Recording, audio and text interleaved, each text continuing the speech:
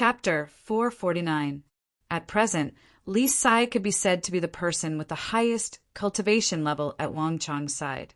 As the future invincible great general, Li Sai's strength could be easily imagined. But even the high-level profound martial Li Sai, who had once killed Black Dragon Zhao, seemed insignificant in comparison to that vast energy that had appeared out of nowhere. In a flash, Li Sai, Elder Yi, Elder Zhao, Wang Chong, and Marchioness Yi all felt an intense unease. Don't worry about him. Li Sai, Elder Yi, kill Enyaliuishan, Wang Chong suddenly bellowed. For this operation, he had mobilized the strength of his entire clan, sparing no expense. And before this, everything seemed to be going smoothly. Although Enyaliuishan had successfully escaped from Drunken Sparrow Restaurant, he had never been able to escape. Afterward, he had swiftly surrounded the Yuzhou soldiers, so no matter how much Enyaliuishan wanted to escape from Drunken Sparrow Restaurant, it was impossible. But just when this operation was about to succeed, Wang Chong suddenly felt an intense threat. For a moment, Wang Chong suddenly understood. Enyaliuishan and the Yuzhou soldiers had not attacked just because they were intimidated by Li Sai and Li Sai's strength.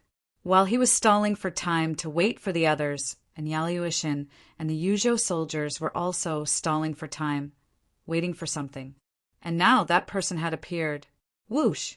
Li Sai, Senior Yi, and Senior Zhao, 3 cultivators of the Xianwu realm, attacked at the same time. Their qi covered the sky and covered the earth. The 3 had been a little hesitant, but when they heard Wang Chong's voice, they increased their speed and charged at Enyaliuishan. Impudent, a thunderous roar boomed. At first, this voice seemed to come from several dozen li away, but in the blink of an eye, it was already outside the courtyard. Rumble.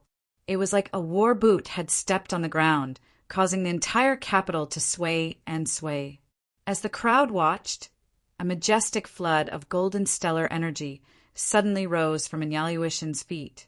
This stellar energy was tyrannical, and also brimming with supreme might. It completely scattered the attacks of Li Sai, Elder Zhao, and Elder Yi. The remaining force of the attack didn't stop there, and it even sent the 3 of them flying. Upon seeing this sight, putting aside Wang Chong, Zhao Jingdian, and Marchioness Yi, even Li Sai, Elder Zhao, and Elder Yi were shocked. Li Sai was in existence who had single-handedly exterminated the dragon bandits. Elder Zhao and Elder Yi were even more meritorious ministers of the older generation. Although they were old and their skills had deteriorated, their strength was still there. No ordinary person could deal with them. He was the only one who could casually send the 3 of them flying with his own strength.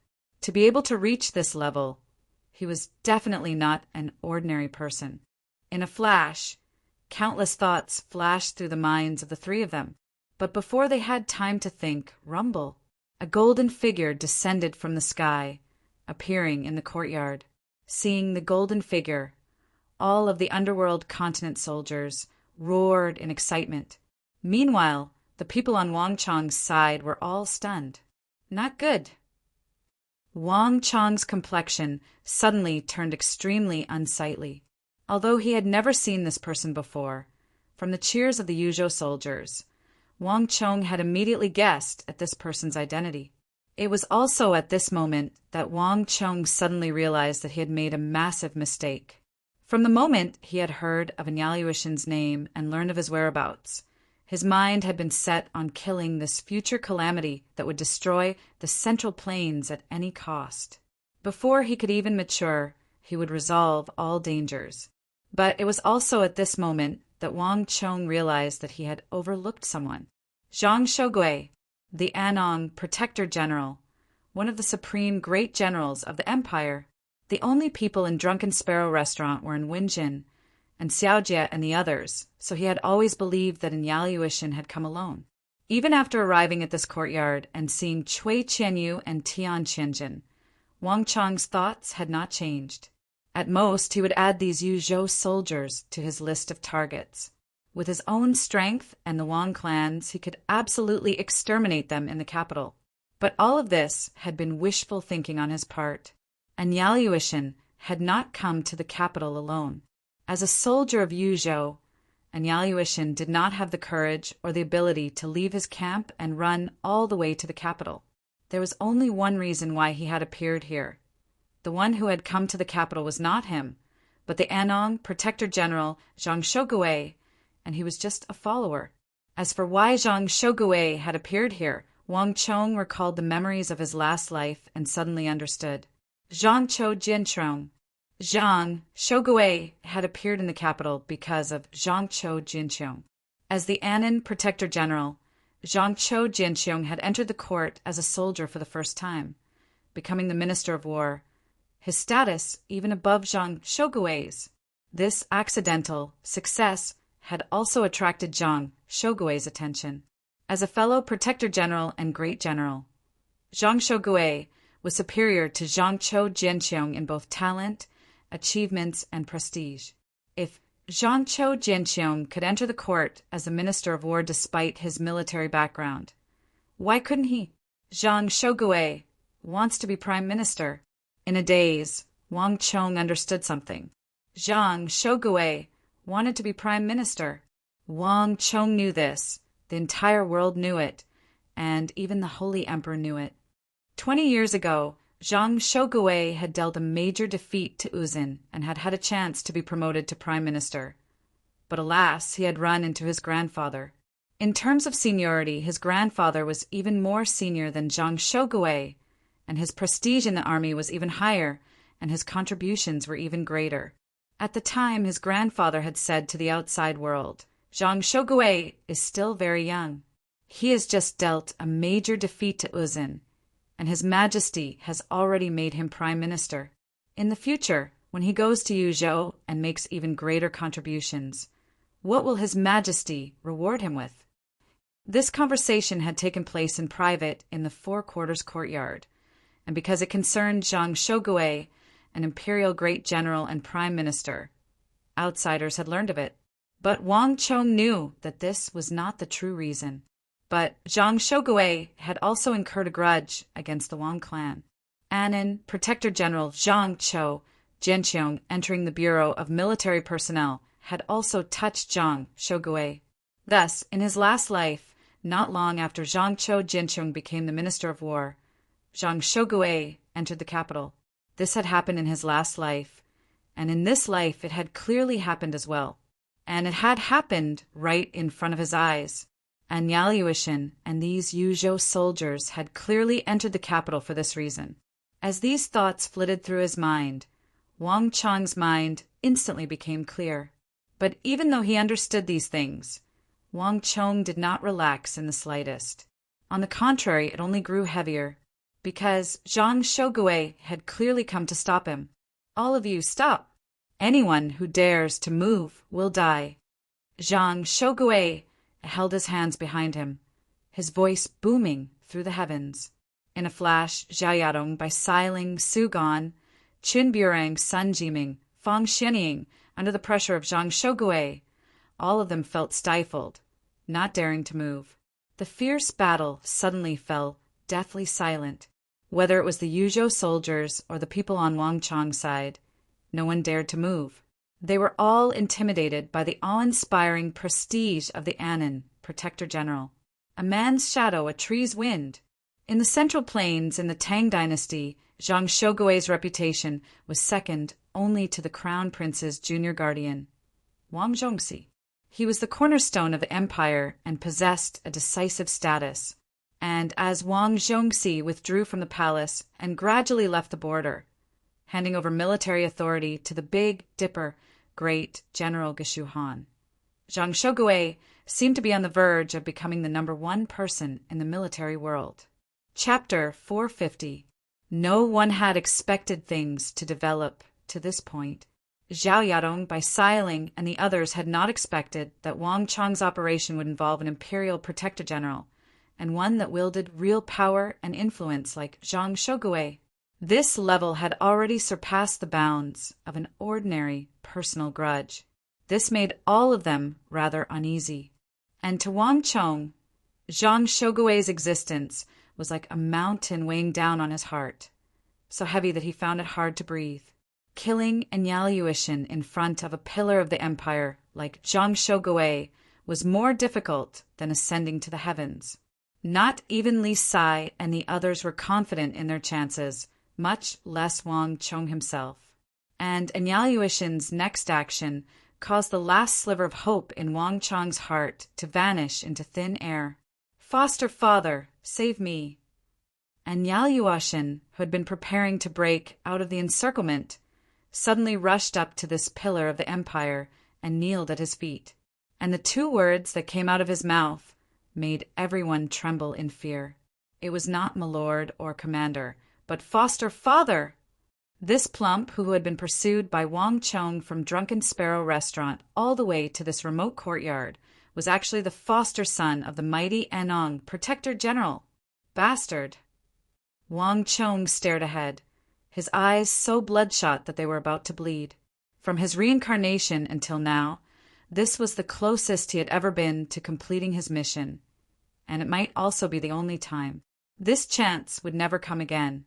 For this chance he had mobilized Deflecting Blade Manor, the Spirit Vein Mountain, all the guards of the Wang clan, and all the factions that were on good terms with the Wang clan. Even Elder Yi and Elder Zhao had appeared. He had revealed all the strength of the Wang clan precisely to deal with Enyalyushin. But now all his plans had failed. The figure in front of him was like a huge mountain range, blocking all possibilities in front of him and blocking all targets behind him. More importantly, Zhang Shogui still had no idea what he was doing. But Wang Chong didn't explain anything. At this moment, Wang Chong's heart was bleeding. Is there really no other way? Wang Chong's eyes were red, and his fingernails dug into his flesh. He didn't even know that he had bitten his lips. There was no future regional commander of the 3 towns, no future king of the Turks, and no future bane of the world. The current Enyalyushin was just an insignificant, nameless soldier. The distance between him and Wang Chong was no more than 200 feet. As for Elder Yi, Elder Zhao, Li Sai the Eagle, and the head of the Huang clan, each of them could easily destroy him by tens of zhang. As long as they could kill him, they could easily save themselves from the future disaster. But all of this was impossible. Zhang Shoyo had been stationed in the northeast for a very long time, and he was even stronger than Zhang Qiu, Jianqiu.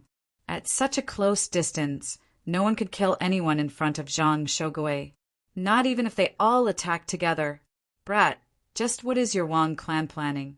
Are you declaring war on me? Zhang Shogui stood in the middle of the courtyard like a god, his clothes flapping in the wind and his eyes spitting fire as he locked onto Wang Chong at the front of the crowd. Enyalyushin Ashina? As newcomers, Sugin and the others were unfamiliar with the great clans of the capital, but Zhang Shogui had almost instantly recognized the insignia on the clothes of the Wang clan guards. Zhang Shogui had even recognized Wang Chong at a glance. Zhang Shogui had already gathered far too much information on the regional commander incident. He had even gathered a large pile of sketches of Wang Chong.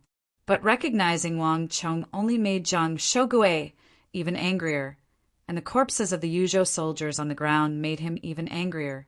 He had only entered the palace for a while and met with a few ministers of the court, but his subordinates had almost all been killed. How could Zhang Shogui accept this? Only he could decide the fate of his subordinates. Even if they died, they could only die by his hand. A misunderstanding. This must be a misunderstanding. Lord Zhang, young Master Wang would definitely not have offended General. Zhang Jian and the head of the Huang clan hurriedly protested. The Zhang and Huang clans were currently sharing honor and disgrace with the Wang clan. Seeing that Zhang Shogui was aiming his spear at Wang Chong, the two hurriedly stepped forward to explain.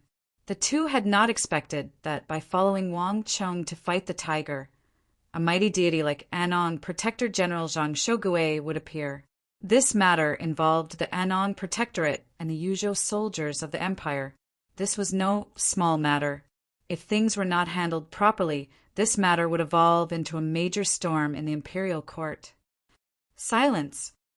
With a thunderous roar, Zhang Shogui waved his sleeve with a cold face, his body exploding with a frightening aura. Who do you think you are? Do you think you have the right to speak before me? As his voice resounded through the air, Zhang Tsong and Huang Tong felt stifled. Their mouths opened and closed, but before Zhang Shogui's might, neither of them could say anything. The shadow of a man, the wind of a tree. Although the Zhang and Huang clans were prestigious clans in the capital, they were still quite a distance away from a protector general like Zhang Shogui, who had been through hundreds of battles and had never lost a battle. Moreover, Zhang Shogui was not wrong.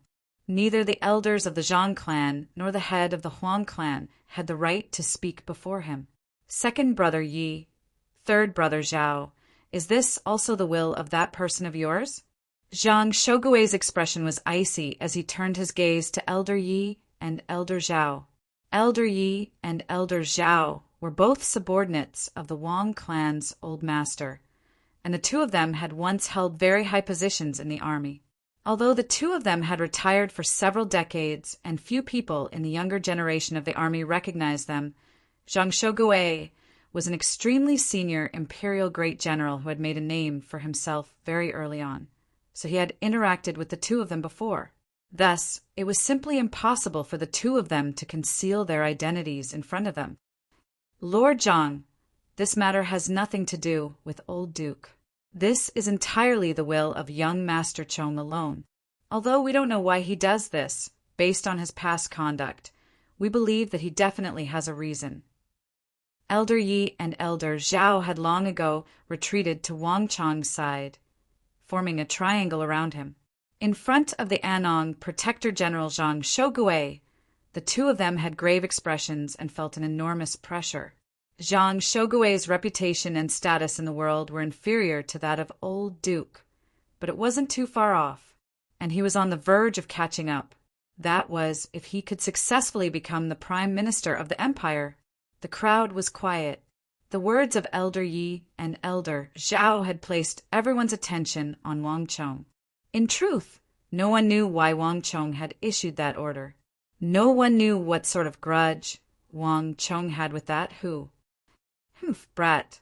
So you're saying that this is your own idea? Zhang Shogui coldly sneered as he looked at Wang Chong with disdain in his eyes. Yes, Wang Chong's voice was calm and emotionless. Even in front of this world-renowned protector general, Wang Chong showed no fear. Ha ha ha. Foul brat, do you think that I would believe you? Zhang Shogui angrily laughed. So many people had appeared here. So many guards of the Wang clan, even retired generals like Elder Yi and Elder Zhao. And yet Wang Chong said that this was his own idea. How could Zhang Shogui believe him? All of this made him recall how he had been obstructed by the Wang clan's old master on his path to becoming prime minister, forcing him to bitterly guard the border for 20-some years, eating wind and drinking dew. Zhang Shogui's heart was instantly seething with rage. New grudges and old grudges made the rage in his heart burn brighter and brighter. Everything that had happened in the courtyard made Zhang Shogui unquestionably think of his visit to the capital to seek the position of prime minister. If his headquarters were destroyed and his subordinates were killed while he was away, it would definitely be a hindrance to his bid for the position of prime minister. 20 years ago, he had already been obstructed by the Wang clan. Would the Wang clan jump out again after 20 years? Zhang Shogui's heart burned with rage at this thought. Wang Chong could already tell what Zhang Shogui was thinking from his expression. In his youth, Zhang Shogui had been high-spirited and promising, a true minister of the empire. But in his later years, Zhang Shogui had spent 20 years in Yuzhou. As his status rose, he gradually became more and more autocratic, obstinate, and self-opinionated, increasingly unable to listen to the voices of others. Wang Chong was well aware that no matter what he said today, Zhang Shogui would probably not listen. Lord Protector General can choose not to believe me, but every word I say is true. What happened today has nothing to do with Lord Protector General, nothing to do with the Yuzhou army. It is just a grudge between my Wang clan and Enyaluishan. As Wang Chong spoke, he stared at Enyaluishan, who was cowering behind Zhang Shogui. Whether it was his last life or this one, no matter how many reincarnations he had gone through, Enyaluishan's vigilance and cunning would always be the same. What do you mean? Zhang Shogui's expression flickered. He had only just arrived and had no idea what had happened. But Wang Chong's expression did not seem to be faking it. Humph, my lord, why don't you first ask your adopted son? Ask him what he did in Drunken Sparrow restaurant this morning. Wang Chong sneered. The future, as well as his foresight, couldn't be revealed. Thus, Wang Chong could only push this matter onto cousin Wang Liang for the time being. Foster father, I've been wrongly accused. This matter has nothing to do with me. And Enyaluishan paled and raised his hand to the heavens, his entire body trembling. Chapter 451. And Enyaluishan's expression was fearful, and he looked like he was about to cry. No one could lie in front of Zhang Shogui. In the Anong Protectorate, east of Yuzhou, anyone who dared to deceive the Protector General was already a dead man. The Turks had fierce personalities and loved to fight, but in the northeast of the Tang dynasty, whether they were Turks, Shi, Khitans, or Gogurians, everyone paled at the mention of Zhang Shogui and feared him. And Enyaluishan and Ashina? Shu Gan was naturally the same. This was not because of Zhang Shogui's status, but because of the Anong Protectorate army that Zhang Shogui had trained in his thunderous methods. The heavens were high, and the emperor was far away. In the lands of Anong, Zhang Shogui's words were far more effective than the emperor's. Humph, brat, I don't know what you're talking about. Zhang Shogui's complexion clearly improved at Enyaluishan's words. But since Enyaluishan says there's no such thing, then there's definitely no such thing. The capital is at the feet of the Son of Heaven, and you actually brought people to attack my subordinates. If you don't give me a good explanation for this matter, don't blame me for being impolite. With these final words, Zhang Shogui narrowed his eyes and his expression turned icy. A tangible killing intent erupted from his body and locked onto Wang Chong. Boom! A massive bolt of lightning flashed through the sky. Zhang Shogui stood beneath it, his entire being like a demon god that had walked out of the underworld, inspiring fear in all who looked at him. The surrounding temperature plummeted.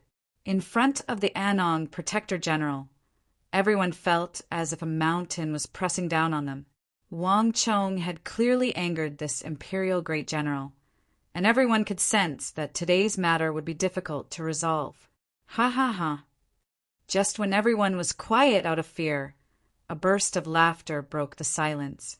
Wang Chong looked at Zhang Shogui, whose mere mention of the name of Zhang Shogui made countless foreign races pale, and he felt no fear, only indignation and frustration.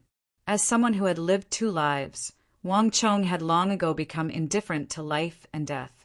The only thing he cared about was the mission on his shoulders. Zhang Shogui's threat was meaningless to him. Lord Zhang, do you know these 4 words? What do they mean? Zhang Shogui looked down from above and coldly said, obstinate and conceited. As soon as these 4 words came out, the crowd was in an uproar. Bai Siling, Zhao Yadong, Marchioness Yi, Wei Anfang, and the others all paled, but Cui Qianyu, Tian Qingxi, and Ashina, Su Gan, and the rest of the underworld continent people also had a huge change in expression. No one in the Anong Protectorate dared to speak to its commander like this, not a single one, not to mention a living person. Even a dead person would not dare to do so. Wang Chong actually dared to say to Zhang Shogui's face that he was obstinate and self-opinionated. To the people of Yuzhou, such a thing was unthinkable. This kid, how dare you say that in front of the marshal? Even Cui Qianyu and Tian Qinjin could not help but feel a ripple in their hearts at this moment. They didn't know much about the grudge between Wang Chong and Enyaluishan, nor did they want to know. But at this moment, even though they were enemies, they couldn't help but feel a sense of admiration for him. The only person who dared to question the marshal in person, other than the one who held the central divine artifact in the depths of the palace, was probably this young man before him. Ha ha ha, kid. Did Wang Jiling teach you to say that?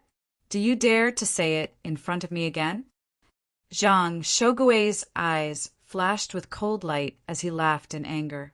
Ever since he had taken command of the army, he had always been a man of his word. Ever since 20 years ago, very few people had dared to speak ill of him to his face. But now a teenage boy was saying that he was obstinate and self-opinionated. Young master. Wang Chong, stop. Marchioness Yi by Xiling Zhao Yadong, and the others felt their hearts tighten as they hurried to Wang Chong's side and tried to dissuade him. All of them worried. Even though the Anong Protectorate was on the border, extremely far from the capital. But Anong Protector General Zhang Shougui had never lacked for people to discuss him in the capital. Although they rarely saw this imperial great general, they had heard many legends about him. Zhang Shougui had never been a good-tempered person. His methods were tyrannical, and he had never been a genial general. In the empire, Zhang Shougui's methods were fierce and ruthless, and he was definitely second to none. If he were an enemy, Zhang Shougui would definitely make them restless at night and have nightmares every day. For Wang Chong to infuriate him was not a wise move. But Wang Chong waved his hand to stop them. An indescribable aura seeped out of his body, stifling their hearts and rendering them speechless. The current Wang Chong was completely different from the impression they had of him. Although Wang Chong had a temper in the past, he was extremely respectful in front of these people and rarely disobeyed them. Moreover, they were all older than Wang Chong. But at this moment, although Wang Chong's appearance had not changed, his every movement exuded an aura that inspired reverence and might. This was not the aura of a teenage scion of the capital, but it was rather similar to Zhang Shougui's aura. A teenage child, even if he was a little clever, even if he had been born into a clan of ministers and generals, and his horizons far surpassed that of an ordinary person, did not have the right to speak to an imperial great general like Zhang Shougui, much less criticize him for being obstinate and self-opinionated. But a legendary war saint revered by the world in the apocalyptic era of the Central Plains had the right to say such words. Zhang Shougui was not bad. Like any Han, he had a loyal and courageous heart, a patriot who would serve the world and die on the battlefield. This was what he had done for the first half of his life. Whether it was in defeating the Turks, pacifying Yuzhou, subduing the Shi and the Khitans, or suppressing the Goguryeo Empire, Zhang Shougui's abilities and conduct were beyond reproach.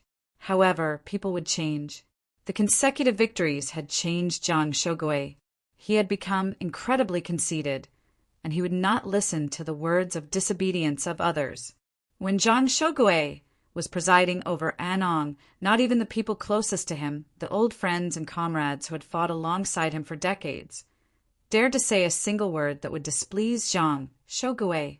Zhang Shougui was so arbitrary that all the decrees of the Anong Protectorate, no matter how big or small, came from him alone. Zhang Shougui had absolute confidence in his own abilities, so much so that he would not listen to any words of advice. "Proud soldiers are bound to fall" was a phrase that described Zhang Shougui. When some people lost, they would at most lose a single battle, but when some people lost, the entire world would have to bear the burden of their defeat. Zhang Shougui had been too confident in his own abilities, so he had forgotten that he was also a human, not a god. All humans would make mistakes. The more outstanding Zhang Shougui was, the more skillful he was in leading troops, and the more skilled he was in battle. The more severe the consequences he would cause, the greater the calamity he would leave behind for the empire.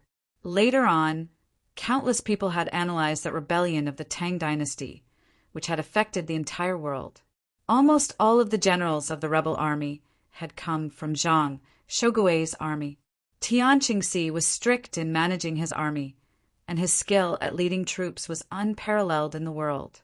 His soldiers obeyed orders, were swift and composed, and could carry them out to a frightening level. In terms of military accomplishment, the rebel army, led by Tian Qingxi, far surpassed the official army of the Tang dynasty.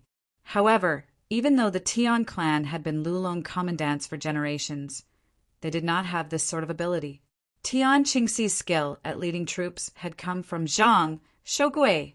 Cui Qianyu and Tian Qinjin were not only skilled in martial arts, they were also skillful in leading troops, both brave and astute. Separated, the two of them could hold their own, and together they could even defeat the Big Dipper, great General Geshu Han, who had subdued Uzun. If Gao Xianji and Feng Chongqing of the Anqi Protectorate could be called the twin walls of the empire, then Cui Qianyu and Tian Qinjin were no less than the twin stars of the rebel army. It was just that the two of them had disobeyed the world, so no matter how talented they were, they could not be recorded in the annals of history. There was also the rebel army great General Cui Shida, who was known as the Lightning Cavalry and whose ability to lead cavalry was unparalleled in the world. In terms of ability to lead cavalry, although Sun Jiming was also known as the General of Surprise Assaults, compared to the rebel army great General Cui Shida, Sun Jiming was like comparing a fluorescent light to the bright moon. The two were on completely different levels, and whether it was Cui Qianyu, Tian Qinjin, or Kai Shida, all of them had been promoted by Zhang Shogui, and their ability to lead troops, strategize, and tactics had all been taught by Anqi, Protector General Zhang Shogui, and each of them was able to bring out their unique traits to the extreme. This was like a strengthened version of Zhang Shogui with 3 heads and 6 arms. This sort of Zhang Shogui was not someone that could be underestimated. Zhang Shogui knew how to use people, and he only asked about their abilities, not their backgrounds. As long as they had the ability, he could use them all. So in Yaoyuishan and Ashina, Ma Gan had committed a crime in Yuzhou and should have been executed. But Zhang Shogui had taken a liking to their talents and taken them into the Anong Protectorate. And Yaoyuishan, influenced by what he saw and heard, had learned all of Zhang Shogui's methods. Thus, in the rebel army, there were not only high-ranking officers, but also Han. Thus, the rebel army was able to cause so much damage. It could be said that the rebel army commanders who would cause trouble for the world in the future were all good students of Zhang Shogui's. Even the invincible rebel army of Yuzhou had been trained by Zhang Shogui. That civil strife that would engulf the world in the future, shake the foundation of the Tang dynasty and plunge the Central Plains into eternal damnation, had been caused by Yaoyuishan and Ashina. Ma Gan had been raised by the two of them, but in the end, the source of all this was Zhang Shogui, the person standing before him. It was he who had single-handedly caused the collapse and destruction of the Tang dynasty. Zhang Shogui had been too outstanding, but this excellence had not brought benefit to the world. On the contrary, it had led to the destruction of an empire. This was truly a case of losing one's integrity in old age. Wang Chong had once thought that if someone could remind Zhang Shogui, point out his mistakes from the side, tell him that he was a man and not a god, he would also make mistakes. Then perhaps everything would have been completely different. Alas, the Wang Chong of the past had not had the right, the strength, or the chance to stand before the Anong Protector General, much less speak to him. Now that everything had started over, he had finally obtained a chance. Even if Zhang Shogui wouldn't listen, he still had to say it. Has Lord Zhang heard of the farmer and the snake? Wang Chong sternly said, "Humph, are you trying to say that you're that snake?" Zhang Shogui sneered. If not for the fact that Wang Chong was Wang Juling's grandson, Zhang Shogui would have never spoken so much to him. I just want to tell my lord that farmers can also make mistakes. Chapter 452. Brett, you're too impudent.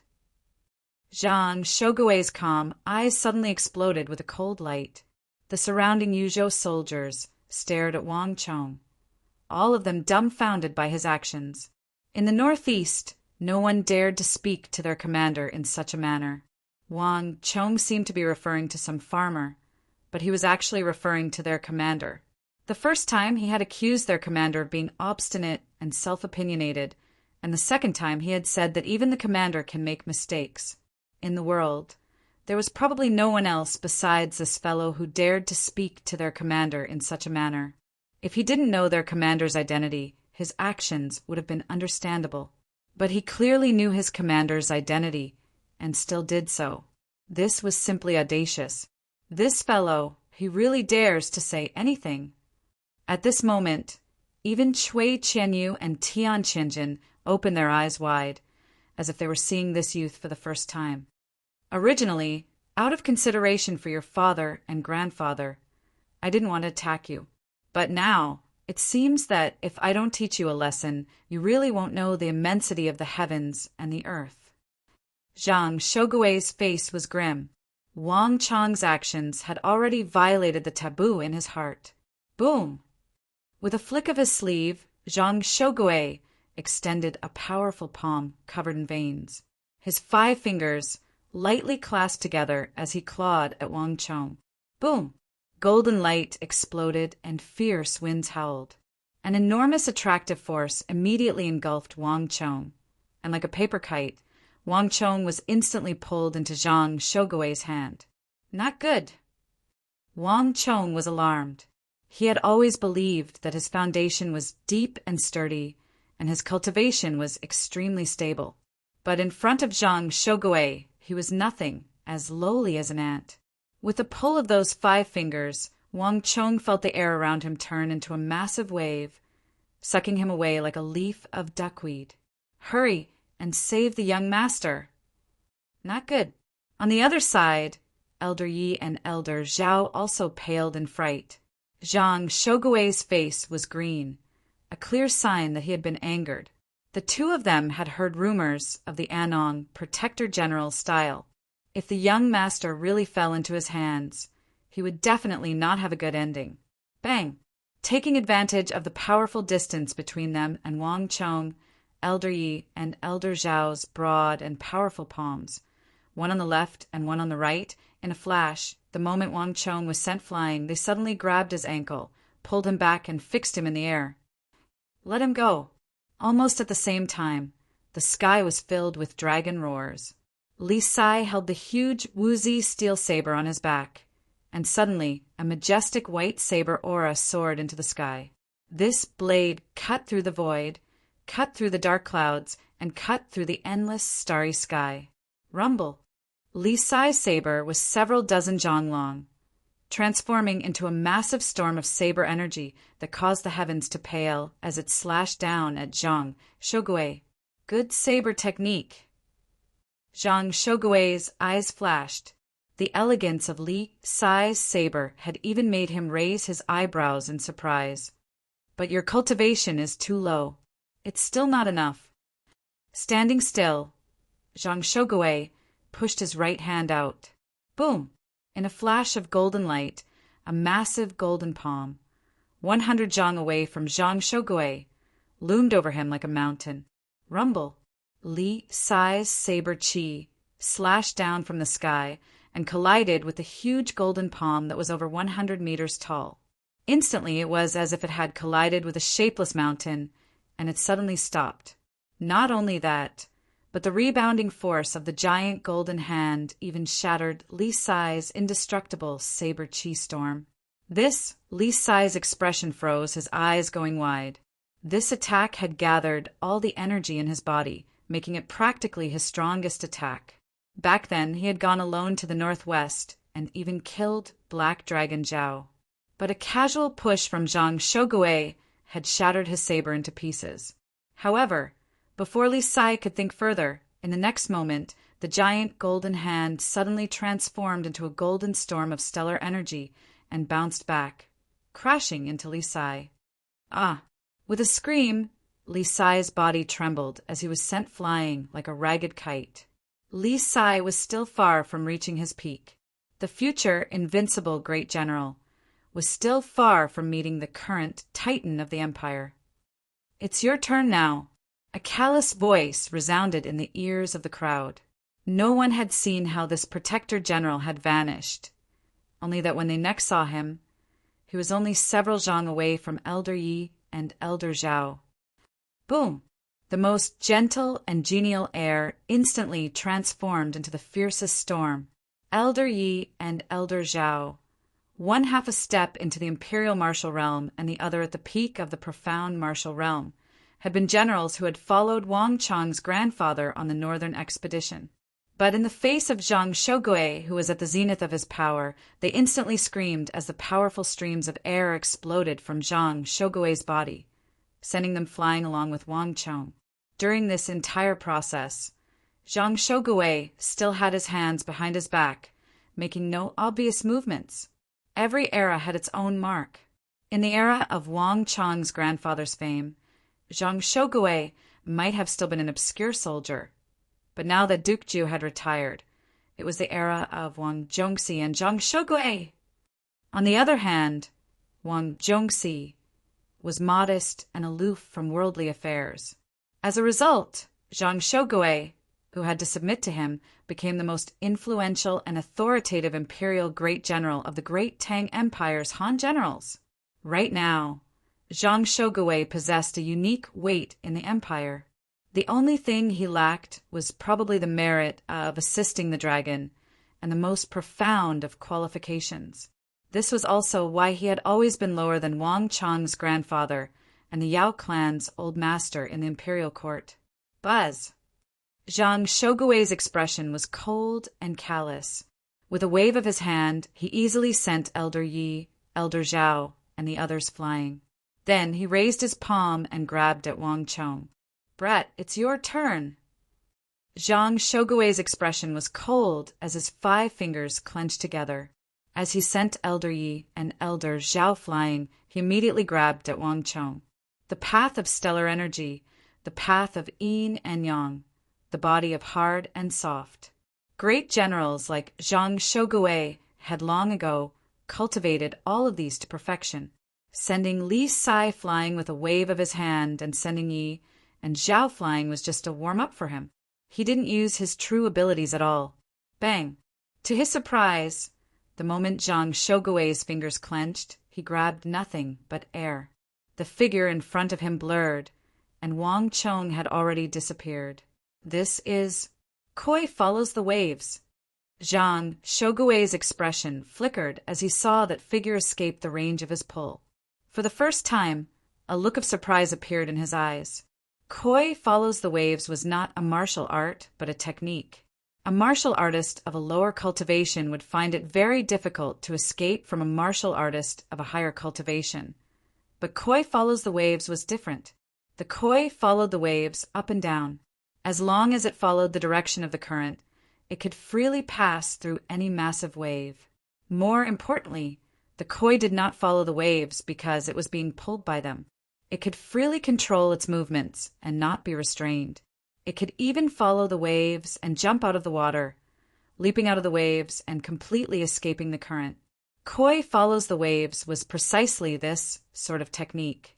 If one could not resist the pull of one's opponent, then one could move along the stellar energy and finally leap out. And on a higher level in martial arts, it was not just a technique to resist a simple pull. In a battle between high-level experts, one could follow the flow of one's opponent's stellar energy, find out the rules, and then take advantage of the situation to penetrate deeper and defeat the opponent in a single blow.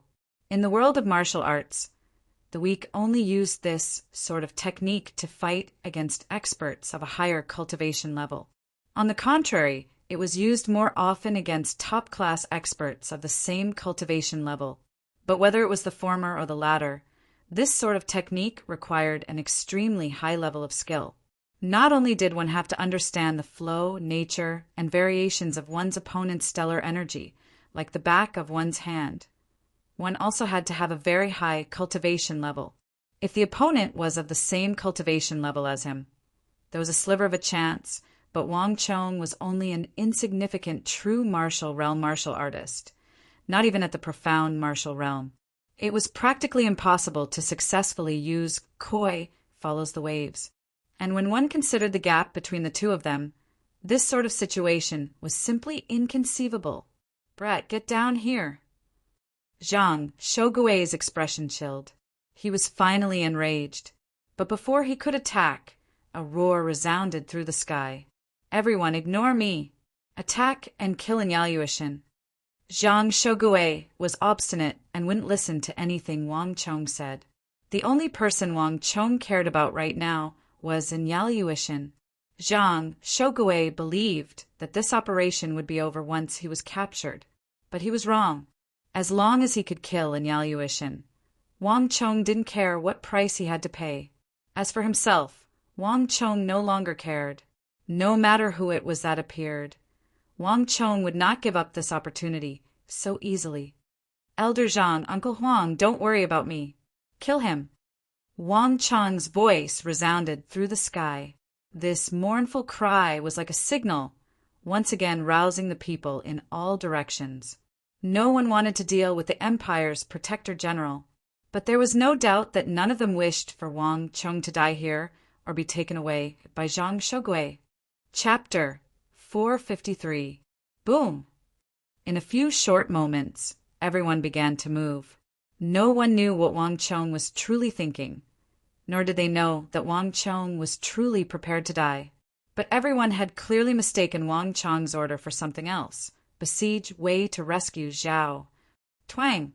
With the twang of a bow, the first to strike was not the elders of the Zhang clan, nor was it the head of the Huang clan, but the distant master archer, Luo Tong. He might not have been so bold as to attack the Anong Protector General Zhang Shogui, but dealing with the Turks in Yaluishin was no problem at all. Twang, twang, twang. In an instant, countless arrows pierced through the rain and descended upon Yaluishin. At almost the same time, the archers under Luo Tong's control fired their arrows. The dense rain of arrows tore through the air, their screeching enough to shatter the winds. In the face of this rain of arrows, Yaluishin instantly paled. He had not expected Wang Chong to be so bold. The Protector General was already here, but he still dared to attack in front of the Protector General, and Yaluishin still had to face far more than this. Strike! With a furious roar, the elders of the Zhang clan and the head of the Huang clan, though half a step behind, also attacked. These people had far higher cultivation levels than the others, and their chi roiled like a storm. Their stellar energy exploded and their halos boomed. Torrents of stellar energy clattered against each other, filling the sky with a mountain-toppling momentum as they rumbled toward Yaluishin. The dense crowd did not give Yaluishin the slightest sense of security. "Listen to young master. Kill Yaluishin." At almost the same time, Zhao Jingdian, Qun Burang, Sun Jiming, Marchioness Yi, Huang Qin'er, Zhao Yadong, and Bai Siling once more began to attack the Yuzhou soldiers in an attempt to hold them back. The battle that should have been over now began once more. The Yuzhou soldiers had clearly not expected this, and they instantly fell into chaos. "Stop them! Protect Yaluishin!" Cui Qianyu and Tian Qianjin were the first to react. However, before the two of them could do anything to stop it, a majestic saber chi whistled through the air and blocked the two of them. Although he was a little slow, Li Sai's injuries were not as serious as he had imagined. The dark steel heavy armor that Wang Chong had forged for him using the meteoric metal had played a key role. Impudent! Zhang Shogui was instantly enraged by this sight. He was the Anong Protector General, and with a stomp of his foot in the military, he could shake the entire army. He was the undisputed leader of the army. Not even great generals like Foman Linta dared to act so impudently in front of him. But these people clearly knew that he was here and still dared to attack Yaluishin, treating him like he was nothing. This was no longer a question of whether to kill Yaluishin or not. It was an affront to him, the Imperial Protector General. Bang! Zhang Shogui suddenly stomped down. A golden light emerged from the ground, transforming into an oval golden barrier that enveloped Yaluishin. Boom, boom, boom. All the arrows and attacks collided with the oval golden shield and were all blocked. Not only that, but in the next moment, a terrifying aura suddenly erupted from the depths of the ground. Rumble. The earth quaked and the heavens shattered. No one could describe the power of this energy. In everyone's perception, the entire ground became undulating waves, as if it had come to life. A powerful, repulsive force erupted, wanting to fling everyone off their bodies. No, it wasn't just a thought, it was really throwing them off. The experts of the deflecting blade manner, the spirit vein, the Wang clan, and the other great clans were sent flying by that powerful aura like raindrops. As for those in the innermost circle, the elders of the Zhang clan, the head of the Huang clan, Zhao Jingdian, Huang Qianer, Zhao Yadong by Xiling, these people were the closest to Enyaluishan and the usual group, so they were the most heavily injured. Screams filled the air as their chests caved in, and they were sent flying like wheat being cut down. Blood rained down from their mouths. Zhang Shogui was furious, so he had dealt the heaviest blows to these people. If not for the fact that he valued the status of these scions of the great clans a little more, and that it was a little beneath his status to deal with these juniors, Zhang Shogui would have long ago killed them. Too powerful, the combined attacks of several hundred people had collapsed in an instant. At this moment, everyone could sense Zhang Shogui's terrifying strength. In front of a legendary figure of the empire like Zhang Shogui, the strength of these people was far too minuscule. The difference in strength between the two sides could not be calculated with reason, although they had long since known about this gap. Only when they experienced it for themselves did they understand just how great it was. It was a difference between the heavens and the earth. Anyone who tried to resist Zhang Shogui would deeply understand what true despair was. A single barrier of light had made Enyaluishan as stable as Mount Tai. No matter how many people there were, or what level they could not injure Enyaluishan. And with just one step, not only had the several hundred people present failed, they had all been injured. And this was not even Zhang Shogui's true strength. He probably hadn't even used 10% of his strength. This was no longer something that could be described with just the word powerful. If anyone dares to attack again, I will have the members of your clans banished to the army, sent to the northeast, and sent to Goguryeo. Zhang Shogui's face was ashen, his expression as cold as ice. With the imperial censors in the capital, not even Zhang Shogui dared to act recklessly. In Emperor Taizong's era, So Yungsun had achieved so much that he had been impeached by the imperial censors. Later, in Gaozong's era, the prime minister had misspoken and had also been impeached by the imperial censors. In the current dynasty, people of virtue and prestige, such as Wang Chang's grandfather or Wang Zhongxi, who had been adopted by the imperial censors as a child and hailed as the new war god, had still been impeached by the imperial censors, forced to relinquish his military authority and return to the palace to become the leisurely junior guardian of the crown prince. Although Zhang Shogui had always thought highly of himself and even looked down on the imperial censors in the capital, he still had to have some scruples, so he could not act recklessly. However, if anyone thought that he could do nothing to these scions of the great clans, they would be gravely mistaken. Just because he could not kill them did not mean that he could not do anything. With his status as Imperial Protector General, a single order from him could have these scions of noble birth banished to the army and sent to Yuzhou in the northeast. Once he got there, life and death would be up to him. As expected, the moment Zhang Shogui spoke, the entire courtyard fell silent. Everyone felt a chill in their hearts, and fear appeared in their eyes. Everyone in the empire now knew that the fiercest fighting in the northeast was not the Shi or the Khitans, nor was it the eastern and western Turkic Khaganates. It was Yun Geisaman of Goguryeo in the east. Goguryeo had never been much of a threat to the Tang dynasty until some Yun Geisaman appeared there. Under his rule, Goguryeo rose swiftly and became a powerful nation. Although it was a tiny place, it had absorbed the strength of China, including the art of war, strategy, and martial arts. At the same time, it had used its own unique traits. This allowed the tiny Goguryeo to become an existence on par with Uzin and the eastern and western Turkic Khaganates. Even though it didn't have many soldiers, its fighting prowess was above that of the Mengshi Zhao Empire.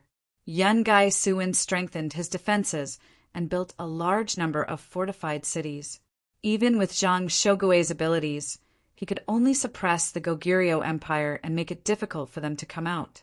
An enormous price one would have to pay to attack the Goguryeo Empire forced even someone as decisive as Zhang Shogui to give up on the idea of attacking the Goguryeo Empire. From this, one could easily imagine how fierce the Goguryeo Empire's resistance was. It was easy to imagine how high the death rate of the battles there was. If he was sent there, he would definitely die. However, before they could think too much about it, they heard a scream in the next moment. Under everyone's watchful eyes, a woozy steel sword flew out of Ashina's hand. Thoracic thorns puncture the chest, the back puncture. Ashina? Thoracic thorns vomited blood, and his lips moved, but not a single word came out.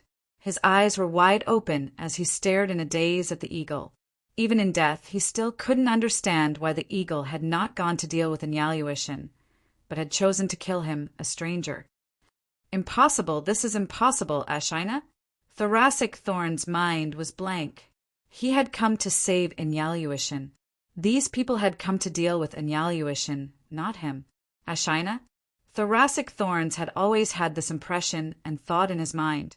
So in this battle he had been standing on the outside, and the appearance of his commander had made him feel more and more that this battle was already over. So he had not even considered himself. Ashina? Thoracic Thorns had not expected that in the end, while Enyaluishin had not died, the person to kill would be him. Success! The eagle didn't know why Wang Chong had wanted him to kill the young who's standing on the outside, but his long relationship with Wang Chong had given him a thorough understanding of Wang Chong's intentions. The gesture Wang Chong had made was for that who, and even the woozy steel sword in his hand had been given to him by that who. Since Wang Chong wanted him dead, that who assuredly had a reason to die. Swish! The sword was pulled out and blood spurted out. The eagle's strike had succeeded, and he immediately retreated. The eagle had reacted very quickly, but he was still much too slow. You're seeking death. A golden bolt of stellar energy flew out, and before the eagle could even dodge, he was sent flying like a shooting star. Zhang Shogui's face was ashen and unsightly. But none of this could change Ashina. Dry fate. Although his martial arts were unparalleled, he was still a man, not a god. How could he have predicted that the eagle would attack Ashina, who seemed to be completely unrelated and insignificant? Do it. He could defend against the attacks of 200 people against Enyaluishin, but he couldn't defend against the eagle against Ashina? Kyuchi's attack. The blind spots in one's thinking were the hardest to defend against. No. Become Ashina?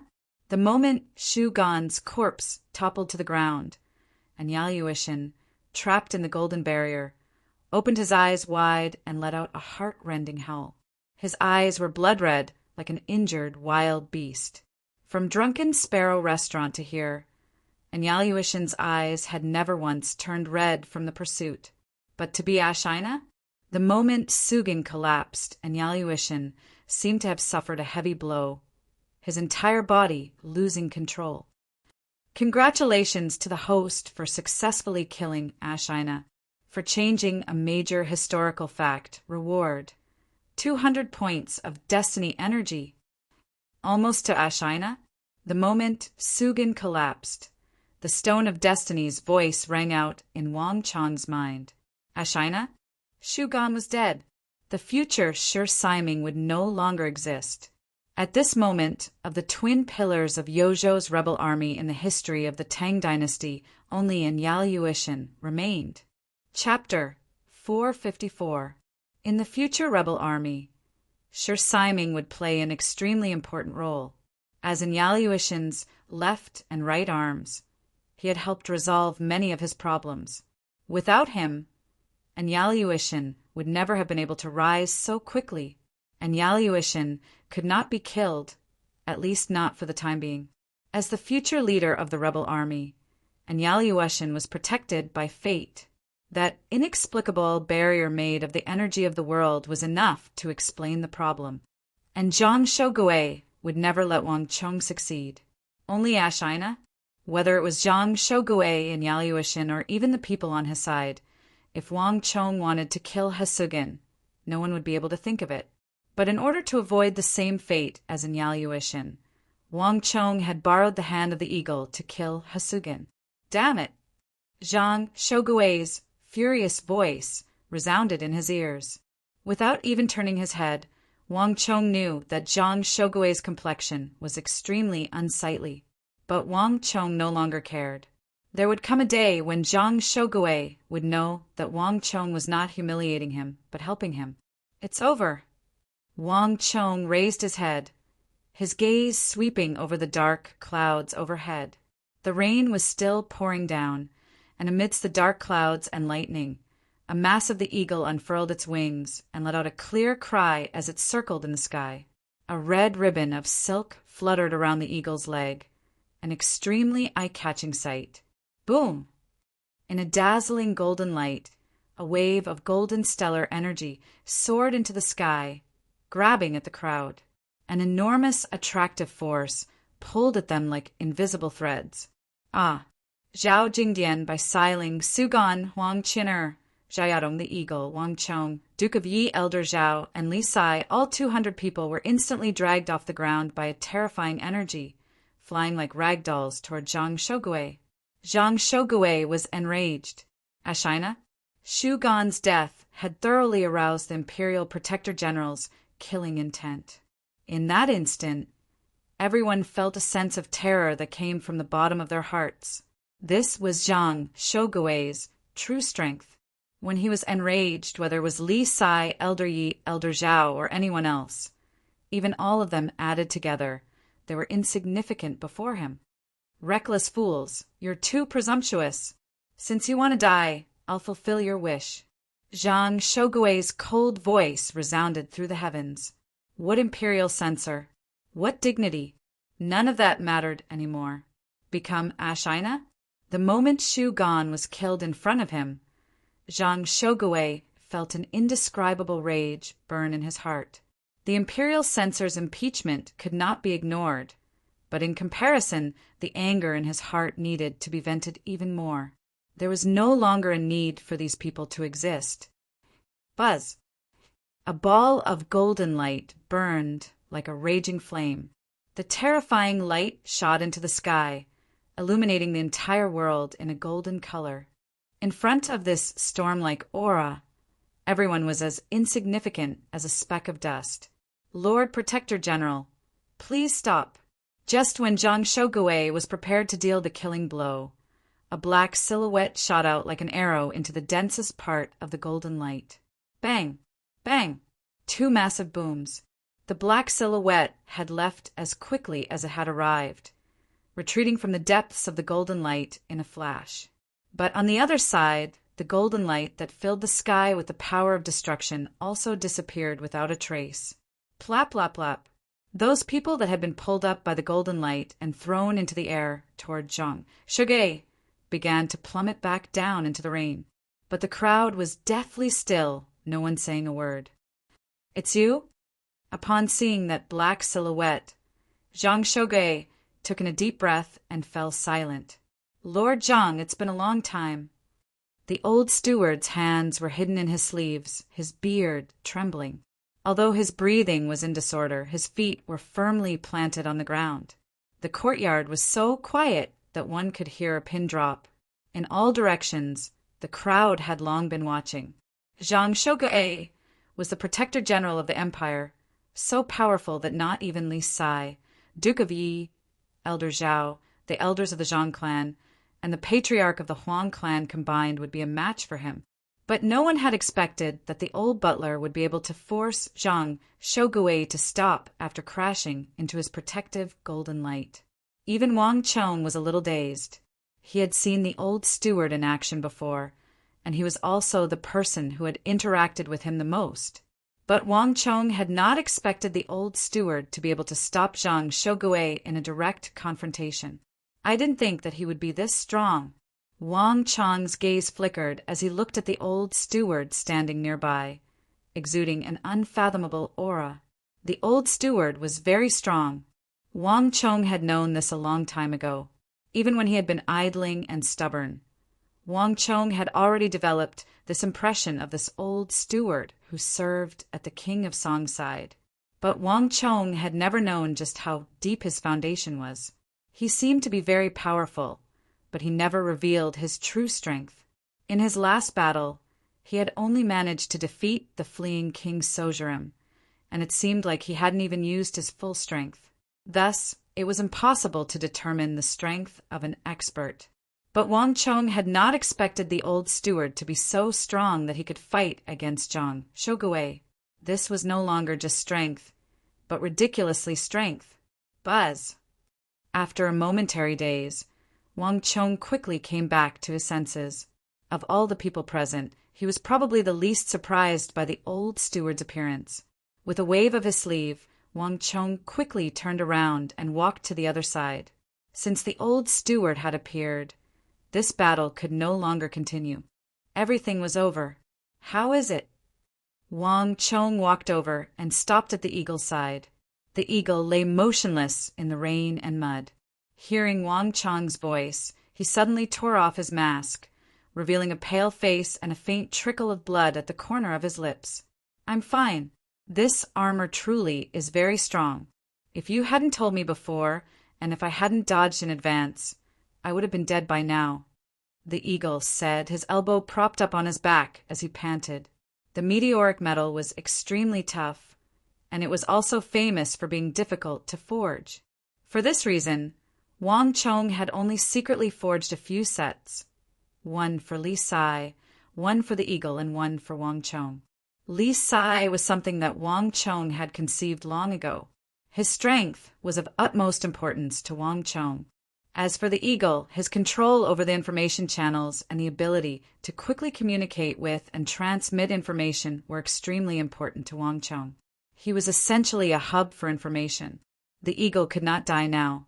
Thus, the second set of meteoric metal armor had been given to him. It was precisely because of this that Wang Chong dared to have the eagle assassinate Ashina's mission. Sometimes a difference of a hair could lead to a difference of 1,000 years. Not even Zhang Shogui could have imagined that the eagle was wearing an incomparably tough armor forged from meteoric metal. "It's fine as long as you're fine. Here's a pill for you. Take it to protect your organs." Seeing that the eagle was fine, Wang Chong felt as if a great weight had been lifted from his heart. Propping his hands on his back, he slowly sat down and motionless. On the other end, the eagle gazed at Wang Chong's silhouette, a hint of worry in his eyes, but he said nothing. His gaze quickly turned to the old butler. On the other end, the old butler and Zhang Shogui's conversation had reached a crucial point.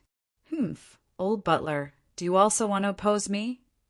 Zhang Shogui's expression was cold and unsightly. Lord Protector General is too serious. What sort of status does this old man have? How could he possibly compare to Lord Protector General? This old man was only entrusted by His Highness the King of Song to invite Lord Protector General to the King of Song's residence. The old butler folded his hands in his sleeves and faintly smiled. Zhang Shogui stared at the old butler, his eyes flickering with uncertainty. This old butler had served 2 generations of the King of Song, and Zhang Shogui had already met him during the reign of the king. In the last few decades, he had clearly gotten even stronger. "Old butler, is His Highness the King of Song worth it for the sake of a few juniors?" Zhang Shogui stared at the old butler. He had said that the King of Song was treating, but Zhang Shogui knew that this was just an excuse. To put it bluntly, it was all for these fellows. Lord Protector General also said that it's just a few juniors. Lord Protector General is the cornerstone of the empire, with an exalted status. Why should you lower yourself to the level of a few juniors? The old butler indifferently said, his lips moving. Moreover, in the end, it's just a few who that died. For the sake of a few who? Is Lord Protector General really going to stir up a storm in the city? Is it worth it? The old butler glanced at the corpses on the ground. Zhang Shogui's expression froze, and the anger in his eyes abruptly dissipated.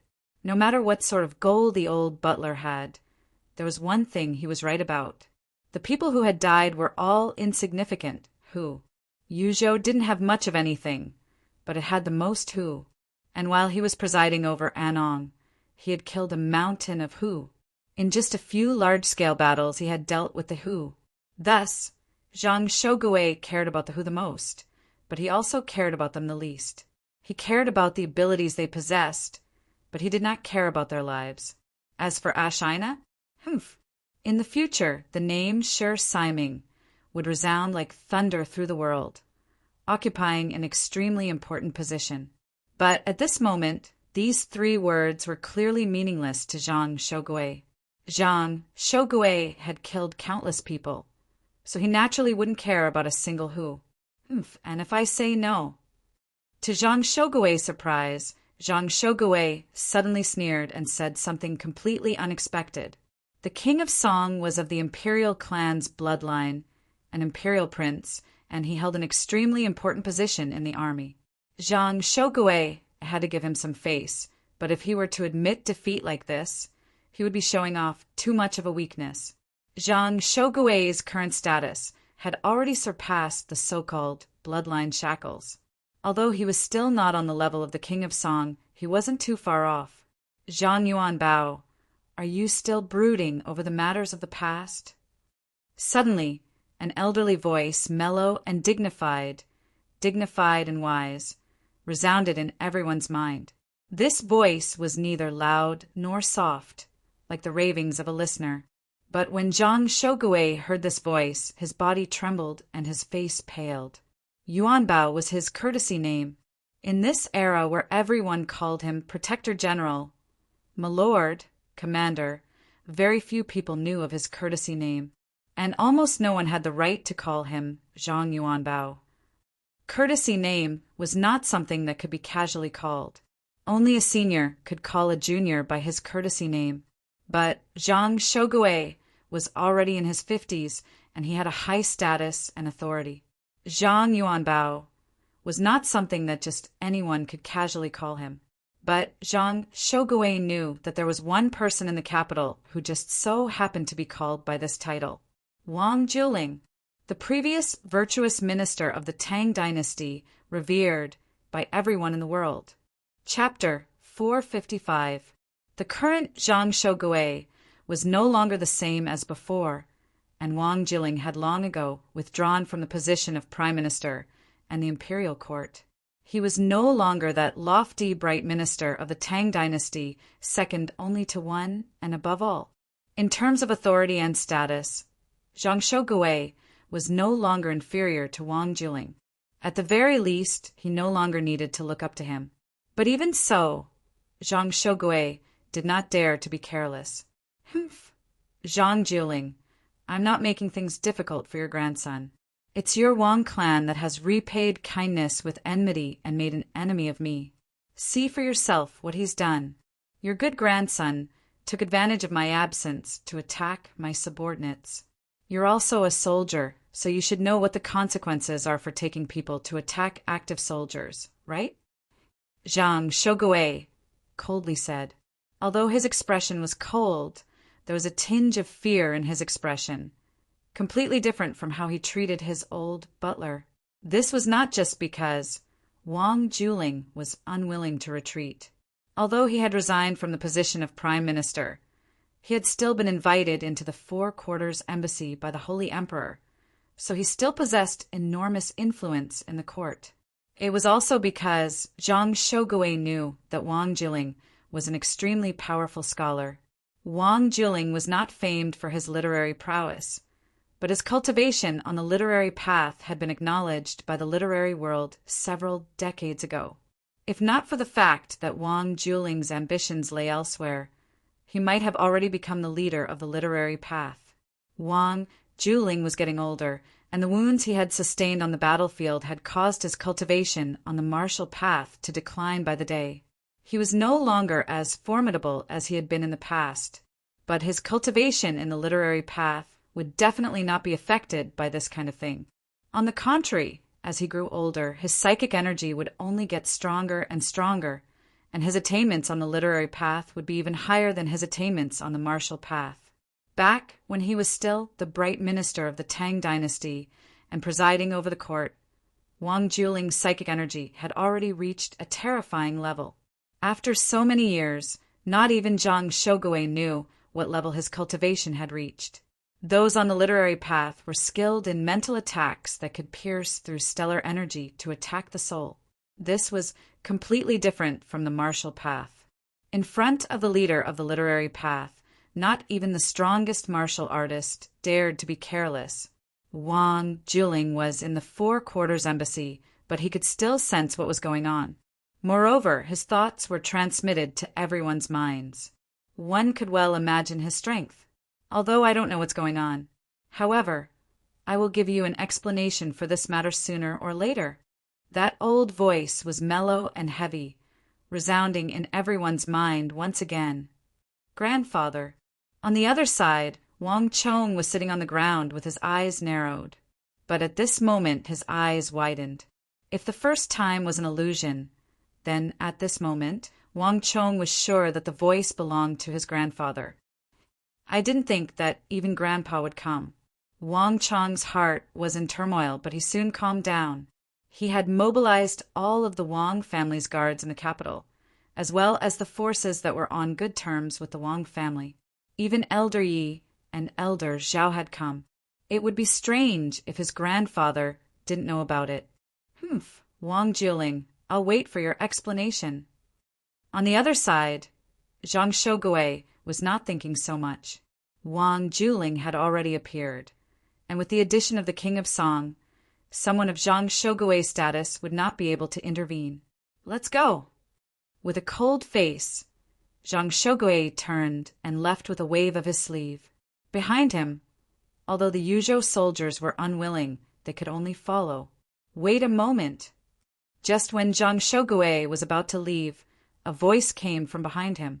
This voice stunned not only Zhang Shogui, but also by Xiling, Zhao Yadong, Su Gan, Marchioness Yi, and Huang Qin'er, because all of them could tell that this was Wang Chong's voice. What does he want to do? Everyone was dumbfounded. No one knew what Wang Chong was thinking. From start to finish, Wang Chong had never given a reason for his actions. Wang Chong was not an impulsive person. At the very least, in the majority of their interactions with Wang Chong, he had always been a rational person.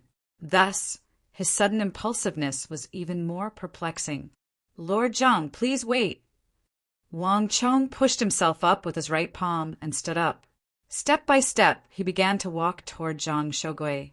The rain was already beginning to lessen, no longer as heavy as before, but there were still pearls falling. Brat, what do you want to do? Zhang Shogui turned his head and stared at Wang Chong, his eyes dark and unkind. The courtyard was quiet, the mood rather tense. No one knew what Wang Chong wanted to do at a time like this. The timing was far too sensitive. Wang Chong said nothing, but when he was still several zhang from Zhang Shogui, he stopped and gave a deep bow. There is something that Wang Chong never had the chance to say. Lord Protector General, many thanks for your assistance in the regional commander's incident and when Wang Chong was imprisoned. As soon as he finished speaking, the entire place fell into dead silence. Zhang Shogui stared at Wang Chong, his eyes flickering, but in the end he sneered. I thought that you'd forgotten. Zhang Shogui coldly said, his voice brimming with derision. He naturally knew what Wang Chong was talking about. When Fomin Linta, Gao Xinji, and Geshu Han appealed to the imperial court to have Wang Chong executed, it was he and Zhang Chou Jianxiong who had led the charge to support Wang Chong. Zhang Shogui was the mighty Enong Protector General, and in both seniority and status he was more than a single level above Wang Chong. He naturally couldn't bring up this matter of his own volition. If Wang Chong didn't bring it up, he would never do so for the rest of his life. But it was precisely because he had helped Wang Chong that Zhang Shogui had become even more enraged when he realized that the one who had attacked him was Wang Chong. Saying that the Wang clan returned kindness with enmity was no joke. No matter what Lord Protector General's reasoning was, no matter how dissatisfied Lord Protector General was with me, kindness is kindness. I owe Lord Protector General a favor. In the future, I will definitely return this favor. However, this is not my true reason for calling out to Lord Protector General. As Wang Chong spoke, he slowly straightened his body, his expression neither servile nor overbearing. Even after the battle, even after experiencing so many things, even after almost dying at Zhang Shogui's hands, Wang Chong remained as calm and composed as ever. Even before Zhang Shogui, the Anong Protector General, he showed no fear. Zhang Shogui's eyes swirled as he examined Wang Chong. Finally, there was a slight change in his expression. Just what do you want to say? Zhang Shogui sternly said. In the Yuzhou Protectorate headquarters, he had long ago obtained an investigation report on this youth. Although he had clashed with Wang Chong, and it had even been extremely unpleasant, Zhang Shogui would not underestimate Wang Chong too much. I only want to say that Ming Emperor has an insightful heart. Although the capital is far, it is a clear example everywhere. Lord Protector General resides in Yuzhou, and as a subject, it is best for you to have a more respectful heart. Wang Chong said profoundly. Buzz. Zhang Shogui's body trembled at these words, and his face instantly paled. Even Ashina? Not even when Sugin was killed had he shown this sort of reaction. In addition, I hope that Lord Protector General will be more careful of the people at your side. Sometimes your true enmity is not necessarily with those standing in front of you, but with those standing at your side. Wang Chong said. As he spoke, Wang Chong's gaze fell upon Enyaluishin, a profound look in his eyes. Zhang Shogui looked at Wang Chong with a strange gaze, but he quickly regained his composure. There's no need for you to say these words. It would be more appropriate if it were your grandfather. Zhang Shogui coldly sneered. Wang Chong only faintly smiled, declining to comment. As he watched Zhang Shogui and his Yuzhou soldiers vanish beyond the crumbling walls, Wang Chong's expression did not change in the slightest. Whether or not Zhang Shogui listened, Wang Chong had already done all he could for Zhang Shogui. Zhang Shogui was not a bad person. Even though he had clashed with Zhang Shogui, even though he had almost died at Zhang Shogui's hands, Wang Chong did not hide this fact. But there was a major problem with his personality. Zhang Shogui was too proud. At the same time, he was too conceited. His decades in the military, his age of 60, and his belief that he would be the future prime minister of the empire had made Zhang Shogui look down on everyone and extremely conceited. He was so conceited that he would not listen to any advice, and besides the Holy Emperor, he would ignore all rules. No, it was not just the emperor. In truth, in Yuzhou, Zhang Shogui's arrogance had reached a point where he even dared to fool the Holy Emperor. In the future, he would be framed by Enyaluishin and lose his position as Protector General. One reason was because he had been careless and unprepared. The other reason was also because of his personality. If not for his arrogance and conceit, even if Enyaluishin wanted to frame him, Enyaluishin might not have succeeded. As for how Enyaluishin had managed to successfully frame Zhang Shogui in such a short time, not even Wang Chong was very clear about this. There were far too many riddles and doubtful points in the events of the past. Even Wang Chong had gone too far. Although Enyaluishin had managed to become Zhang Shogui's adopted son, in Wang Chong's view, this adopted son was probably just an empty title. His true status in the Anong army was not very good. How had he managed to replace Zhang Shogui and take control of the Yuzhou army in just 2 short years? Even many of his seniors from back then found it incomprehensible. Moreover, Zhang Shogui was a legendary figure of the empire, a titan of the army. His strength could be seen from today's events. Just the tip of the iceberg was enough to suppress all of them. But after the Holy Emperor stripped him of his military authority, Zhang Shogui died of depression less than a year later. Died of depression? What did this mean? This sort of supreme expert who could destroy the heavens with a snap of his fingers would also die of depression? This was simply a joke. At the very least, in Wang Chang's view, this sort of thing was unacceptable, completely absurd. But Zhang Shougui's death was an undeniable fact. Far too many inexplicable things had occurred around that calamity. Some of these things could be changed by human strength, and some things could not be changed by human strength. Whether one liked Zhang Shougui or not, there was one thing that everyone had to admit. Zhang Shougui's death was a massive loss to the empire. It was precisely because of his death that the rebel army of Yuzhou had completely lost control. Walala! The clattering of hooves against the rain came from the distance. Upon hearing this sound, Wang Chang's shoulders swayed, but his eyes quickly cleared. This was the sound of the imperial army. All the scions of the great clans living in the capital were extremely familiar with this sort of sound. There was no doubt that the battle was over, and his uncle had arrived with his men. The imperial army was responsible for guarding the capital, and there were some things that not even his uncle could stop. Let's go as well. Chapter 456. With the withdrawal of Wang Chong and the others, the Wang clan's operation that had alarmed countless great clans of the capital came to an end. But the effects of this matter were only just beginning. Why didn't you kill him?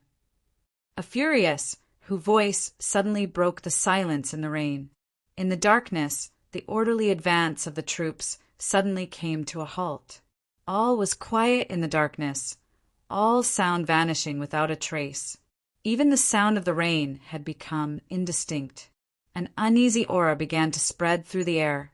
Some people seemed to sense something, and all of them fell silent out of fear. What did you say? After what seemed like an instant, and also like countless eons, they finally heard that familiar, bone-chilling voice. Why didn't you kill that brat? And Yao Yuishin didn't seem to sense anything. His eyes were red as he stared at the figure in front of him, his body trembling.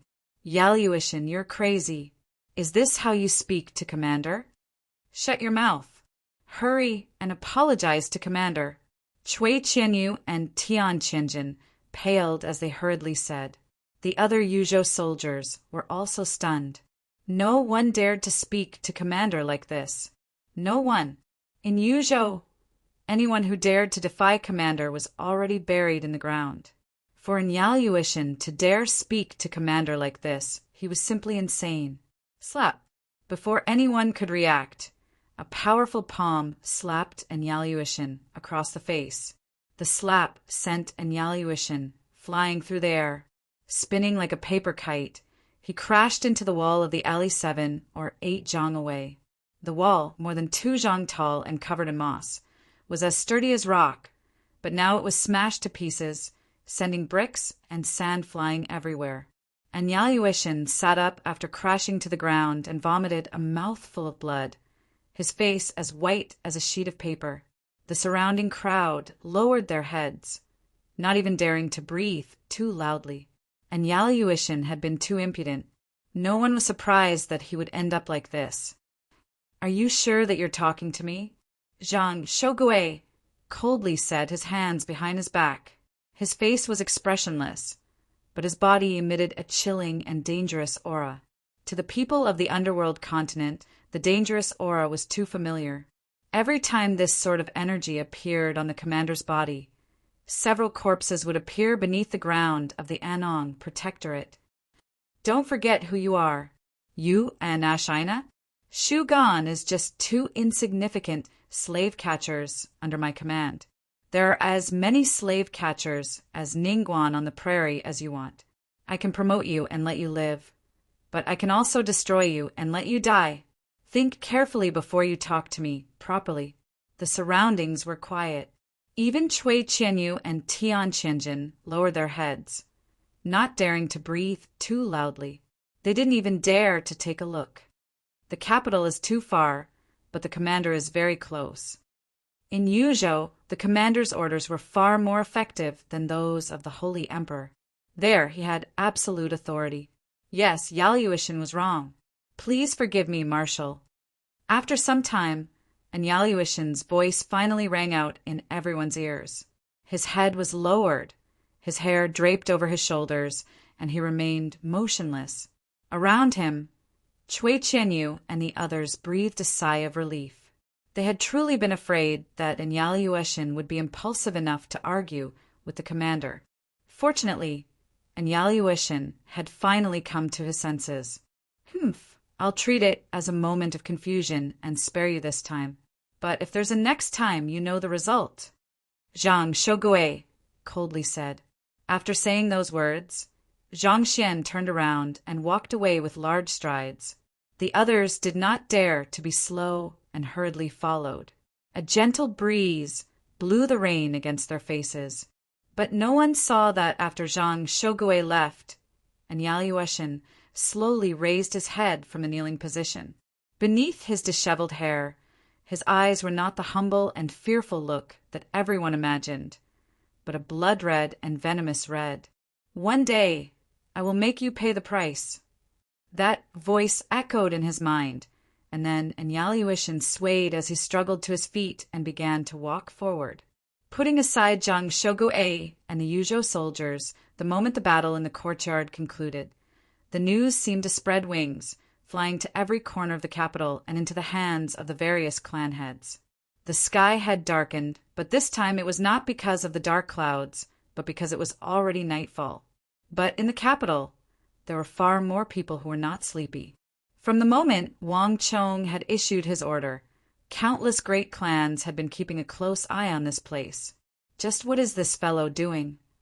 In the lamplight, Yao Guangyi gripped a piece of paper, his brow furrowed. He and Wang Chong had interacted more than once, both in the light and in the shadows. Although he didn't want to admit it, Yao Guangyi had to admit that this youngest son of the Wang clan was gradually becoming a great thorn in his side.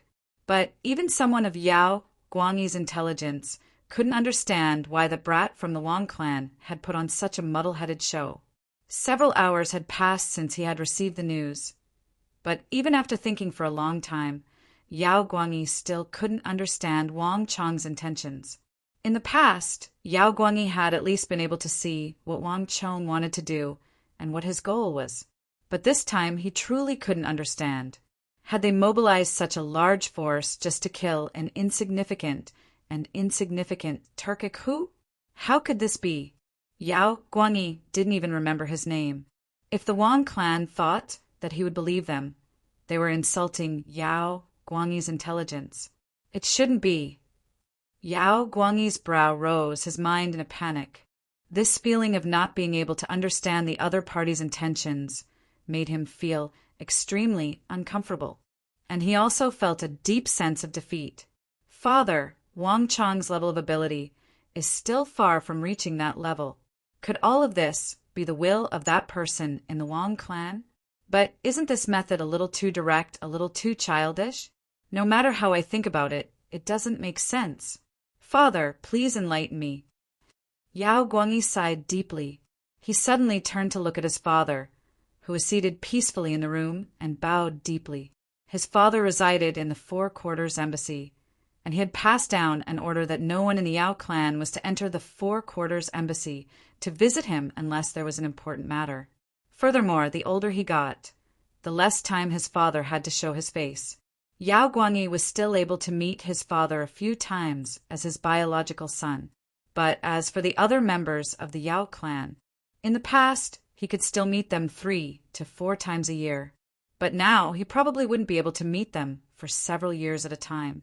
Even for Yao Guangyi, old master Yao had made it clear that he shouldn't come to the Four Quarters Embassy in the future.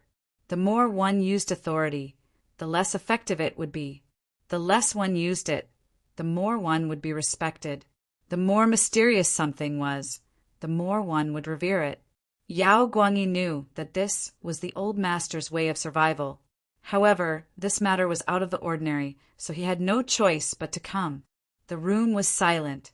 Old Master Yao's hands were placed on the 5 Chital cane, but his body was hidden in the darkness, not moving in the slightest. The flickering candlelight cast a shadow over his entire face, making it hard for one to see him clearly. Only the flickering candlelight continued to shine on the robe he was wearing. Wang Bo isn't such a person. After an unknown period of time, Old Master Yao suddenly spoke. There was an indescribable tone in his voice. The person who understood you the most would always be your enemy. Even though he had competed with Wang Jiling for several decades, Yao Chong had to admit that the person who lived next door was indeed a person who was one with knowledge and action. Other people might be humble, thrifty, and restrained, but this was just a means to earn their reputation. But Wang Jiling was truly such a person. If not for his inflexible personality, given Wang Jiling's contributions to the throne and his position as prime minister, assisting the Holy Emperor and founding the Tang dynasty, the Wang clan would have long enjoyed great wealth and power. How could they have been suppressed by his Yao clan? This could be considered as the Wang clan and Wang Jiling restraining themselves. But even so, Wang Jiling's name had spread throughout the world, and he was loved and respected by the people of the world. Even if Yao Chong wanted to learn this, he wouldn't be able to. I understand what you want to say, but even if the Wang clan wanted to avoid arousing suspicion and sully themselves, they wouldn't use such methods. At the very least, Wang Bo wouldn't. Old Master Yao leaned on his cane and closed his eyes, seemingly in deep thought. Although I don't know what's going on, there's a high chance that this matter was that child's idea and has nothing to do with Wang Bo. A hint of doubt could be heard in his voice. There weren't many things that Old Master Yao couldn't understand, but the matter that had happened today wasn't something that even he could understand. Not to mention Yao Guang. He could understand the crux of the matter, and he could even determine that it was all Wang Chong's idea. But he also couldn't understand why Wang Bo would do such a thing. That who was probably just a who, and there was nothing special about him. Wang Chong had probably never met him before. But why would Wang Chong act so crazily? Why would he even offend Zhang Shogui? Old Master Yao closed his eyes and fell into deep thought. Our Yao clan shouldn't get involved in this matter for now. Let's wait and see before deciding what to do. Old Master Yao suddenly said, "Yes, father." A hint of surprise flashed through Yao Guangyi's eyes, but he quickly lowered his head and respectfully said, "But father, this is such a good opportunity. Are we really not going to use it to suppress him?" "Humph. What you want to do is your business. But don't use your authority in the Bureau of Military Personnel. If you really want to do something, inform the Court of Judicial Review." "Yes." Yao Guangyi was overjoyed. In addition, Old Master Yao leaned on his cane and suddenly said, "Investigate that who. Go and investigate that who. He might be useful in the future." "Yes." Chapter 457. Similar events were taking place in various parts of the capital. In the several decades that the Wang clan had lived in the capital, this was the only time it had taken such an action. Ha ha ha, wonderful. The Wang clan is seeking its own destruction. A burst of wild and insolent laughter suddenly came from the Qingqi residence. A black-bearded, middle-aged man, dressed in a golden imperial robe, stood in the middle of the room, his arms wide open. He was so happy that his entire body was trembling, and even his eyebrows were about to squint. "Your Highness has tried to contact Zhang Shogui before, but Zhang Shogui never replied. All the letters have been like rocks sinking into the ocean. However, this was a once-in-a-lifetime opportunity. Zhang Shogui did not provoke the Wang clan, but the Wang clan provoked him. So many great clans of the capital have seen this, and Zhang Shogui can't possibly hold back. Milord has gained yet another ally." At the side, the goateed elder bowed with a solemn expression as he spoke respectfully. "Ha ha ha, you really know how to talk. Take my seal. Immediately invite Zhang Shogui. In addition, pass on my order. Immediately notify the Bureau of Military Personnel, the Court of Judicial Review, and the Imperial Army. Oh, even the Imperial Clan Court. I want that brat of the Wang clan to be thrown into prison as quickly as possible. I'd like to see just who will save him this time." As King Qi spoke, his eyes became extremely cold and sinister. In the imperial court, the King of Song had always been his greatest rival, and the Wang clan assisting the King of Song was a thorn in his side that he wanted nothing more than to get rid of as soon as possible. Alas, his plan to deal with the King of Song and the Wang clan had failed on the verge of success, and his plans to deal with the Wang clan had all been foiled by Wang Chong. King Qi had long ago been suppressing a bellyful of rage, but because of his status, King Qi simply could not recklessly deal with Wang Chong. In a place like the capital, there were many eyes and ears. Not even an imperial prince could act recklessly. But this time is different. You're the one who walked right into the trap. In the darkness, an extremely cold light flashed across King Qi's eyes. This was foreordained to be a restless night. The Yao clan, the King Qi residents, all the dukes and nobles of the capital, and even the great clans, were all trying to guess at the Wang clan's inexplicable actions. In a place like the capital, those who could stand for decades without falling were mostly people who had weathered great storms and seen all sorts of schemes. These people were extremely familiar with the political struggles in the imperial court and the mutual deception between the aristocratic families. There were very few things that they couldn't see through. But that night, everything that happened was laid out clearly in front of everyone's eyes. But no one dared to say that they clearly saw what happened that night.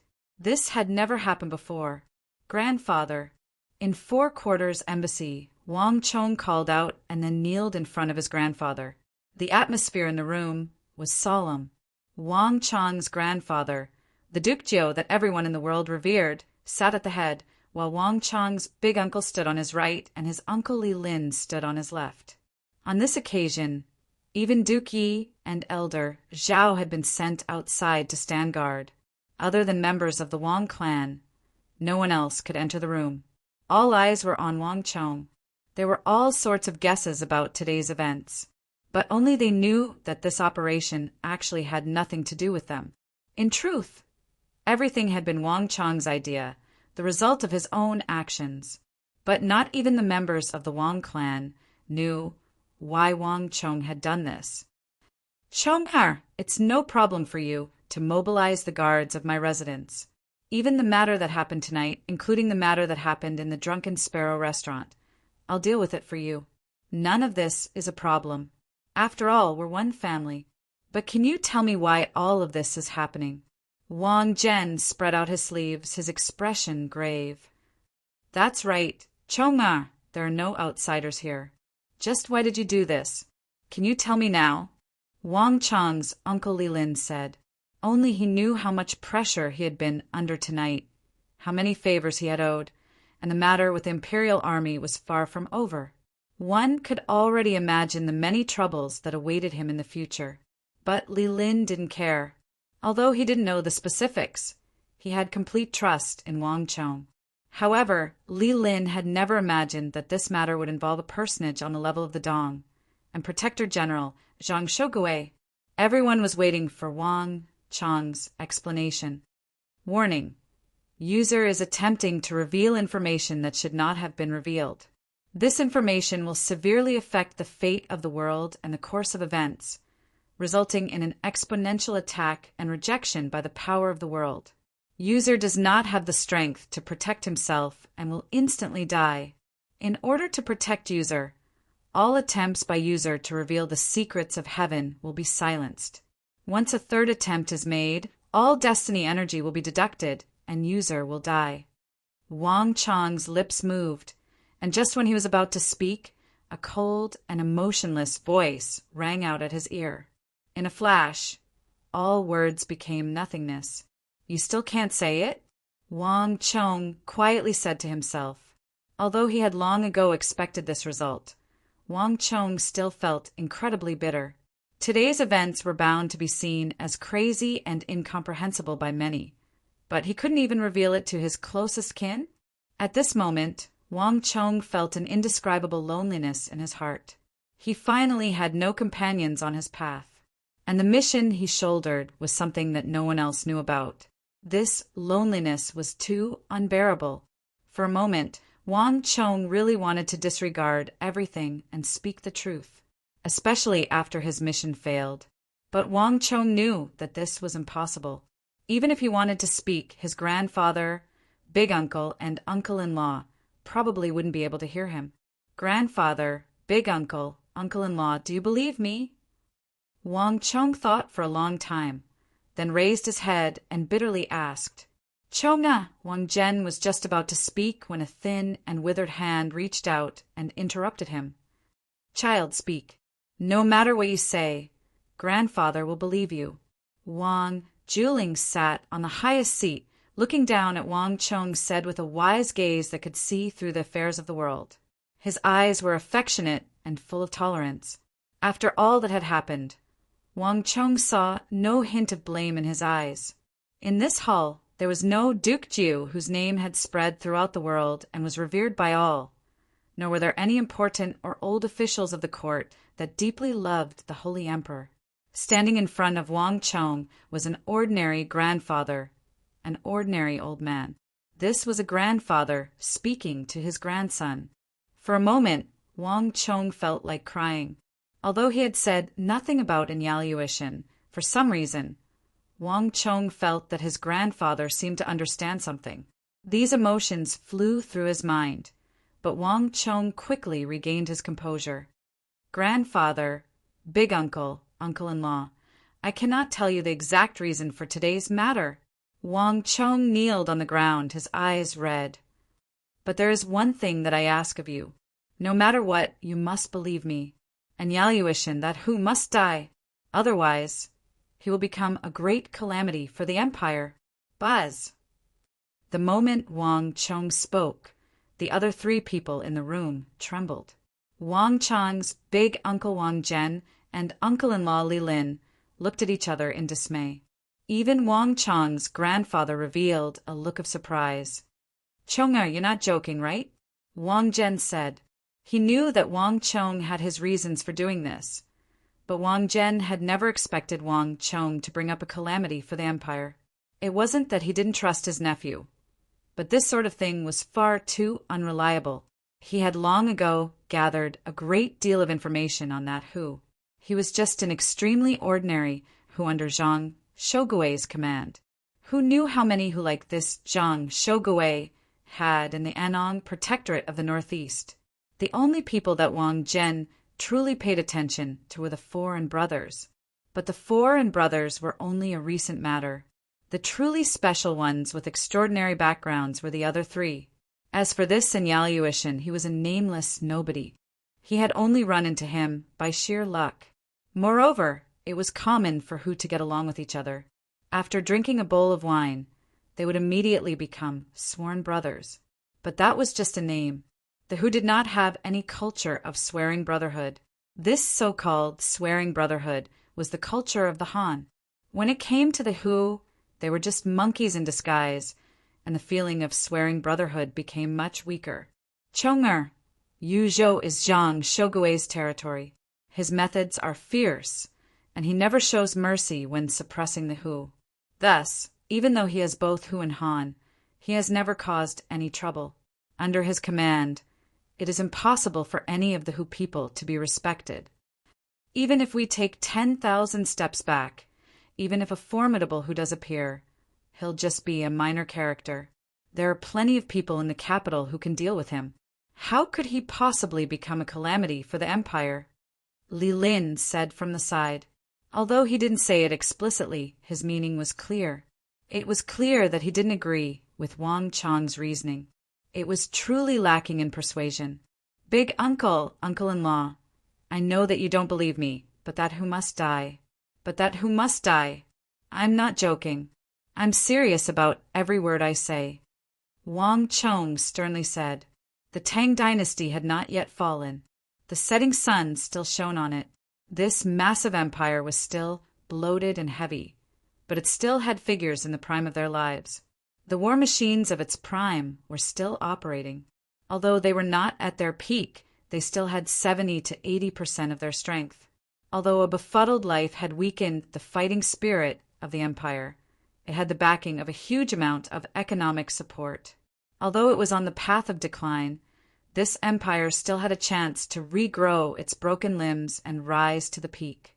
And even if it was going to be destroyed, it was still very far from being destroyed. At least, this was what everyone firmly believed. But who could have imagined that this empire would be destroyed in a few short months by the army led by Hu Rising from the northeast? At the start of that rebellion, everyone believed that the empire was still very strong and that the rebellion would be quickly suppressed. But 3 months later, this empire collapsed in a completely unexpected manner at the feet of that Hu. The decline that should have taken decades to complete was sped up in just 3 short months. The people of the Central Plains were plunged into misery and suffering, and the once powerful and prosperous Central Plains had been transformed into an Azura hell overnight. Chapter 458. When he thought of his experiences back then, of the mountains of corpses, the collapsed buildings, and the desolate land, Wang Chong felt a stabbing pain in his heart. In that great rebellion, even the nobles were not spared, let alone the common people. This operation had been a once-in-a-lifetime opportunity. As long as he could kill in Yaluoshan, he could avoid 10 years of civil strife. Alas, in the end he had still failed. He had lost his only chance. This thought made Wang Chong's heart ache. Wang Zhen and Li Lin mentally shook their heads at Wang Chong's words. They had always placed great trust in Wang Chong. Wang Chong's past actions were enough to prove that he was worthy of this trust. But this time, this explanation was truly hard to believe. "Grandpa believes in you." Suddenly, an elderly and dignified voice came from behind them. "Father!" Wang Zhen and Li Lin turned their heads, their eyes filled with shock. "Child, Grandpa believes in you." Wang Chong's grandfather once more repeated his words. He had been sitting motionlessly up there this entire time, but at this moment he slowly stood up with the support of the armrest. "You're a smart child. Your grandfather believes that you must have your reasons for doing this." "Grandfather." Wang Chong clenched his fists, his eyes red. At this moment, there was nothing more supportive than the trust of one's kin. "Tell me, does it have something to do with a seer?" Standing above, Wang Chong's grandfather leaned forward slightly, and his voice grew gentler. "Buzz." Hearing his father's words, Wang Chong's big uncle Wang Zhen and Uncle Li Lin both trembled. Earlier, they had found Wang Chong's words hard to believe, but now that they heard their father's explanation, everything suddenly began to make sense. "Chong-er, is what grandfather says true?" Wang Zhen sternly asked. "You really did encounter a seer?"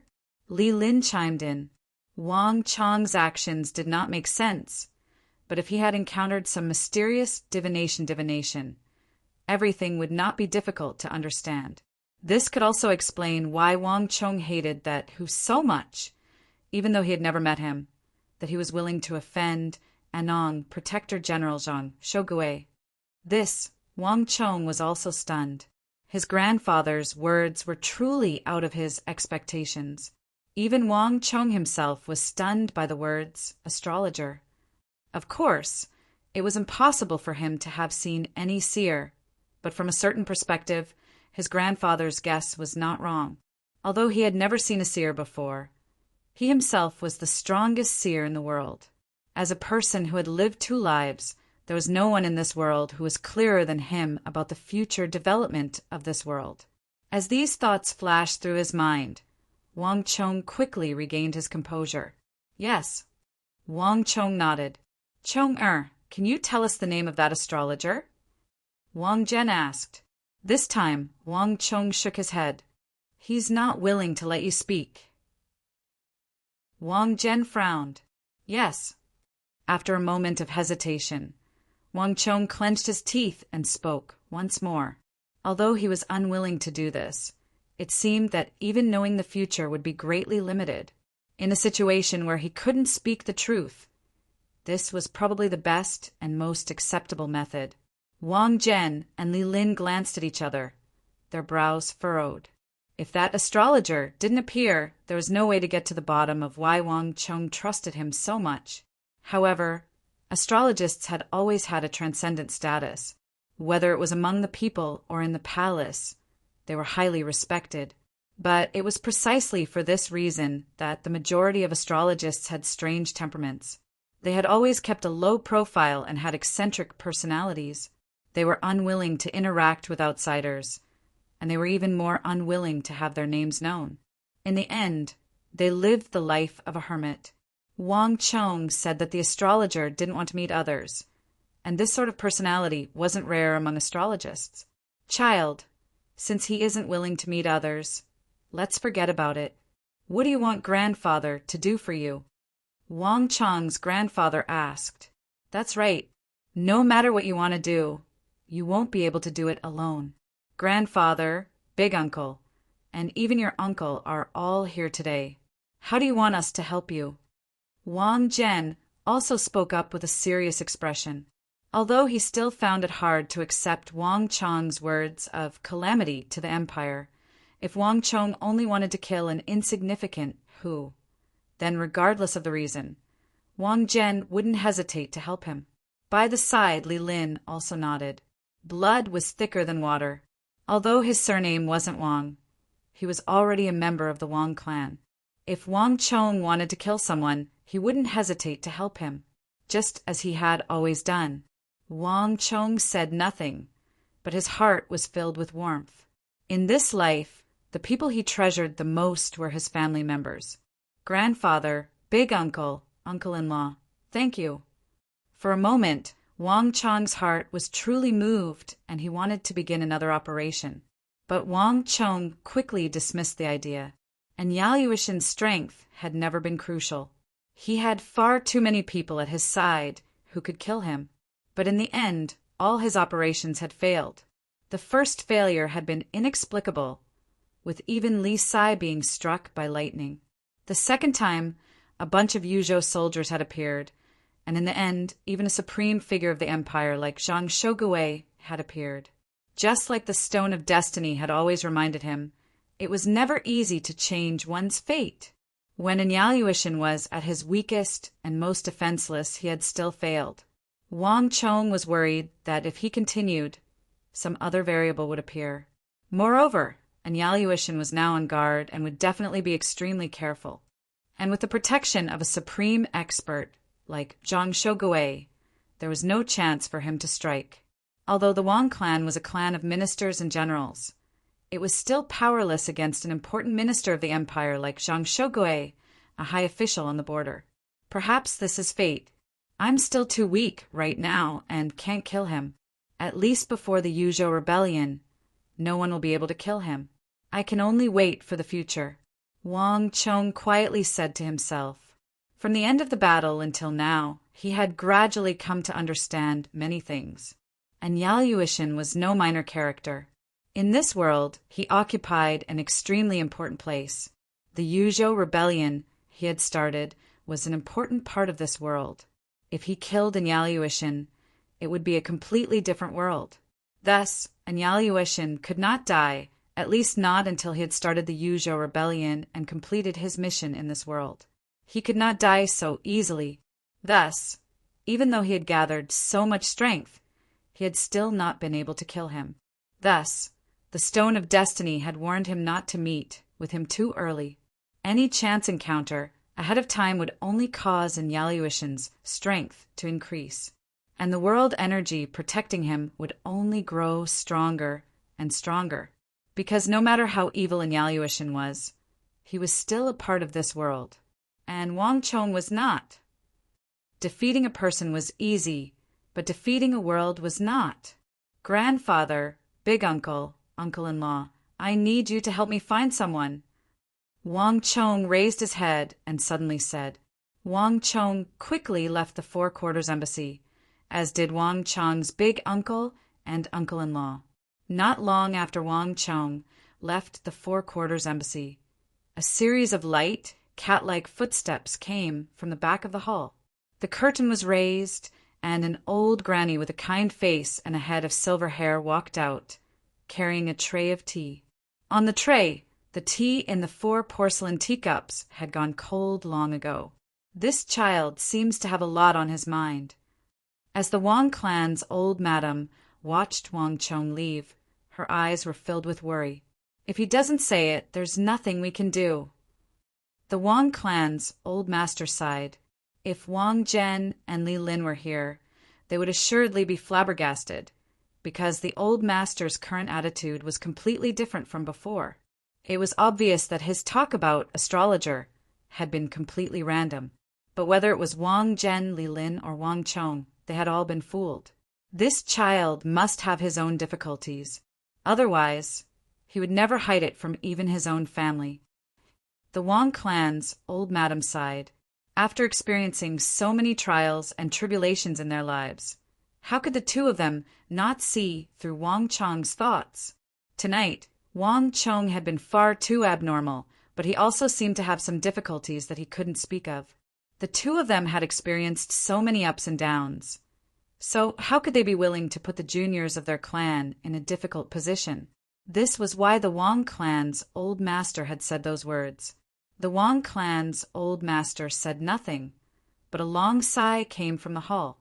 As he walked out of the Four Quarters Embassy, Wang Chong's mind was in disarray. Although his conflict with Zhang Shougue had come to an end, Wang Chong knew that this matter was far from over. Getting into the carriage, Wang Chong first went to visit his cousin Wang Liang. Wei Anfang and the others found them on the second floor of Drunken Sparrow Restaurant. Although their injuries were severe, they were not fatal. By the time Wang Chong went to visit, his injuries had already stabilized. With specialized people taking care of him, it wouldn't be long before he made a full recovery. But in the end, his martial arts were still lacking, so even after his injuries, he was still in a coma. Wang Chong didn't stay long. Knowing that he was in no danger, he left and returned to Deflecting Blade Manor. On the summit, a gale blew. Although it was late at night, Deflecting Blade Manor was still brightly lit. By Siling, Zhao Yadong, Marchioness Yi, Zhao Jingdian, Fang Xianying, Su Gan, Wei Anfang, Huang Qin'er, Zhao Qiqin, all of them were standing on the summit, silently gazing at Wang Chong for a long time. In this operation, all of them had sustained significant injuries, but they had only done some simple bandaging. However, everyone only did a simple dressing. Although it was late at night, no one had any intention of going down to rest. This was because everyone had a thought in their minds. If this thought was not resolved, no one would be able to sleep. Wang Chong. Marchioness Yi was the first to step forward and break the silence.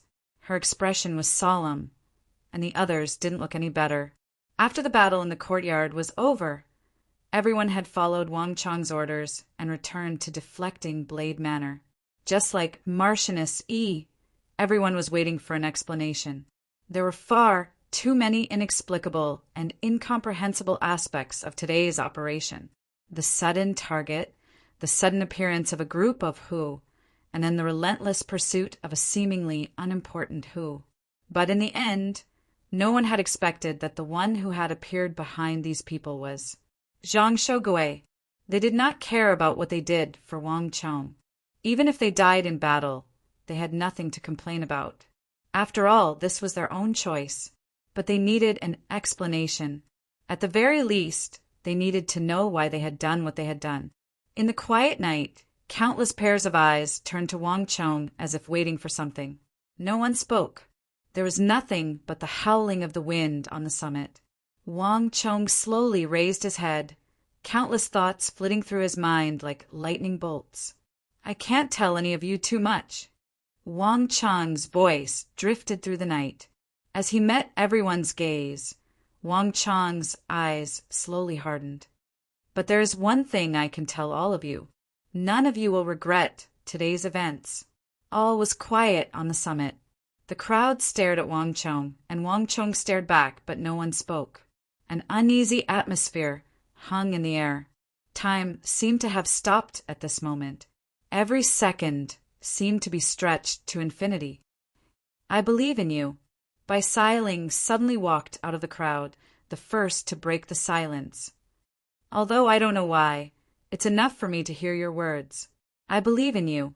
Haha, I also believe in you. I'm not that curious. Just like on a trial mission, I'll do whatever you say. The second to walk out was Su Gan. A soft corner of Wang Chong's heart was touched, and his eyes suddenly became moist. Ha ha! Just based on those words of yours. You're still the same you I know. If you need anything in the future, just call. Our Zhao clan will definitely do its best. Zhao Yadong also walked out with a smile. This was not her first time interacting with Wang Chong. Wang Chong had already used his own abilities and actions to prove himself. At that time, she had chosen to believe in Wang Chong, so she naturally wouldn't doubt him now. Thank you. Wang Chong was moved. Haha, young master, there's no need for you to explain anything to me. No matter what you decide to do, no matter where it is, I will stand at your side. A few moments later, Zhao Jingdian walked out of the crowd and naturally went to stand at Wang Chong's side. He had only been waiting on the mountain a long time ago, which was why he was standing with the crowd. He had never doubted his young master.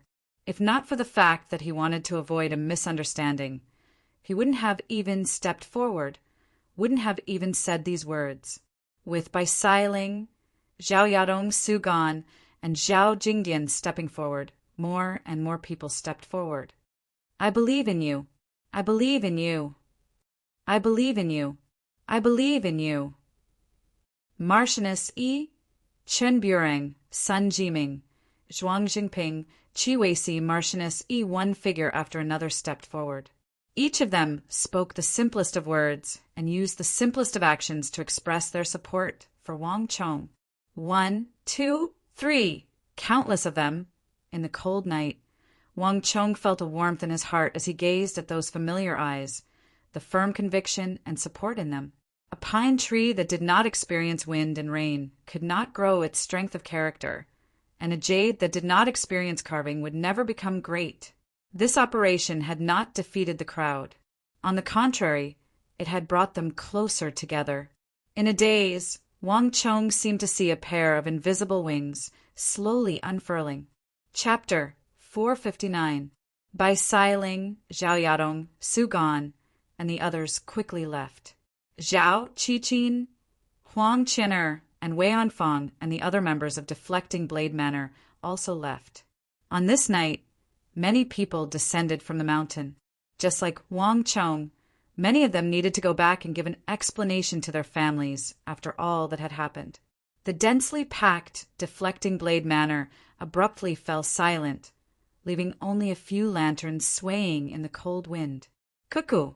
The cry of a nighthawk suddenly came from above, bringing with it a whistling sound as it flew towards the top of the mountain. How much longer? In the lonely night, Wang Chong stood at the edge of the summit, his hands held behind his back as he looked down at the pitch-black mountains. The night wind blew at the corner of his robe, making whooshing sounds and making people feel even colder. The Imperial Army is already moving out, and I hear that the Court of Judicial Review has already dispatched troops and is on their way. And I hear that there's also some activity in the palace. The eagle's voice came from the darkness, brimming with worry. He was standing not far from Wang Chong, perched on his shoulder on the nighthawk that had just flown down from the sky. He had just finished reading a piece of white paper and thrown it into the wind, its fragments flying everywhere. One had to pay a price for impulsiveness. Quite a few who had died in drunken Sparrow Restaurant. And in that courtyard on the edge of the capital, no small number of Yuzhou soldiers had died there.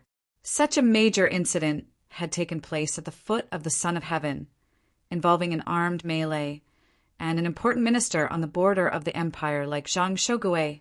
The Imperial Army and Court of Judicial Review could not possibly turn a blind eye to this. In the previous battle, these factions could be said to have been caught off guard. But now that the dust had settled, there was no question that these people had come to capture Wang Chong. In addition, the people of the Chamberlain of Dependencies are currently moving around. They might arrive even faster than the others. With these final words, the eagle's brow was shrouded in a dark cloud. This was not the first time that Wang Chong had clashed with the Chamberlain of Dependencies. Logically speaking, this matter had nothing to do with the Chamberlain of Dependencies. but many who had died this time, and some of them were merchants from the capital, which just so happened to fall under the jurisdiction of the Chamberlain of Dependencies. The Chamberlain of Dependencies had a unique status and enormous authority. It had wanted to deal with Wang Chong for a long time, but in the past, the Wang clan's authority and Wang Chong's caution had never given them a chance, so they had never been able to do anything to him. But this time, it had been delivered by Wang Chong of his own volition. Wang Chong's expression was calm, not too surprised by this. Everything had a price, and he had already thought of this outcome when he took action. This was not the first time he had faced the threat of imprisonment. This had been the Wang for. Wang had Wang Xiaofei, but had two had and had end and had end and had end and as someone who had lived two lives, Wang Chong had long ago seen through all of this. He had only appeared here for one goal, for one reason: to live and die for the benefit of the country. How can one avoid it because of fortune or disaster? This was a famous saying from another world, one that Wang Chong used to console himself. Thus, whether it was the Court of Judicial Review or the Chamberlain of Dependencies, Wang Chong did not care. What he truly cared about had never been these things. I understand. In a little while, whether the people from the Court of Judicial Review or the Chamberlain of Dependencies appear, there's no need to stop them. Just let them come. Wang Chong waved his hand, absent-mindedly saying this. Yes, young master. Eagle clenched his teeth and finally lowered his head. Wang Chong said no more. The howling of the wind in the darkness threw the stars into disorder, and it also threw Wang Chong's emotions into disorder. Following the back of deflecting Blade Mountain, Wang Chong began to aimlessly descend the mountain. The operation to ambush Anyaluishan had already failed. After today, he needed to properly organize his thoughts, seriously consider what he should do in the future and what he should do. If he ignored these thoughts, Wang Chong's mind would never be able to calm down.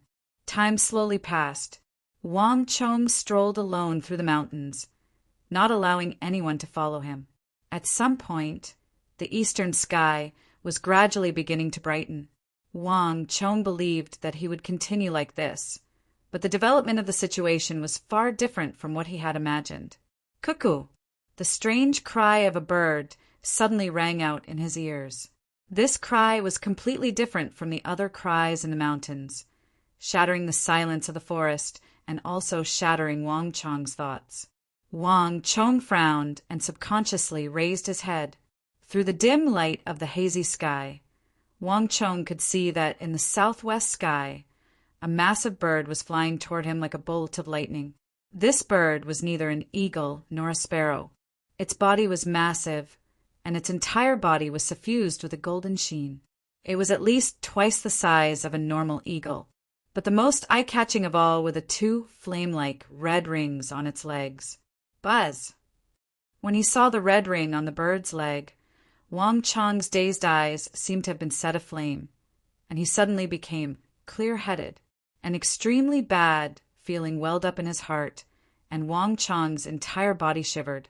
At this moment, he no longer felt the slightest bit sleepy. Wang Chong recognized this bird. This was a strange bird that came from the Gobi Desert of the western regions. It had a fierce temperament and was extremely fast. It could hunt down the green sea that stood at the top of the pyramid in the sky. Wang Chong had seen it before at the eagle's place, but that wasn't the main point.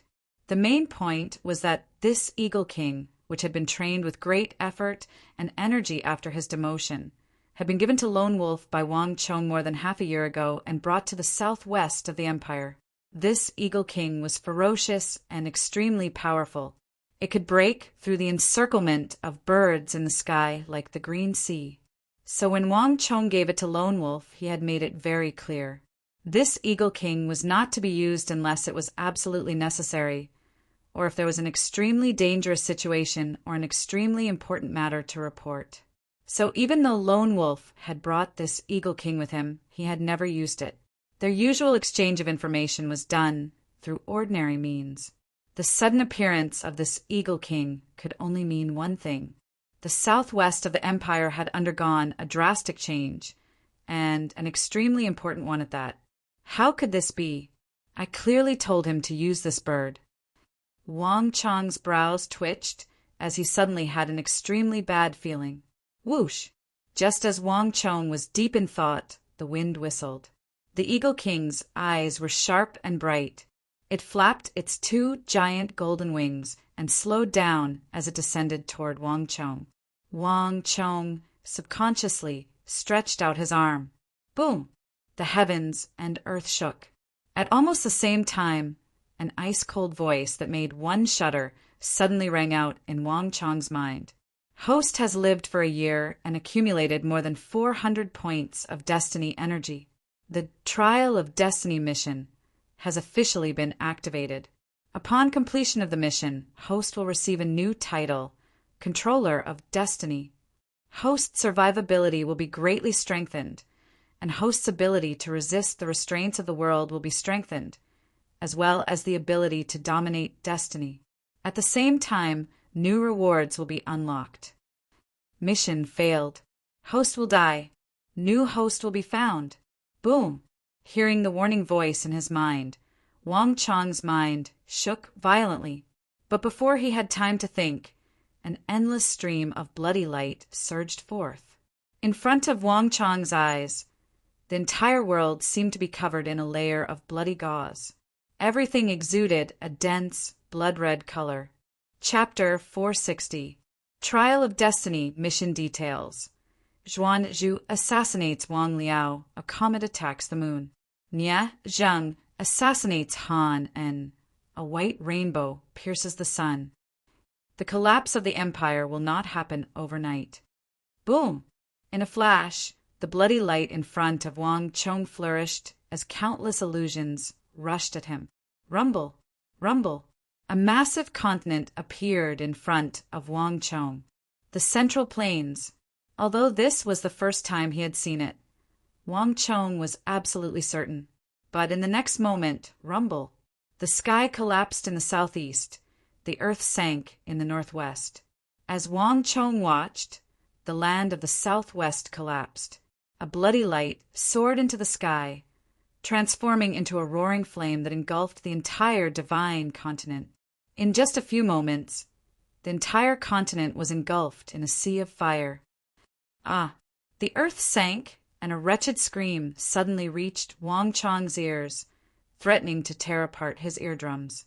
Following that, one person's scream turned into 10 hundreds, thousands. Countless people's screams echoed in the air. Rumble. Countless buildings collapsed one after another, turning into scorched earth amidst the flames and smoke. Corpses. Countless corpses. The old, the young, the strong, the infants, the women, the men. Thousands of corpses piled up in the thick smoke and fire, turning into a mountain of corpses that filled the entire land in front of them. Between the mountains of corpses, thick blood surged violently, like a roaring sea, covering the entire divine continent. Wang Chong heard the endless clashing of metal, saw an endless horde of foreign cavalry and war banners galloping across the land of the Central Plains. The sky was dyed red, the earth sunk. In the final scene, Wang Chong saw countless piles of bones floating in the sea of blood, as well as the dragon banners that had fallen amidst the flames and smoke. This prosperous empire that had lasted for nearly 300 years, the culture of the Central Plains that had flourished for more than 3,000 years, had been reduced to ashes. Whoosh, whoosh. A series of whooshing sounds entered his ears. Wang Chong opened his eyes. In the sky, the huge golden Eagle King had just landed on his arm. There are always clues to the development of any matter.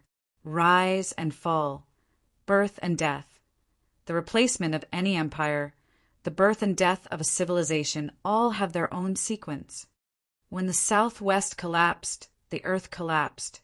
An empire that had lasted for more than 300 years, on the verge of exhausting its last bit of strength, collapsed in the afterglow of the setting sun. When Qin loses its deer, the world pursues it. The god of death walks on the earth, and the horn has been blown. When a huge creature collapses, it will attract a group of hungry beasts. This is our last chance.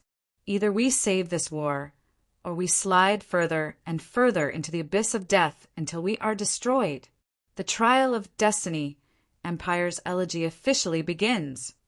When the Golden Eagle King folded its wings and stood motionless on Wang Chong's arm, the final voice of the Stone of Destiny in Wang Chong's mind faded away. As he gazed at the Eagle King in his hand, Wang Chong felt a wave of cold wash over him, his heart unprecedentedly cold. The War of the Nanjiao. As he listened to that enormous bell in his mind, that voice brimming with warning, Wang Chong could only think of one thing. Only the War of the Nanjiao in the southwest was worthy of the Stone of Destiny's warning. But how could this be? Wasn't the War of the Nanjiao still half a year away? Why now? This was completely unacceptable. No, it can't be. With one last sliver of hope, Wang Chong tore off the metal cylinder from the Eagle King's leg. The metal cylinder contained a crumpled letter.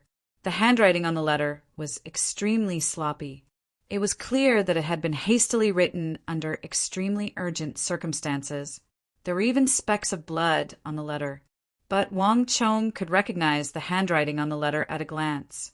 It was Solitary Wolf's handwriting. In the past half-year, he had seen many similar handwriting on the eagle's body.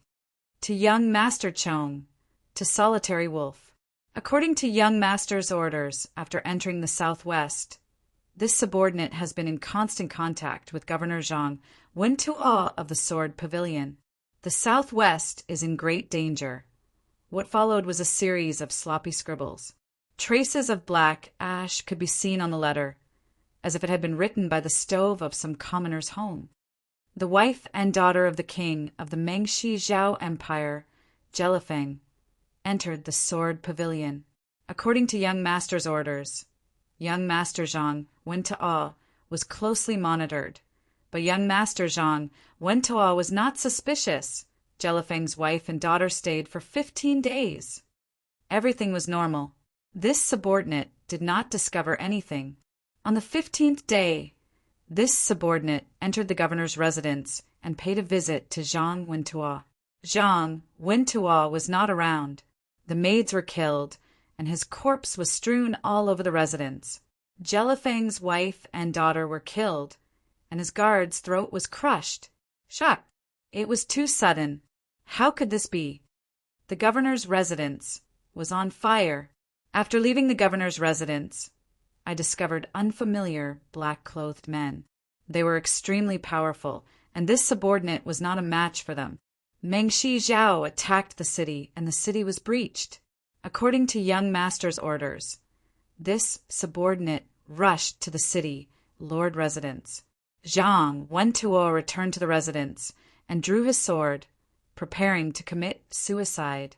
This subordinate saved Zhang Wen-Tuo and was about to leave when a large number of black-clothed men suddenly appeared. This subordinate was severely injured.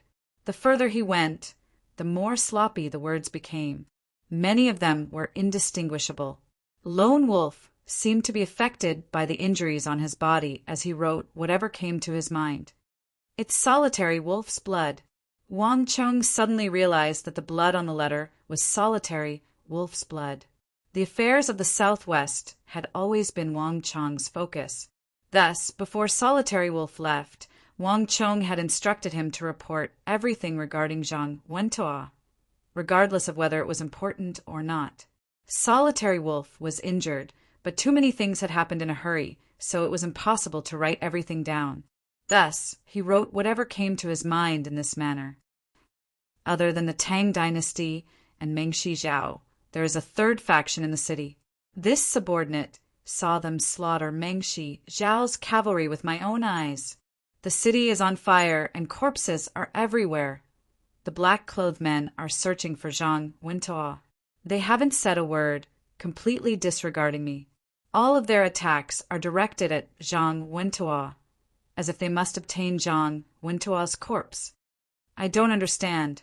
If they wanted to kill Zhang Wen-Tuo, why didn't they make a move when Zhang Wen-Tuo was preparing to commit suicide in the city, lord residence?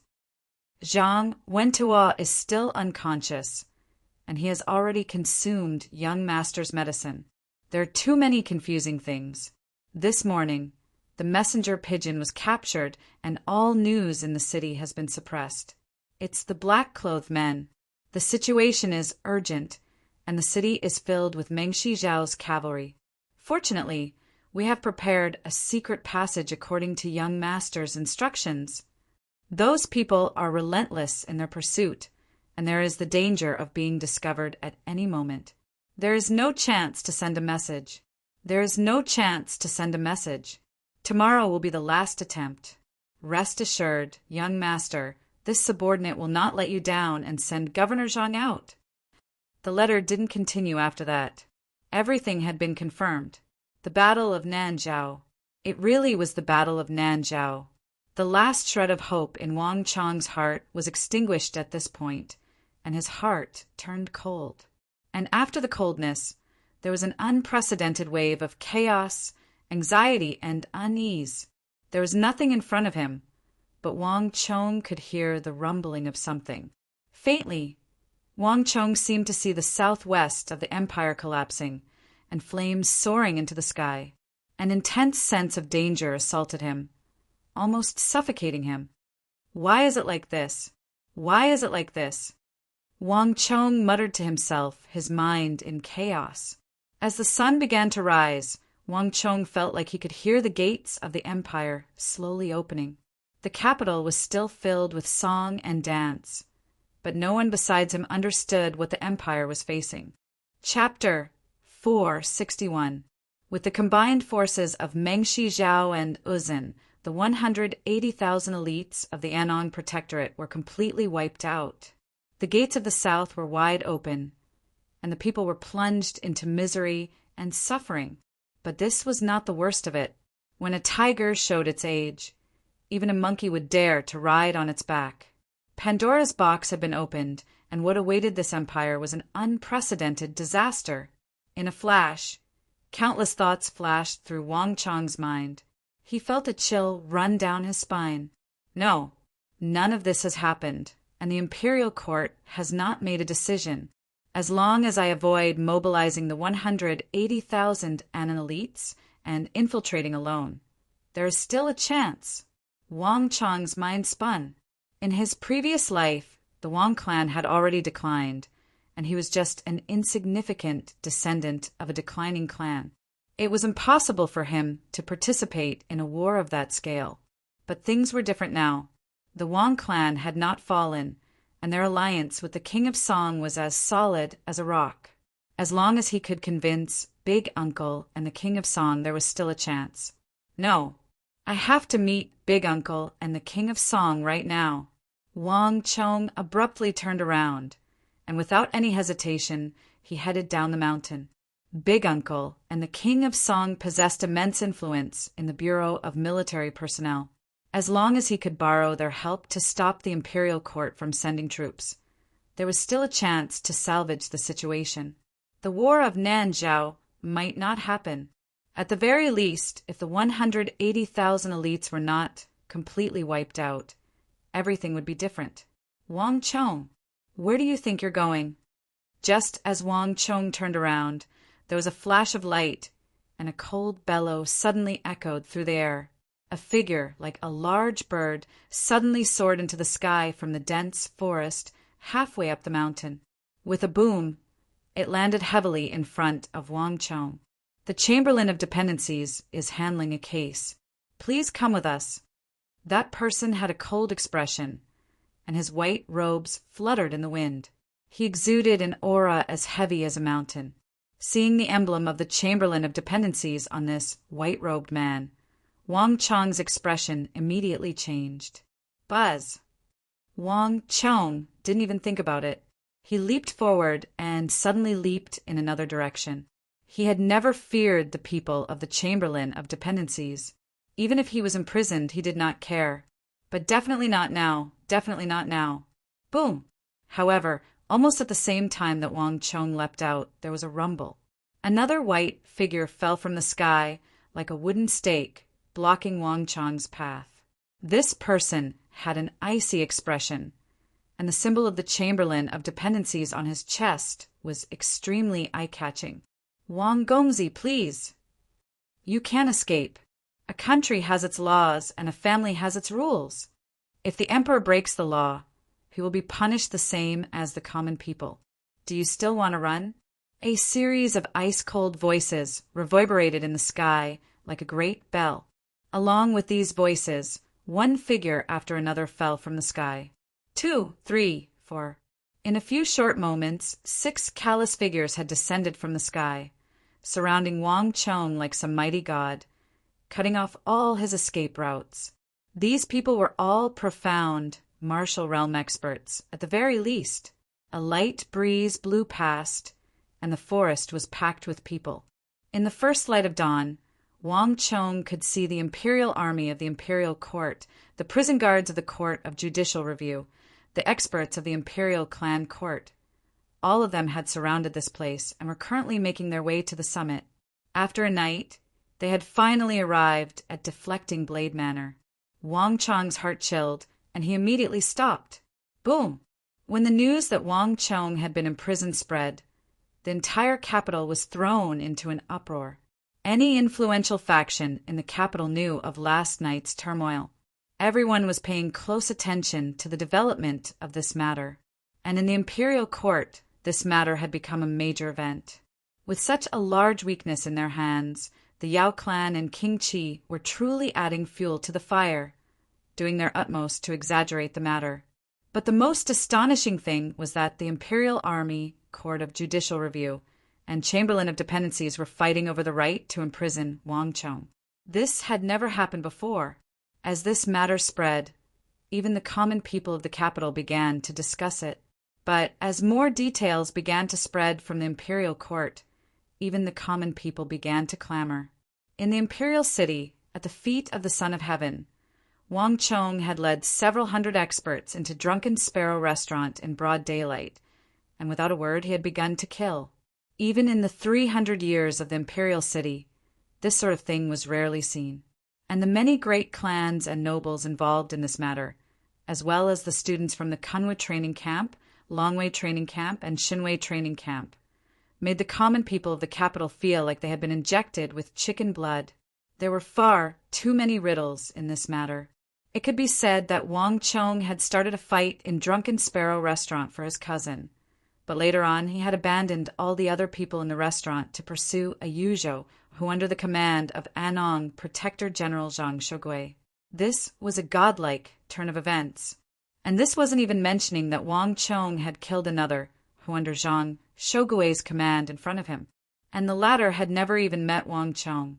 There were far too many suspicious points in this matter. Why had Wang Chong done this? Was there really a need to make such a big fuss just to avenge Wang Liang? And that who? Why did Wang Chong act like he had some deep grudge against him even though he had never met him before? And on the second day of Wang Chong's imprisonment, the matter developed even further. When an important figure was dragged into this matter, let alone the common people of the capital, even the Yao clan and King Qi, who had been fanning the flames behind the scenes, were dumbfounded. Of the foreign brothers and Yaluishin and Wenjin, and Xiaoji's other sworn brother, was actually the Vice Protector General of the Northern Protectorate and Sis Hun. Boom! When this news broke out, let alone the Yao clan and King Qi, even the mentally prepared Wang clan was stunned. Wang Chong had not only offended Anong Protector General Zhang Shogui, he had also offended Northern Vice Protector General and Sis Hun. In the Tang dynasty, and Sishuan status could not compare to the Han like Zhang Shogui or Wang Zhongxi, nor could he compare to the more experienced who like Fomin Linta. But as an existence that could deal with both the Eastern and Western Turkic Khaganates, and Sishuan status was no less than that of Geshu Han, and in some aspects he even surpassed him. And contrary to what many people imagined, and Sis Hun was extremely young, despite his lofty position as the Vice Protector General of Northern Protectorate. Of the 6 protectorates of the empire, he was definitely the youngest and the fastest rising Vice Protector General. His future potential was limitless. Not only had Wang Chong offended Zhang Shogui, He had also offended Bitings and Sishun. No one had expected this. The already intense debate in the imperial court was now even more intense. But no matter how intense the debate was, the Wang family maintained great restraint throughout the entire matter. Chapter 462. 6 days had passed since the eagle met Wang Chong. While the entire affair was causing a storm in the capital, only Wang Chong's faction had maintained an extreme level of rationality.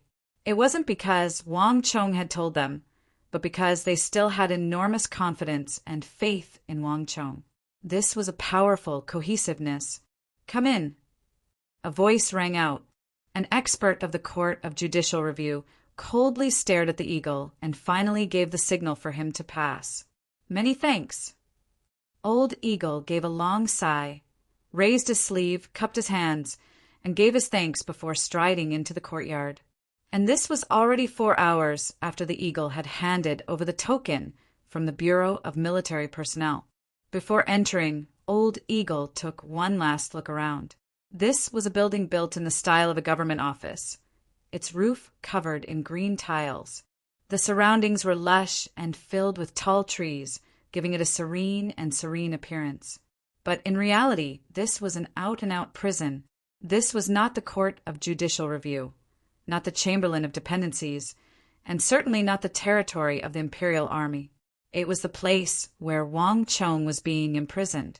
Even if one had the token of the Bureau of Military Personnel, like the eagle, they would not be allowed to approach. In the capital, there was nothing more sensational than the matter of Wang Chong, an empire's protector general, an empire's vice protector general, a world of generals and ministers, 2 imperial princes, and the Yao clan. There was nothing more influential than this matter. This was the top-class game of the Central Plains. All sorts of factions were competing in the shadows, and the Imperial Army, Court of Judicial Review, and Chamberlain of Dependencies were also vying for jurisdiction over the Wang Chong incident. But none of the 3 sides could get what they wanted. In the end, they had established this temporary prison in the northwest of the capital to serve as the place where Wang Chong would be imprisoned. The entire government office was surrounded by Imperial Army guards, mixed in with experts from the Court of Judicial Review and Chamberlain of Dependencies. The 3 sides monitored and supervised each other, and at the same time they worked together to guard the place. The security was so tight that outsiders could not approach. "Young master." The eagle withdrew his gaze, a look of worry flashing across his eyes. Under the guidance of the Supreme Court's expert, he quickly stepped into the government office. Inside the government office, it was dark and quiet. Only a weak light shone in. The ground was made of green stone slabs, and when one stepped on them, one could feel the cold air. Along the long passageway, there was a sentry every 5 steps and a sentry every 10. Experts from the Supreme Court and the Chamberlain of Dependencies were stationed inside. Every one of them had a sharp look in their eyes, and when they saw the eagle, they did not look friendly. In the current Imperial Court, the ones who wanted to deal with Wang Chong the most were the Supreme Court and the Chamberlain of Dependencies. The eagle's identity was no longer a secret to them. However, as much as they wanted to punish Wang Chong severely, the Supreme Court and the Chamberlain of Dependencies were also fighting over Wang Chong's jurisdiction. It had nothing to do with Wang Chong's actions, but rather the prestige of the Supreme Court and the Chamberlain of Dependencies. This gave Wang Chong and the eagle a chance. The eagle ignored the unfriendly gazes around him. He lowered his head and walked forward. In the deepest underground of this government office, the eagle finally saw Wang Chong. "Young master." The moment he saw Wang Chong, the eagle could not help but feel his eyes sting. Separated by a grid of fences, Wang Chong's long hair was draped over his shoulders, covering his face. He sat cross-legged on the ground, motionless like a wooden statue. After 6 whole days, Wang Chong's skin was pale and his body was thin, as if he had changed into a different person. After following Wang Chong for so long, the impression that Wang Chong gave the eagle was that of a high-spirited person. This was the first time he had seen Wang Chong so haggard. "The eagle, you're here." As if he had heard the eagle's voice, Wang Chong's body trembled, and he finally turned his head slowly. His face was sunken, and his eyes were dark, as if he had not slept for a long time. Around him, there were many papers scattered, densely packed with many things written on them. It seemed that this was what Wang Chong had been doing all this time. "Young master, don't worry. I will definitely find a way to get you out." The eagle rushed over and grabbed the bars of the cell. "Let me out." "Hee, do you think I'm worried about this?" Wang Chong laughed and shook his head. His long hair immediately swayed like waves. Although he looked haggard, Wang Chong was extremely excited. His eyes were bright, and he looked more energetic than a normal person. However, the more Wang Chong was like this, the more worried the eagle was. "The eagle, let's not talk about this. Let me ask you, do you have any news of Lone Wolf?" Wang Chong asked. "No." Hearing Wang Chong speak of serious matters, the eagle shook his head. "We have cut off all contact with Lone Wolf. Even if we want the latest news, it will be 6 days later." A dim look flashed through Wang Chong's eyes, but he quickly regained his composure. Although Lone Wolf is fierce and courageous, he is also extremely cautious. He has already dug out a secret passage according to my instructions. If there are no accidents, he will definitely be able to leave safely. Life and death are decreed by fate. Lone Wolf and I have already died once. Even if something happens, we will already be mentally prepared. So young master doesn't need to worry. The eagle calmly said. Lone Wolf's martial arts were powerful, and he had long since reached the profound martial realm. Even if someone wanted to kill him, it would not be that easy. In contrast, he was more worried about Wang Chong. Wang Chong's current state was clearly not good. Moreover, there was a deep doubt in the eagle's heart. Regardless of whether the matter regarding the southwest Jiang'a was true or not, it was still a matter of one city. Things like this often happened in Baiding, Anong, Anxi, and Longxi. Often, a city would be repeatedly fought over, lost, occupied, lost, occupied. In the borderlands, this was nothing out of the ordinary. But in Wang Chong's view, this matter was extremely different. Now that he thought about it, Wang Chong had met Duke Jiao and Lord Wang in the Four Quarters Embassy, and even when he returned to Deflecting Blade Manor, everything seemed normal. All of these changes were due to Lone Wolf's letter. Wang Chong said nothing. Wang Chong did not wish for anything to happen to either Lone Wolf or Zhang Wentoa. Lone Wolf had already fought with him several times. In his heart, Wang Chong also viewed him as a like-minded ally. There were far too few experts by Wang Chong's side who were capable of carrying out his orders. In Meng Shi Zhao's attack, Lone Wolf had sufficiently proven himself. And even though Zhang Wentoa was inflexible and inflexible, he was a loyal official. A person who was loyal to the empire should not have met such a fate. And this was precisely the kind of person that Wang Chong needed. In addition, there were still too many questions about this matter. Jiang'a City had already been occupied by Meng Shi Zhao, and the matter back then had already been an unsolved mystery. At present, other than Lone Wolf and Zhang Wentoa, no one else could explain what had happened. Wang Chong had to ask them personally. Chapter 463. The Eagle, How Are Things Outside? Wang Chong said as he raised his head slightly. The Court of Judicial Review and the Chamberlain of Dependencies are keeping us in check. There are people in the Imperial Army who are against us as well. However, thanks to the Wuzi steel sword, the voices of those who oppose us are few and far between. The majority of the Imperial Army is still on our side. If not for their help, we probably wouldn't even be able to enter.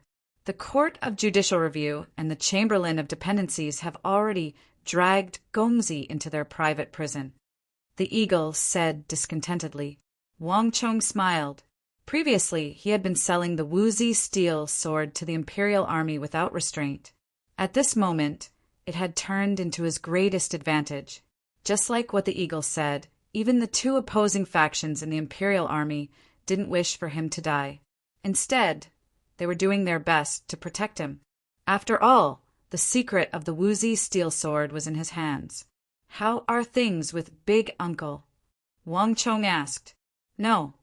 The eagle shook his head. A conflicted expression flashed across his face. "The Court of Judicial Review and the Chamberlain of Dependencies won't allow anyone from the Wang clan to enter. I was only able to enter because the King of Song paid a huge price and obtained a token from the Bureau of Military Personnel. But even so, I spent a lot of time outside. I'm afraid that Lord Wang won't be able to enter anytime soon.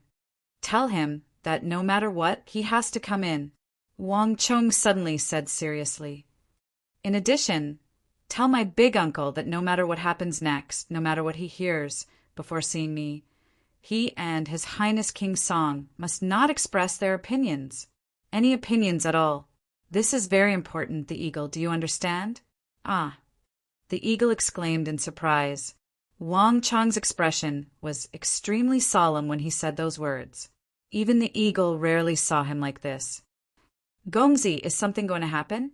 the eagle asked. He had followed Wang Chong for quite some time. Whenever this expression appeared on Wang Chong's face, it meant that something big had happened. "The eagle, remember what I said.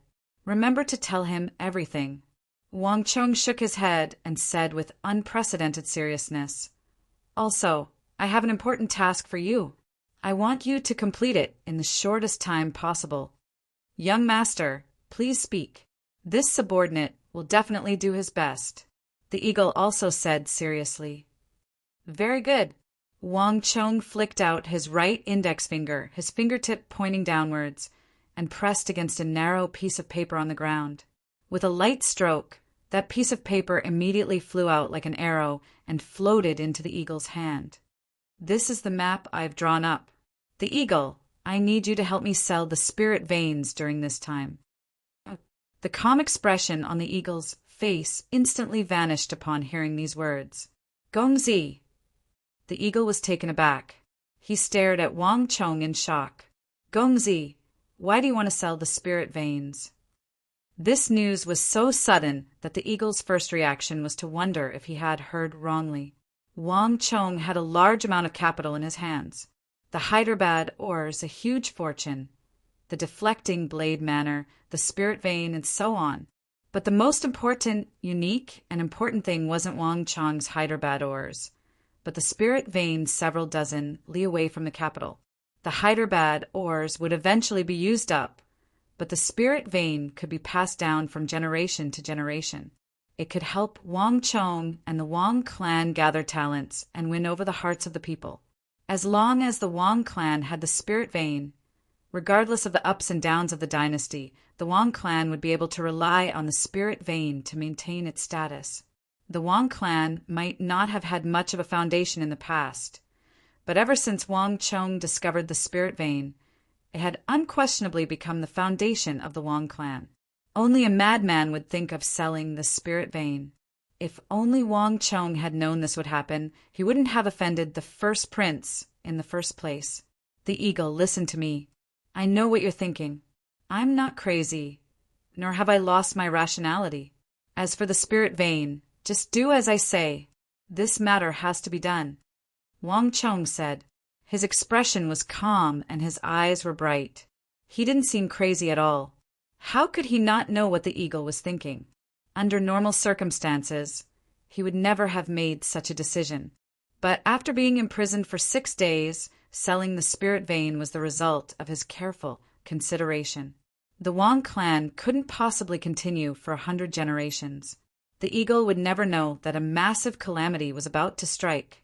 The storm brewing in the southwest was not some local battlefield, but the beginning of a calamity.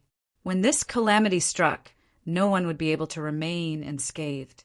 If all went as expected, even the spirit vein would explode. So how could it be passed on for 100 generations? Right now, Wang Chong was not worried about the benefits this spirit vein could bring to the Wang clan, but the war in the southwest that was about to shake the entire empire. Preparedness ensures success. Unpreparedness ensures failure. Whether or not his plan would be effective, whether or not it could be stopped, Wang Chong had to prepare for the worst. The entire empire was still ignorant. Many people didn't even know that Jelifeng had attacked the Tang dynasty and that the cities in the southwest had fallen. Solitary Wolf's news was much faster than the imperial courts.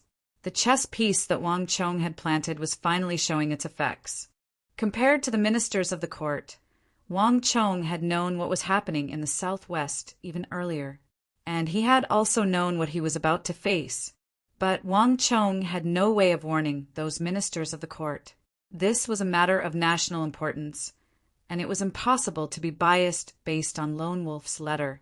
The Tang dynasty had its own channels of information. Even Wang Chong could only quietly wait for the news to explode. The Tang dynasty, Mengshi Zhao, and Uzin, after several decades of peace, the three great empires of the continent were about to welcome a war of unprecedented proportions.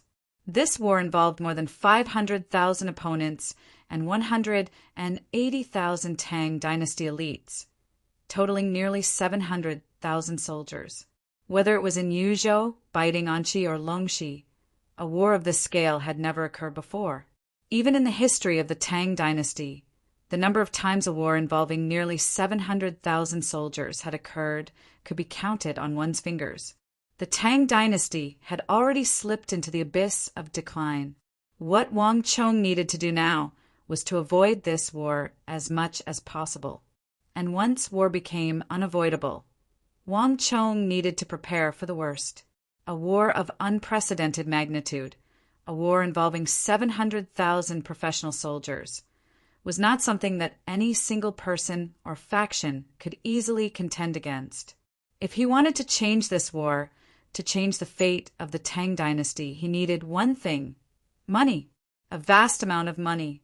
A vast amount of wealth that surpassed anyone's imagination. War had never been a simple clash of weapons, but a war of economics.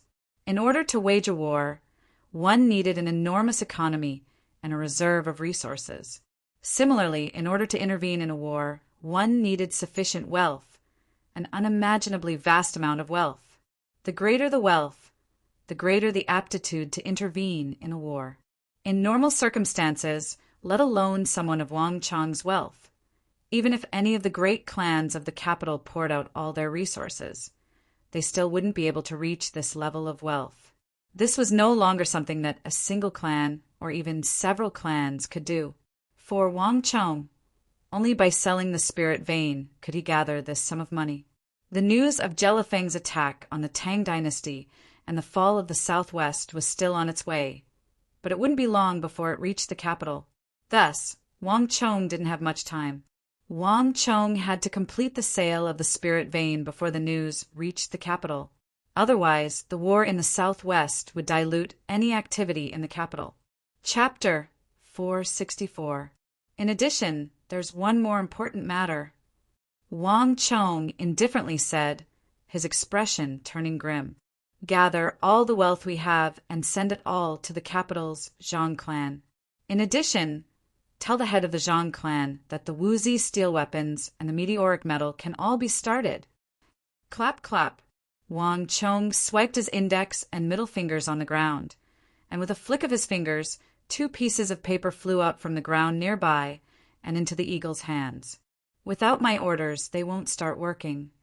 Wang Chong said, But, young master, the matter of the meteoric metal beyond, didn't you order us to keep a low profile and not make any moves to avoid attracting the greed of others and bringing unnecessary trouble? I can't care about that anymore. If I don't use the meteoric metal now, I'm afraid that I won't have another chance. Wang Chong raised his head and sighed. The eagle stared in a daze at Wang Chong, although he could understand every word Wang Chong had said. When put together, he couldn't understand a single word. But there was one thing that the eagle could be sure of. Wang Chong had already thought through all of these decisions. It couldn't be changed because of anyone, and it couldn't be changed because of anything. Yes, young master. The eagle slightly bent his knees and finally lowered his head. Between his doubts and Wang Chong, the eagle ultimately chose to believe in Wang Chong, just like in the past. In addition, gather Zhao Jingdian and the others. Give this to him. Wang Chong handed over another piece of paper. Yes, young master. The eagle didn't have any more questions this time. With the paper and information from Wang Chong, the eagle quickly left the prison. The prison was quiet.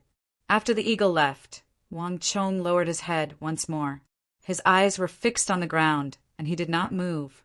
If one looked closely, the ground around Wang Chong was covered in crisscrossing tiny scratches. If one stood up and looked down from above, one would find that the crisscrossing tiny scratches formed a map. It was a map of the southwest border of the Tang dynasty that was complicated and detailed beyond imagination. Countless pieces of paper were scattered on the ground. Almost all of them were written on the paper, all of them about the southwest. Not enough, still not enough. This is far from enough. What's missing? Wang Chong frowned and muttered to himself. Other than himself, no one knew what he was talking about. The southwest border was already in grave danger. 300,000 Mengshi Zhao troops, 200,000 Uzun troops. Once the war started, the southwest border of the Tang dynasty had always been peaceful, but the two powerful enemies who were eyeing them covetously would join hands and attack at the same time. The sword hung over the sky, and there would come a day when it would fall. As a general, what Wang Chong needed to do was find a chance of survival for the Tang dynasty and those 180,000 elites. Boom! Like a boulder thrown into water, the eagle left the prison with the news that Wang Chong was going to auction off the spirit vein. All the great clans of the capital were shocked. What? Wang Chong wants to auction off the spirit vein? Has he gone mad? The Huang clan head's eyes went wide when he heard the news. His first reaction was that Wang Chong had gone mad or that the news was wrong. Of all the assets of the Wang clan, the most valuable was unquestionably the spirit vein in Wang Chong's hands. Why would Wang Chong want to sell it? Ha ha ha, the Wang clan actually wants to sell off the spirit vein. Buy. Buy like crazy. Without the spirit vein, let's see how the Wang clan can act so arrogantly. In the Duke Su residence, Su Bai reclined on a recliner, a letter in his hand as he heartily laughed. Last time, he had lost all face at the hands of Wang Chong. But Wang Chong was too powerful, so Su Bai had no choice but to swallow his anger. Even so, he had never stopped paying attention to Wang Chong. For the Wang clan to be willing to give up on the spirit vein outside the capital was a once-in-a-lifetime opportunity. This time, Su Bai was confident that he could convince his father to buy the spirit vein in Wang Chong's hands. Good. If the Wang clan wants to sell the spirit vein, why shouldn't we buy it? Pass down my order. Gather all the funds of our Qing clan. Even if we have to borrow from loan sharks, we have to get the money. In the residence of the Cheng clan, one of the 4 great swordsmithing clans, the head of the Qing clan was also looking at the letter in his hand with delight. But father, didn't we offend Wang Chong last time? Won't he? By the side, the only son of the head of the Qing clan, Cheng Gongzi, Cheng Shaoxin, couldn't help but interject. He remembered that when Wang Chong was selling Wuzi steel in the Blue Bottle Pavilion, the Qing clan had offended him quite a bit. Pa! Right after he said those words, he suffered a slap to his head. Those are 2 different matters. Business is business. What do you know, you stinking brat? If that lad from the Wang clan isn't willing, he wouldn't have taken it out to sell. The same thing was happening in other places as well. Father, what do we do? In the guest hall of the Grand General Residence, Abutong put down the letter in his hand and turned to his father, Great General Abusi. He wasn't an authoritative general of the empire, and he couldn't compare to Zhang Shogui, Fomin Linta, or Gao Xianji, who commanded hundreds of thousands of soldiers and wielded the power to decide the life and death of a region. However, the tens of thousands of Tongluo elite cavalry under Abusi were known as the #1 cavalry in the world, and they played an important role in the empire. Hearing his son's words, Abusi fell silent. It had been several centuries since the Tongluo had surrendered to the Tang dynasty, and if one were to look into it, it was already a matter from the era of Emperor Taizong. The favor of the previous emperor had long since vanished into thin air. The reason why Abusi was still able to lead the Tongluo to the pinnacle 100 years later and suppress the other Turks, and who was because of his loyalty to the royal family and his extreme caution. But the Tongluo were also extremely prideful. If not for this pride, the Tongluo elite cavalry wouldn't have been publicly acknowledged as the strongest cavalry in the world. The regional commander's incident, Wang Chong's memorial, had left great General Abusi in an ugly position. Before all the officials of the court, Abusi had no choice but to kneel. If it had been the Wang clan's old master, Abusi would have accepted it. But how could Abusi not remember how he had been forced into such a state by a teenage brat like Wang Chong? Pass down my order.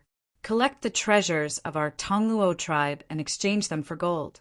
Buy as many spirit veins as you can.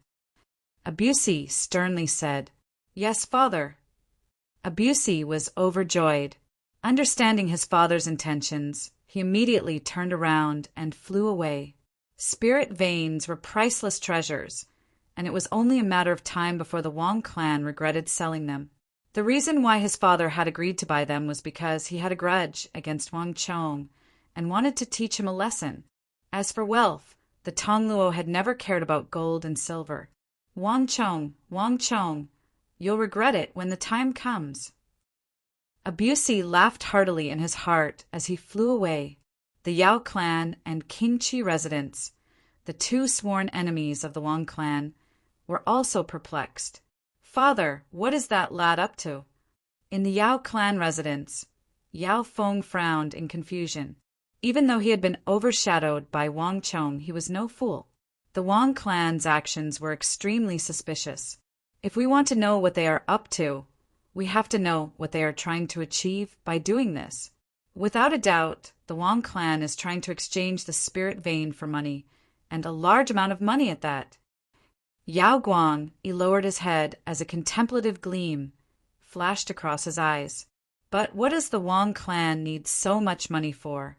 Isn't that lad's wealth already comparable to a country's? How could he possibly have so much money? Yao Feng said, "Once wealth reached a certain level, it would become just a concept, a number." Coming from a top-notch clan in the Tang dynasty, Yao Feng was well aware of this. Once one's wealth reached a certain level, one wouldn't be able to use so much money. By then, no matter how much money one had, it would only be a number, and it wouldn't change one's life. It's impossible for us to spend so much. But that lad might not be the case. Yao Guang, he lifted his head and sneered coldly. Yao Guang, he wasn't a fool. The Wang clan had amassed a huge fortune through the Wuxi steel, but a portion of this fortune had disappeared without a trace. Even though Yao Guang, he hadn't figured it out yet, given the Yao clan's capabilities, he was still able to find some clues. It was just that Wang Chong's thoughts were too profound, and it was hard to fathom them. There were some things that, even if Yao Guang could sense, he wouldn't be able to understand what he was doing. At the very least, those actions were meaningless to Yao Guang. "Father, if that's the case, then we can't let him get away with it." A sharp glint flashed across Yao Feng's eyes as he spoke without hesitation. Wrong." Yao Guang sneered coldly as he put down the news in his hands. His gaze was deep and sharp. "No matter what that lad wants to do with so much money, we have to do what we have to do. Even if that lad wants so much money to rebel tomorrow, we will buy as much of that spirit vein as we can. Why shouldn't we do something that will benefit our Yao clan? Feng Er, remember this. Don't let your emotions affect your decisions." Yao Guang raised a finger and said. Yao Feng was taken aback, and he couldn't say a single word. At almost the same time, Qingqi and the other great clans in the capital made the same decision. Just like that, a hidden auction began. Whether it was the Yao clan, Qingqi, or the other great clans, it was only a very long time later that they realized what they had done. The preparations for the Eagles auction went much faster than expected. On the very same night that the news spread, the Eagle began its auction. Now, we will auction the first plot on the spirit vein. It has an area of 20 zhang, enough for 5 people to cultivate on. The starting price is 30,000 gold taels, 60,000, 70,000, 110,000, 180,000, 230,000. In a remote alley in the capital, there was a dense crowd. Almost all of the great clans of the capital were present. The announcement of the Eagle's auction was like a boulder falling on the ground. An entire room was thrown into an uproar. Everyone seemed to have gone mad. And in a few short moments, the spirit vein with a radius of several zhang went from 60,000 to 100,000, and then to 230,000. Chapter 465. Clack! Footsteps echoed through the gloomy prison. While the Eagle was auctioning off the spirit vein and stirring up a frenzy, Wang Chong had a visitor. His clothes were as white as snow, his expression cold, and he wore the insignia of the Chamberlain of Dependencies. It was an old acquaintance of Wang Chong's. Wang Chong, just what are you doing? Zhang Qinzhou slowly walked up to the bars. Through the bars, he gazed at the cross-legged figure of Wang Chong. Lord Zhang, are you not going to help the who suppress the Han? Wang Chong did not even raise his head, his voice unperturbed. Hearing Wang Chong's mocking voice, Zhang Qinzhou's face flushed with anger. Wang Chong, don't get too pleased. Do you think you can still leave? The Wang clan is powerful, but it can't control our Chamberlain of Dependencies. I never said that the Wang clan could interfere here. Wasn't that what you said? Wang Chong indifferently said. You. Zhang Qinzhou angrily snorted and fiercely swung his sleeve. Wang Chong, you're the one who delivered this chance to me. In broad daylight, you actually dared to kill someone in the capital. Does your Wang clan still have any laws? Wang Chong's eyes flashed, and for the first time he did not immediately retort. There are some things that must be done. You don't understand, and I don't blame you. In the future, you will understand just what you said today. A life for a life. A country has its laws, and a clan has its rules. If the Son of Heaven breaks the law, he will be punished the same way as the common people. Let me tell you, Wang Chong, no matter how powerful your Wang clan is, I will make sure you go through prison. Zhang Qinzhou harshly said. In the entire capital, Wang Chong was at the top of the blacklist of the Chamberlain of Dependencies. If there was one person in the capital that the Chamberlain of Dependencies hated to the bone, it was undoubtedly Wang Chong. However, Wang Chong was no ordinary scion of an aristocratic family, nor was he so rash. Thus, even after so long, the Chamberlain of Dependencies had been unable to do anything to him. If he didn't seize the opportunity this time, then it would be very difficult to get him in the future. Wang Chong was silent. It was rare that he didn't continue. I do hope that your wish will come true. Unfortunately, I'm afraid that you won't be able to restrain me. Wang Chong said indifferently, and his voice revealed a trace of sadness. Humph. Wang Chong, don't think that we don't know what you've done outside. Let me tell you, even if your Wang clan sells the spirit vein, no matter how much money you get, it's still useless. Zhang Qinzhou sneered. So everything is for this? Wang Chong suddenly raised his head and sneered, his eyes blazing like torches. Zhang Qinzhou's expression froze, and he was momentarily speechless. I don't know what you're talking about, Zhang Qinzhou coldly said, but his gaze subconsciously shifted to the side, not daring to meet Wang Chong's gaze. When did the buying and selling of the capital become so important to the Chamberlain of Dependencies? What? The Eagle must have sold a lot of spirit veins, right? Even the Chamberlain of Dependencies can't sit still. Did he send you to test me? Wang Chong grinned. Although he was smirking, Wang Chong's eyes were sharp and profound, seeming to pierce through one's heart. Although Zhang Qinzhou was much older than Wang Chong, in front of this teenager he was still embarrassed. It was like he was naked and had no secrets, making him feel very uncomfortable. The fact that the eagle was selling spirit veins in the capital naturally could not be hidden from the Chamberlain of Dependencies. Given the amount of trouble Wang Chong had caused and the degree of threat he posed to the Chamberlain of Dependencies, how could the Chamberlain of Dependencies not guard against him and pay attention to him? It could be said that no strange move by Wang Chong could be hidden from the Chamberlain of Dependencies. Given the status and influence of the Chamberlain of Dependencies, it had never treated a teenager with such importance. However, when considering the trouble Wang Chong had caused for the Chamberlain of Dependencies, whether it was the regional commander's incident, the Prince Uzun incident, or this time no one in the Chamberlain of Dependencies, including Zhang Qinzhou, felt that this was a minor matter. He was only a teenager, but he had already stirred up so much trouble. If he got a little older, it would be even worse. If they did not think of a way to deal with Wang Chong, lock him in prison, and resolve this problem, who knew how much trouble he would cause in the future? Humph! Wang Chong, don't get too cocky. The Court of Judicial Review and the Chamberlain of Dependencies are about to come to an agreement. When that time comes, I want to see how you'll be able to laugh. Zhang Qinzhou fiercely flung his sleeves, angrily storming away. The Court of Judicial Review and the Chamberlain of Dependencies. Wang Chong stared at Zhang Qinzhou's back in a daze. After a long while, he gave a long sigh.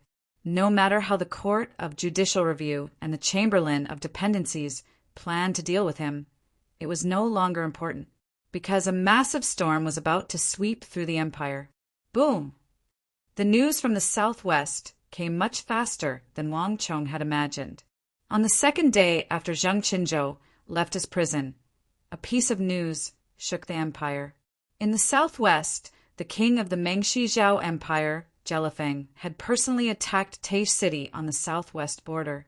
Jiang'e, Governor Zhang Qiantuo had committed suicide, and the entire city had been almost completely destroyed. And this had happened more than half a month ago. Jelifeng had sealed off the news, so not even the nearby Annan Protectorate headquarters knew of it. Only when Mengshi Zhao's army had completely withdrawn did the traveling merchants discover this tragedy. The entire empire was shaken by this news. Everyone in the imperial court was so shocked that they couldn't speak. Bang! A palm slammed heavily on the table, causing the palm to turn red, and the table was almost cracked. Bastard! Has Jelifeng gone mad? How dare he? How dare he attack a city of the Tang dynasty?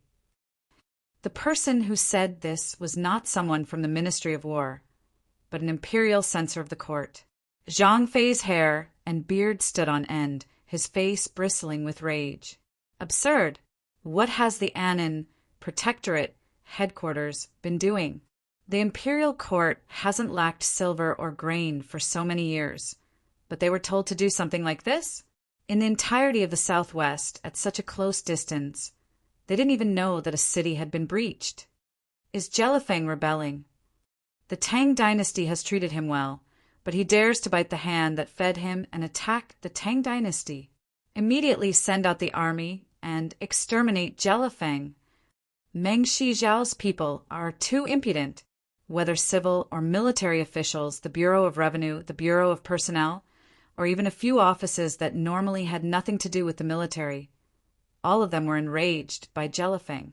Some of the officials from the Bureau of Military Personnel had even petitioned the imperial court. Victory and defeat are commonplace for a soldier. The Tang dynasty had been founded nearly 300 years ago, surrounded by great powers. This sort of war was not unheard of in the past. The Annan Protectorate, the Anxi Protectorate, Longxi biting had happened in all of them. But the nature of this incident was completely different. Although it had happened before, it had never reached this scale. And there had never been a situation where an existence on Jelifeng's level had personally attacked the borders of the Tang dynasty. The southwest border had been peaceful for several decades, and the Tang dynasty and Mengshi Zhao had always been at peace. And unlike the other powers around it, the Tang dynasty had provided Mengshi Zhao with much assistance. The writing, language, culture, and court of the two countries were identical. If the Tang dynasty was the teacher, Then Meng Zhao was the student. But this time the student had disobeyed the teacher and breached a city of the Tang dynasty, even causing the death of a Tang dynasty governor. Chapter 466. But the true blow came from the common people. The southwest bordered Meng Zhao and Uzin, two foreign empires. It had the Tea-Horse Road, a place rich in profits. There were many people in the capital who did business there. When the matter of the southwest reached the capital, the mountain of corpses and sea of blood was not something that could be described in a single letter from the imperial court. Feng was furious, so he didn't hold back at all. One could easily imagine the wretched state of the city. War! War! Mobilize the army and exterminate Meng Zhao. What is the imperial court doing? The Uzin are already attacking our Tang dynasty, so why hasn't the imperial court done anything? Exterminate them and teach them a harsh lesson. A debt of blood must be paid in blood. We must avenge the dead Han. Everyone was furious. The Tang dynasty had been peaceful for several decades. It had been able to rely on its army of several 100,000 to subdue the massive armies of the eastern and western Turkic Khaganates. Goguryeo, Uzin, and Meng Zhao, and even the Abbasid Caliphate and Karax Spazinu of the far west. This was all because of its indisputable strength. In all these years, this indisputable strength had deeply honored the people of the Tang dynasty, and the war in the southwest had unquestionably made all the people feel a deep humiliation and offense. And when this humiliation and offense transformed into rage, the first to bear the brunt of it was the Annan Protectorate in the southwest, and Zhangqiu Jinqiang, as the previous Annan Protector General, was under even greater pressure. Bastard thing! Just what is Xinyu Zhongtong doing? I gave him the Annan Protectorate, but he actually made such a huge mistake for me. In the Minister of War's residence, Zhangqiu Jinqiang slammed his palm on the table, his face red with anger. The southwest was his territory, and he had presided over the border for several decades, never making a single mistake. Be it Meng Zhao or Uzin, they never dared to act rashly. They were not called the Tiger of the Empire for nothing. It was just that Zhangqiu Jinqiang could never have imagined that before he could even stabilize his position as a Minister of War and familiarize himself with the inner workings of the military, something like this would happen in his garrison at the southwestern border. What made it even more difficult for Zhangqiu Jinqiang to accept was that despite being so close to Jelifeng, Xinyu Zhongtong hadn't received any news at all.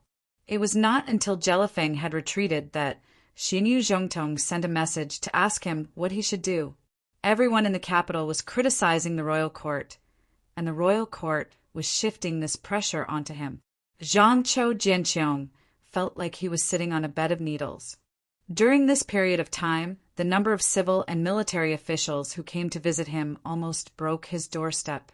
Even though none of them said it outright, they were all criticizing the previous Southern Protector General. There were even a few imperial censors who came to accuse him of being responsible. This placed an enormous pressure on Zhangqiu Jinqiang. He could ignore the other civil and military officials, but no one could ignore the imperial censors of the court. In the records of the Tang dynasty, many of the important officials of the court had been criticized by the imperial censors. If he made a single mistake, he might lose his position as Minister of War before he could even warm it. But even though his heart was filled with rage, Zhangqiu Jinqiang was also deeply puzzled. Jelifeng, oh Jelifeng, just what are you trying to do? You should know the consequences of recklessly attacking the Tang dynasty. This was not as simple as a dispute. Just what else has happened in the southwest that I don't know about? Zhangqiu Jinqiang muttered to himself, his mind spinning. As a great general, one's most basic ability was to remain calm. Although Zhangqiu Jinqiang was furious, he would not be so easily dominated by anger. After presiding over the southwest for so many years, Zhangqiu Jinqiang knew every blade of grass and tree like the back of his hand. Although Jelifeng had been eyeing them like a tiger watching its prey and had always been filled with rebellious intent, He wasn't an impulsive, brainless existence. Zhangqiu Jinqiang would never believe that Jelifeng had mobilized such a large force just to break into a city and then retreat with nothing to show for it. This was not Jelifeng's personality. Zhangqiu Jinqiang was sure that something had happened here that he did not know about. But the southwest was very far from the capital, and a round trip would take at least 10 days. But he couldn't wait that long. It really was Chong'er's guess. In his massive estate, Wang Zhen sat on a wooden armchair, a worried look on his face as he gripped the letter in his hand. He had probably known about the southwest much earlier than anyone else, but Wang Zhen had never believed it. It wasn't that he didn't believe in Wang Chong, but an important matter of state couldn't be decided so easily based on the words of an outsider or a spy. An important weapon of the state couldn't be treated so lightly. "My lord, it's time for morning court." A maid suddenly walked in and respectfully reminded him. "I know." Wang Zhen nodded, put on his last pair of boots, and left the estate. This was the first morning court session since the news of the southwest had spread. Dressed in court robes, Wang Zhen was stunned the moment he stepped into Taiji Palace. The hall was packed with people. In the past, Wang Zhen would only see a handful of people when he arrived. There would occasionally be a few more, but not too many. But this time, almost everyone had arrived much earlier than usual. They were all whispering to each other, excitedly discussing something. Not even Wang Zhen noticed. The mood was completely different from usual. "His Majesty has arrived." A few moments later, with the crack of a whip, hundreds of officials lined up, beaded curtains lowered, and an imposing figure descended. The morning court session had finally begun. The Holy Emperor has decreed that if there is a memorial, the court session will end if there is no memorial. In front of the sacred steps, a young eunuch with grizzled temples stepped forward and shouted in a shrill voice, "Your Majesty, this subject has a memorial." An old civil official over 50 years of age immediately stepped forward. This was a routine meeting of the imperial court. Grain taxes, irrigation, the livelihood of the people. There were far too many things to discuss in every court session. The Bureau of Works, the Bureau of Agriculture, the Bureau of Revenue, the Bureau of Personnel, one by one, they all took turns. Wang Zhen's eyes were closed, his body motionless. He was already extremely familiar with these procedures. "Your Majesty, this subject has a memorial. The king of the southwest Mengshi Zhao Empire, Jelifeng, has disrespected the Tang dynasty and led an army to attack the Tang dynasty, destroying its cities and leaving mountains of corpses and seas of blood in its wake. Your Majesty, please make a decision." It was finally the Bureau of Military Personnel's turn. Before Zhangqiu Jinqiang could speak, a fifth-rank general suddenly stepped forward, bowed and loudly declared, "Buzz." Zhangqiu Jinqiang's face twisted into a purple hue as he turned to look. In the entire hall, the originally trivial atmosphere suddenly changed and became extremely stagnant. "It's here." At almost the same time, Wang Zhen opened his eyes.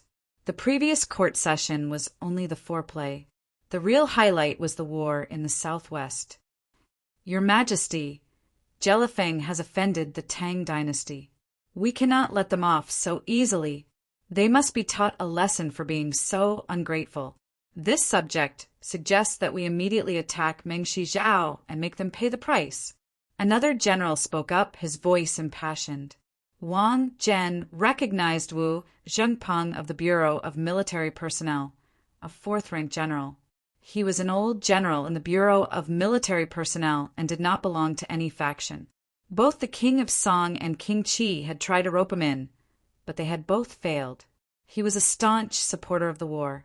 In the Bureau of Military Personnel, there were many others like Wu Zhengpeng who were loyal to the royal family and did not belong to any faction.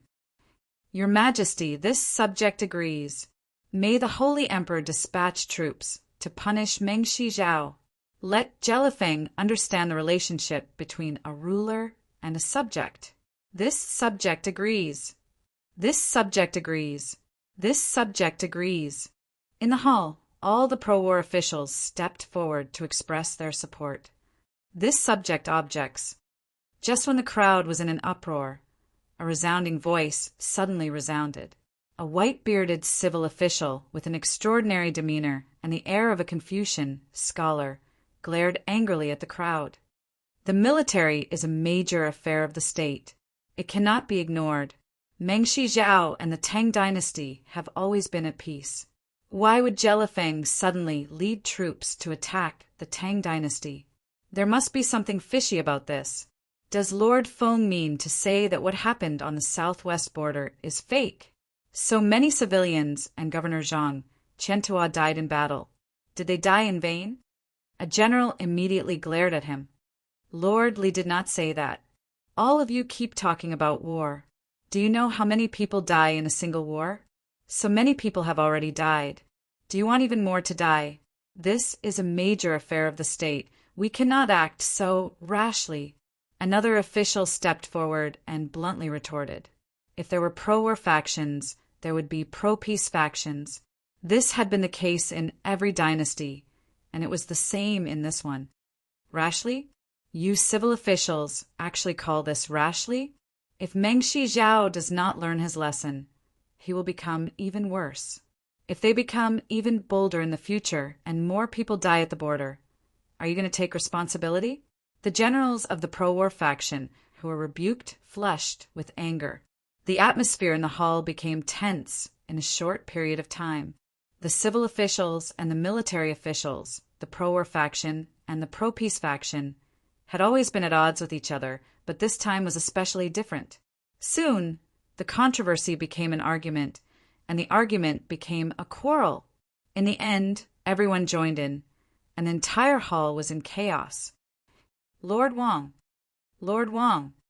Just as Wang Zhen was deep in thought, a voice suddenly reached his ears, followed by several other voices.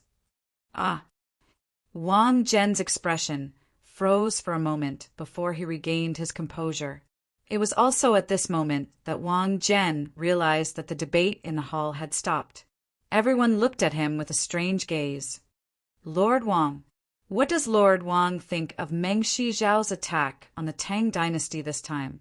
A voice with a strange expression came from his ear. Wang Zhen was dazed for a moment before he finally understood why everyone was looking at him like this. The Wang clan had always been on the same side as King Qi, so there was no question that the Wang clan belonged to the pro-war faction.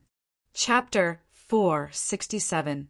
If it had been the Wang Zhen of the past, there would have been no doubt that he would have stood up for this matter. This was because the Tang dynasty had enough strength to deal with any side, whether it was Mengshi Zhao, Uzin, the eastern and western Turkic Khaganates, Goguryeo, or Arabia. Without this strength, the Tang dynasty would never have reached its current level of power. This was a point that every person of the great Tang firmly believed. But this time, Wang Zhen was silent. Wang Zhen's mind was filled with the words Wang Chong had sent to him through the eagle. No matter what happens, Big Uncle should not lightly express his opinion. These words had been spoken several days ago, and Wang Chong had apparently predicted something. Chonga, just what did you see? Just what is it about the imperial court that has you so worried about this matter? Wang Zhen's eyes were dazed, his mind in turmoil. Wang Chong's recent state had been far too strange, but no one dared to say that he had gone mad. At the very least, he had long ago learned of the news from the southwest, much faster than the imperial court had. It was hard to say whether this nephew of his had already predicted something. After experiencing so many things, Wang Zhen no longer dared to underestimate his nephew's opinion. Lord Wang? Lord Wang? A faintly discernible voice rang out. Everyone in the hall glanced at Wang Zhen in dismay. The Lord Wang of the past had always been astute, wise, decisive, but today he had appeared to be in a daze twice, refusing to answer. The officials of the pro-war faction were even more perplexed by this. Wang Zhen and the King of Song were unswervingly pro-war. To be more precise, they were the standard bearers of the pro-war faction in the court. Although Wang Zhen was a civil official, The Wang clan was undoubtedly a clan of ministers and generals, possessing enormous prestige in the court. In this sort of situation, Wang Zhen had no reason to hesitate. This matter, court dismissed. Before Wang Zhen could finish, a sharp voice came from the upper reaches of the hall. "Bzzz." Wang, almost at the same time, an enormous pressure appeared in everyone's perception. Everyone was startled, and they hurriedly lowered their heads. However, before anyone could react, the huge pressure immediately disappeared from everyone's perception without a trace. Raising his head, he saw that the bead curtain above the main hall had moved, and that imposing figure had already disappeared. This is what happened to His Majesty. Everyone felt a sense of loss. The Holy Emperor rarely left without listening to his ministers' arguments. For a moment, no one could grasp His Majesty's intentions, and they were at a loss for what to do. Luckily, I managed to escape. On the other hand, Wang Zhen heaved a sigh of relief. His Majesty's attitude was unpredictable, but no matter what, at least he did not have to make his attitude clear. It's time to see Chong'er. Seeing the frowns on the faces of the warmongering ministers, Wang Zhen flung his sleeves and hurriedly left the hall. This morning's court meeting was very uncomfortable. He had to figure out as soon as possible why Wang Chong told him not to express any attitude. The pressure from the Court of Judicial Review and the Chamberlain of Dependencies was unimaginable. Although he knew that it would not be easy for his big uncle to enter, it would be several days before Wang Chong was able to meet his big uncle. In the hidden prison, the candles flickered.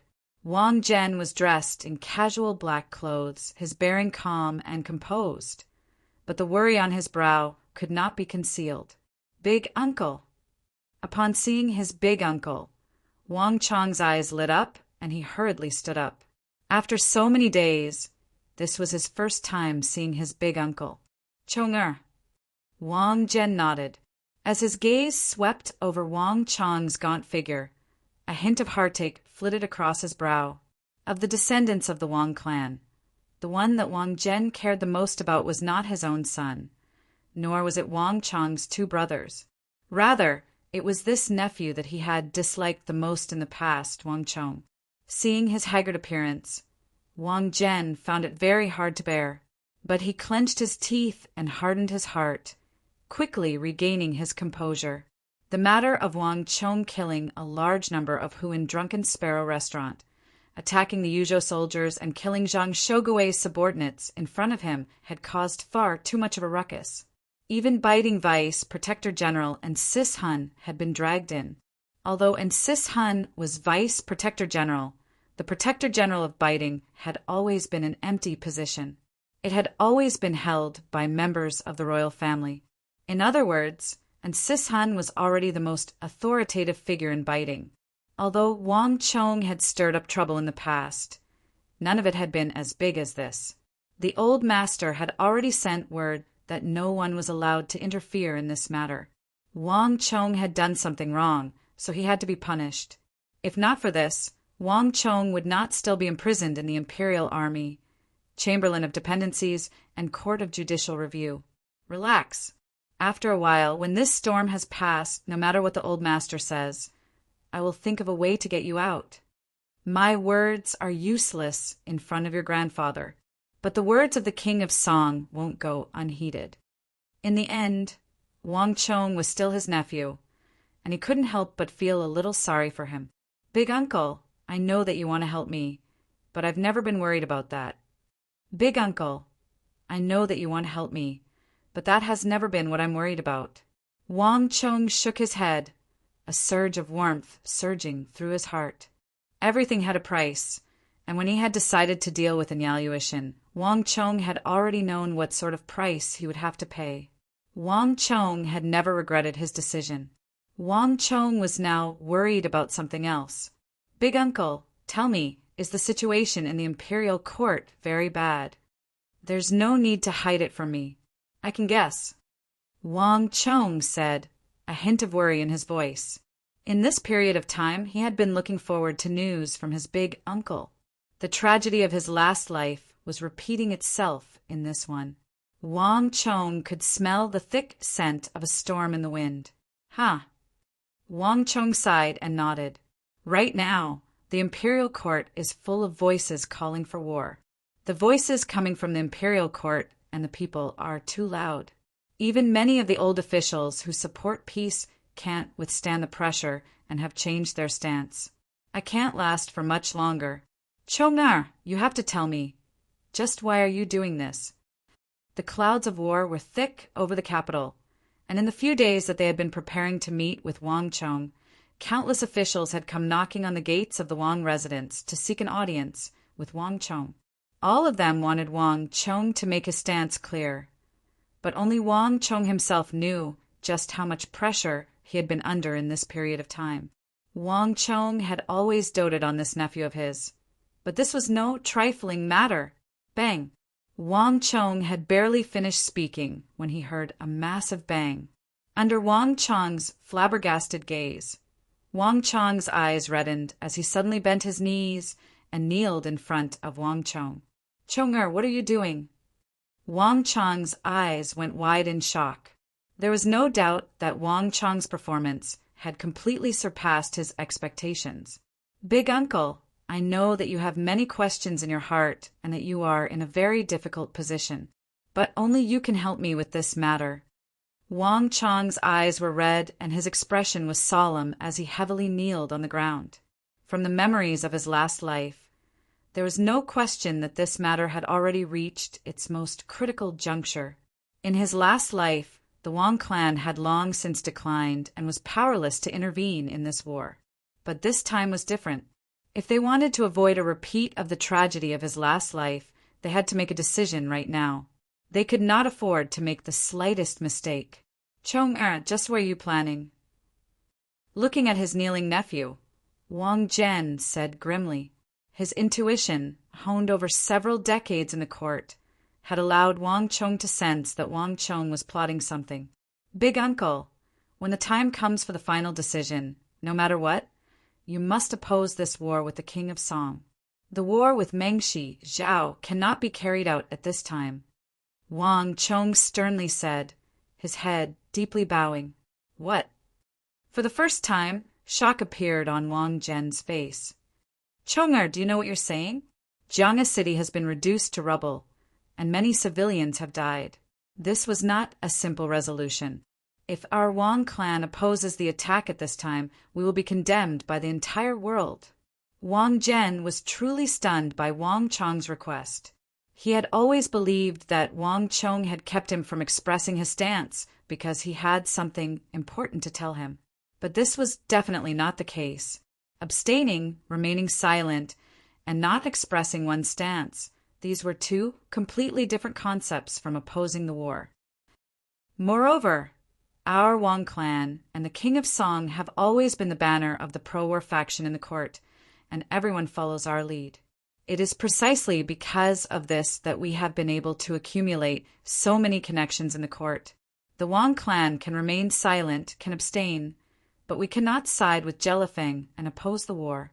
If I do as you say, the prestige that the Wang clan has accumulated over the decades will vanish in a single day. No, I can't agree to this matter. Wang Zhen flung his sleeves and said without hesitation. He could have never imagined that this was what Wang Chong wanted him to do. If he were to do so, the Wang clan would lose the prestige that it had accumulated over the past generations. And when the tree falls, the monkeys scatter. No one would listen to the Wang clan's orders or respond to its decisions. If he were to do so, the Wang clan's downfall would only be a matter of time. It wasn't without reason that many of the pro-peace faction were unable to hold on and change their stance. Big uncle, if we don't oppose the war, we might really be facing a calamity. Prostrating himself on the ground, Wang Chong said in agony. The Tang dynasty has existed for more than 300 years, and its collapse will probably happen today. In the vast divine continent of the billions of people, only he and the Wang clan could have foreknowledge of this crisis and understand it. If even the Wang clan couldn't take the appropriate measures, what hope did the Central Plains have? Without a powerful Tang dynasty, when that calamity came, who in the world would be able to stop it? He had already failed back then. And if he were to start all over again in this life, would he fail again? Chonga, just what are you saying? Wang Zhen stood there in a daze, completely stunned by Wang Chong's words. Chapter 468. Big Uncle, once the war begins, the Tang dynasty will lose without a doubt. Wang Chong knelt on the ground and cried out in pain. I want to stop this war not because I want to help Meng Zhao, but because I'm worried about the Tang dynasty. 300,000 Meng Zhao elites and 180,000 Tang dynasty Anan soldiers. Once this war begins, it will be a war of unprecedented proportions. Big Uncle, have you ever thought about what will happen if the Tang dynasty loses? Wang Zhen was dumbfounded. As a civil official, he was not well versed in matters of military strategy. In this period of time, the court had been discussing how to punish the Meng Zhao Empire and Jelifeng. No one had ever considered the question of the Tang dynasty's defeat, and no one had ever considered it from this angle. The Tang dynasty would not lose. This was a belief deeply rooted in everyone's hearts. But victory and defeat are commonplace for a soldier. Wang Zhen had to admit that once the war began, there would be victory and defeat. The Tang dynasty was completely likely to lose. Wang Zhen did not believe that the Tang dynasty would lose, but he was, after all, born into a clan of ministers and generals, so this was common sense. For a moment, Wang Zhen was stumped by Wang Chong's question. The dark prison was cold, and the gloomy light illuminated the even colder floor tiles. As Wang Chong knelt on the floor, he felt waves of cold air coming from his knees, but Wang Chong's heart was even colder than the floor. All he could hear was silence. There was nothing but the sound of breathing. But Wang Chong could clearly hear the beating of drums. That was the warning voice of fate in the dark. A world of billions of people, after going one round, had once more stepped into the abyss of destruction. Dawn was coming, and there would be the first glimmer of light. Autumn was coming, and there would be the first fallen leaf. The war in the Southwest had never been a simple war. 180,000 elites had been wiped out, and the billions of people had been reduced to bones. For the first time in the Central Plains, the Tang dynasty had been completely defenseless against two foreign empires at its southwestern gate. This crushing defeat shocked the entire empire. It also shocked the boundless barbarians and jackals around the Tang dynasty. The death of 180,000 border elites caused the empire to suffer an unprecedented heavy blow. The entire military strength of the Tang dynasty suffered a huge loss of nearly a third. Such casualties were unprecedented in the history of the Tang dynasty. This war inspired all the great powers around the Tang dynasty, the Eastern and Western Turkic Khaganates, the Goguryeo Empire, the distant Abbasid Caliphate, Karax, Spazinu, and even Meng Zhao and the Ozan Empire that started this war. For the first time, the great powers around the Tang dynasty found that the Tang dynasty was not as powerful as they had imagined. It turned out that the current Tang dynasty was no longer the invincible and terrifying Tang dynasty. This battle allowed all the foreign barbarians around the Tang dynasty to see the weak side of the Tang dynasty. From then on, countless powers began to grow restless, and they stared hungrily at the Tang dynasty. Northwest, northeast, north, Longxi. The Tang dynasty was embroiled in endless wars, and it fell into troubled times. A massive empire, the most powerful civilization in the history of the Central Plains, fell into decline, and it fell into decline. This was the eternal pain in the hearts of the people of the Tang dynasty. It was also the pain of the entire Central Plains. No matter what, Wang Chong had to change everything. Big Uncle, I know that this matter has put you in a difficult position. But First Uncle, please think about it. Since young, have I ever lied to First Uncle? I know that Big Uncle is in a difficult position, and I have never asked Big Uncle for anything. But this time, I hope that Big Uncle can promise me no matter what. No matter how many people oppose me or how many people slander me, I hope that Big Uncle can stop this war. This isn't just for the Wang clan, it's also for the Tang dynasty. One day, time will prove that I am right. At the end, Wang Chong clenched his fists tightly, and his head was pressed against the ground. His veins were bulging from the excessive force he was exerting. On this journey of vengeance, he was fated to be alone. Only by experiencing it for himself did he understand how difficult it was to change the fate of the empire and the world. There were far too many things in his heart that he couldn't tell anyone. Even someone as close as his big uncle couldn't convince him easily, much less anyone else. Wang Zhen looked at the kneeling Wang Chong, his heart deeply moved. Although Wang Chong hadn't said much, Wang Zhen could feel the unshakable will in his heart. Chong, let me think about it. Wang Zhen sighed, closed his eyes, and fell silent. Military affairs were no trifling matter. One couldn't be swayed by emotions, and one couldn't neglect one's private interests for the sake of public interests. This was the principle that Wang Zhen had upheld for many years in the imperial court. If it were any other descendant of the Wang clan, even if it were his own son, Wang Li, Wang Zhen wouldn't even consider it. But Wang Chong, scenes of the past flitted through his mind. The regional commander's incident, the consort Taijin incident. Wang Chong had proven himself time and time again, and it was Wang Chong who had been the first to discover the recent war in the southwest. Time and time again, he had proved that Wang Chong was right. He seemed to have some sort of foresight, always able to find the most correct path among the countless threads.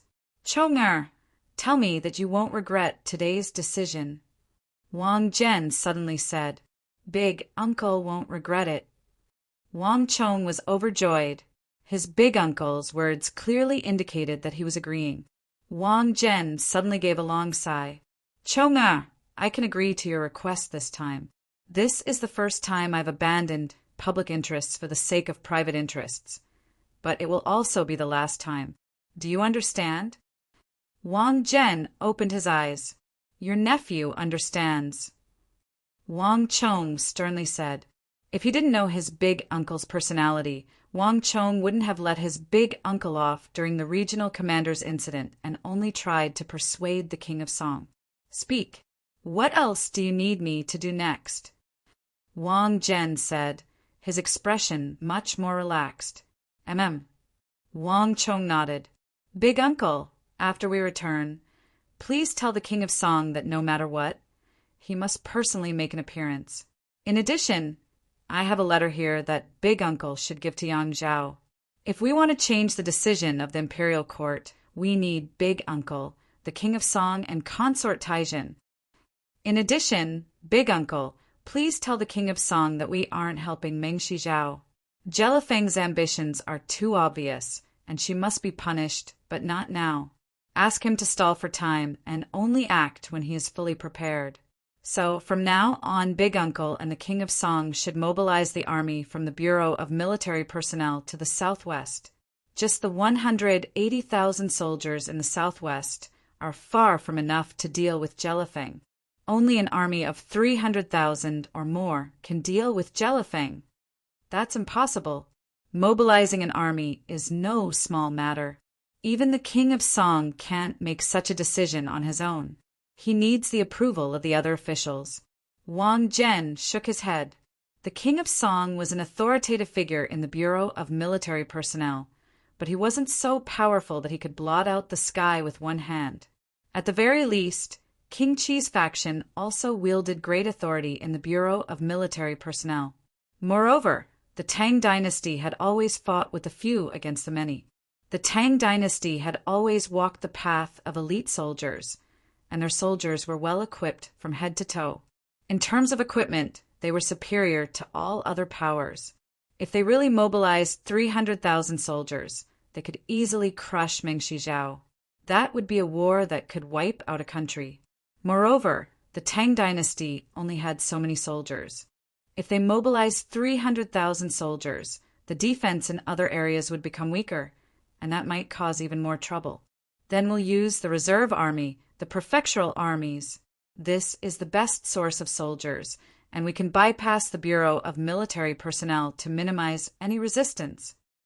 Wang Chang's eyes were sharp as he spoke without hesitation. As the war saint of the Tang dynasty and the last commander-in-chief of the Central Plains, Wang Chong had a far more thorough understanding of the art of war than his big uncle. The battlefield is the best furnace.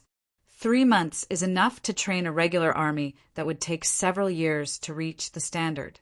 The prefectural armies are the best source of soldiers. If a regular army existed in a perfect military system, there would definitely be a reserve army. Mengshi Zhao, Uzin, Goguryeo, and the eastern and western Turkic Khaganates were all examples.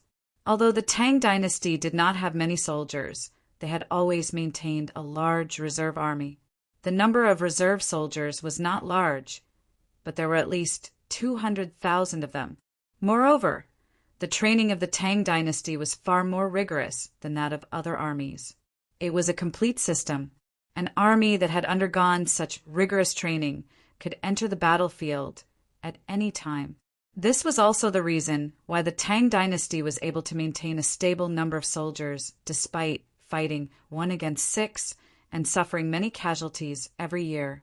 However, reserve soldiers were still reserve soldiers, and they were severely lacking in battlefield experience. Although they could quickly train a large number of qualified and experienced soldiers by entering the battlefield, the casualties would probably be high. Moreover, such a transfer of reserve soldiers would cause a gap in the military pyramid of the Tang dynasty. The training of reserve soldiers would be severely lacking, and it would have a great impact on the future. Wang Zhen looked at Wang Chong with a strange look in his eyes. Wang Chong knew much more than he did. These words didn't seem like something a teenager like Wang Chong would be able to say. I will try my best to convince the King of Song. The war between the royal court and Mengshi Zhao will definitely unfold. If it is unavoidable, this might be the best solution. Wang Zhen sighed. Also, there is one more thing I need to trouble Big Uncle with. Speak. This time, Wang Chong did not speak. Instead, he leaned forward and whispered in Wang Zhen's ear. Uzin. Wang Zhen's body trembled. He understood Wang Chong's meaning. Big Uncle, no matter what, you must bring these words to Zhangqiu Jinqiong.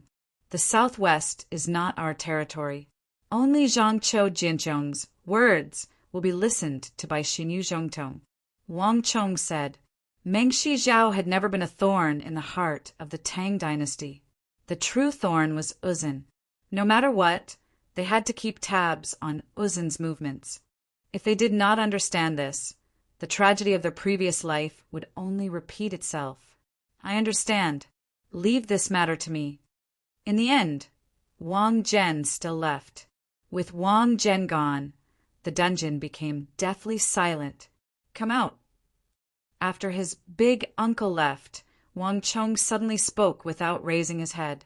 At first, there was silence in the dark prison. After a while, a few figures appeared. Zhang Qinzhou led several experts from the Chamberlain of Dependencies out from the back. Wang Chong, I don't care what you're discussing with your big uncle. You won't be able to escape from this important matter. Zhang Qinzhou bluntly said, There's no need for you to worry about this matter. Wang Chong indifferently said. Zhang Qinzhou harumphed. Not wanting to invite a rebuff, he beckoned his subordinates over and left. Once everyone had left, Wang Chong once more extended a finger and began to write on the ground. Around him were countless square letters and maps of the Tang dynasty. Compared to a few days ago, they were several times more detailed and thicker. Chapter 469. The turmoil in the southwest had attracted the attention of the entire empire. Even Wang Chong could sense this from his prison cell. The people of the Court of Judicial Review and the Chamberlain of Dependencies had been watching him every day, but in this period of time they had rarely appeared. The prison guards who occasionally came to deliver food also seemed absent-minded. The entire capital was somber and somber.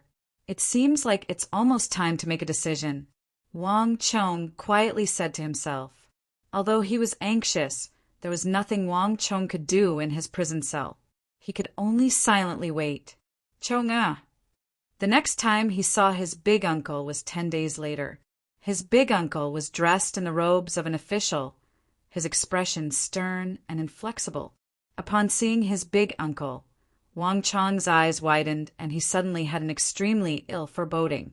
The imperial court has already made its decision.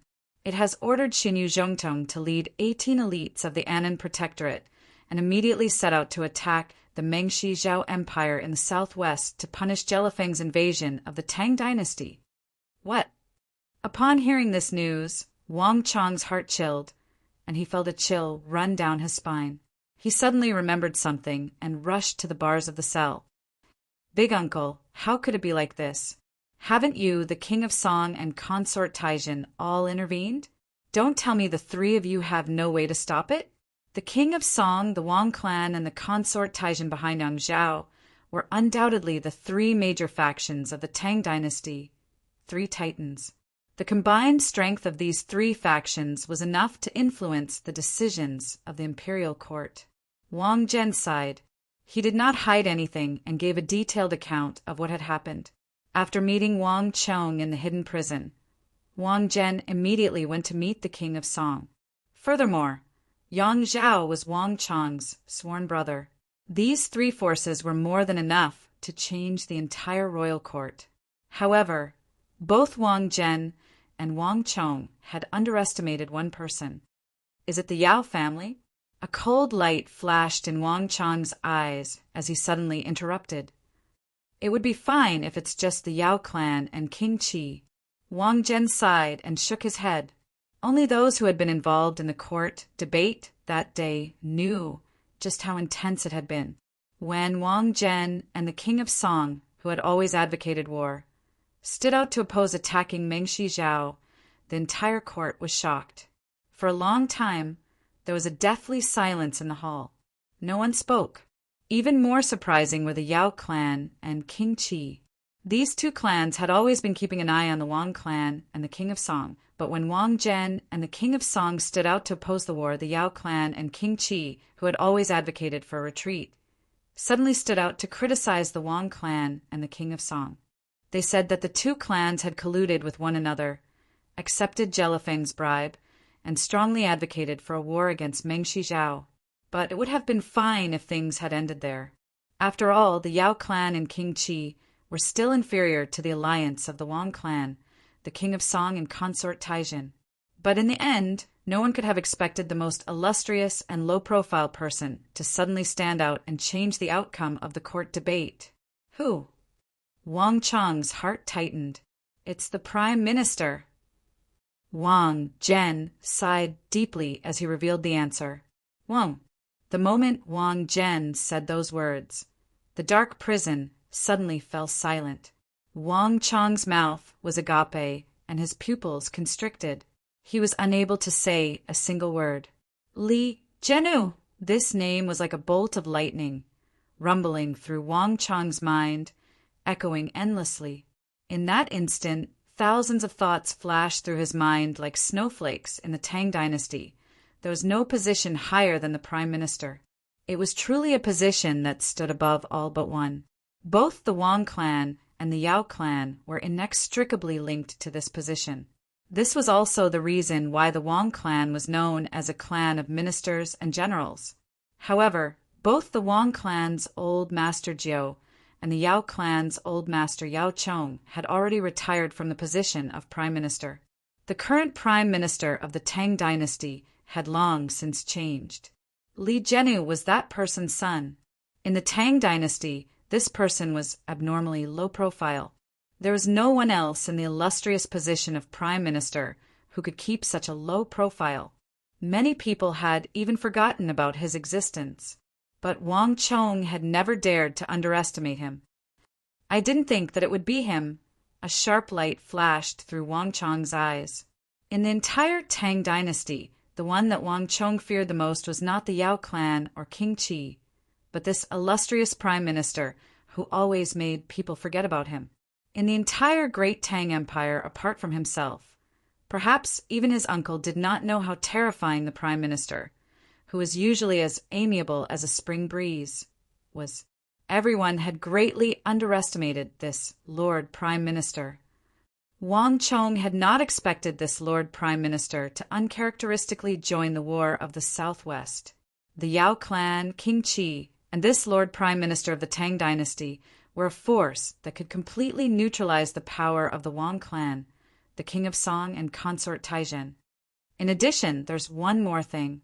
At the crucial moment, Zhangqiu Jianxiong stood on the side of King Qi and the Yao clan. Wang Chong was truly flabbergasted. Zhangqiu Jianxiong and Consort Taizhen belonged to the same faction, and they had an extremely close relationship. It had been Zhangqiu Jianxiong who had sponsored Yang Zhao's entry into the capital. Consort Taizhen and Yang Zhao had opposed this war, but Zhangqiu Jianxiong, the Minister of War, had chosen to stand on King Qi's side. No one had expected this.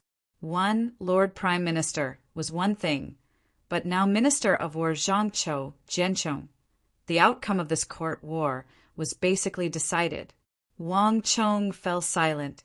There's nothing we can do about it.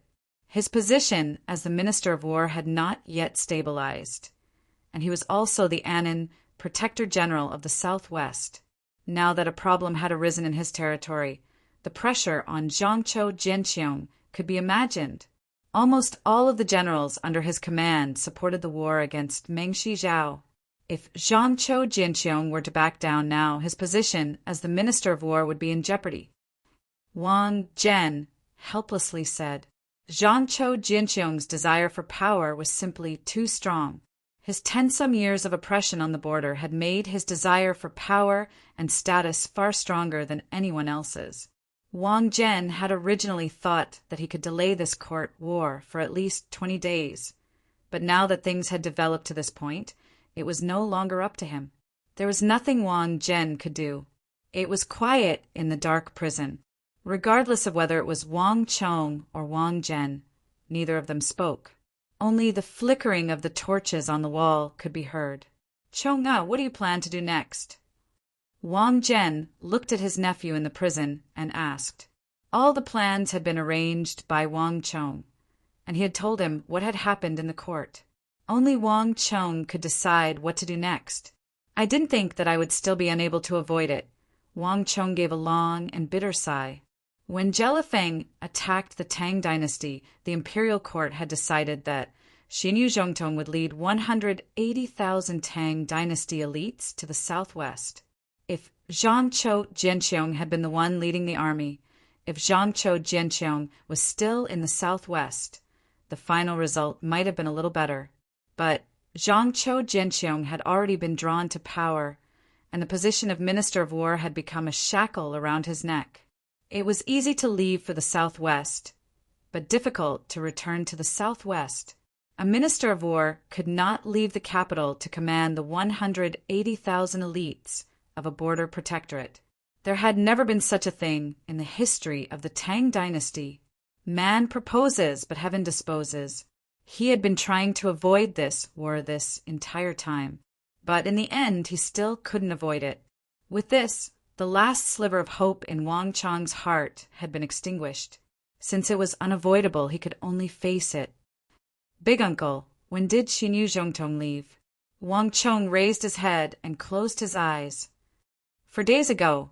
The news was sent by the fastest golden eagle of the court. It should be delivered in 2 days. Given Xinyu Zhongtong's reaction, it should be another 2 days before he leads the army out to make contact with the Mengshi Zhao Empire. Wang Zhen said. It's already too late. Wang Chong mentally gave a long sigh. The journey from the capital to the Annan Protectorate was a long one. Even the fastest bird would take 6 days. By that time, the dust would have settled, and it would be too late to say anything. Big uncle, take me away from here, Wang Chong suddenly said. Bong bong bong.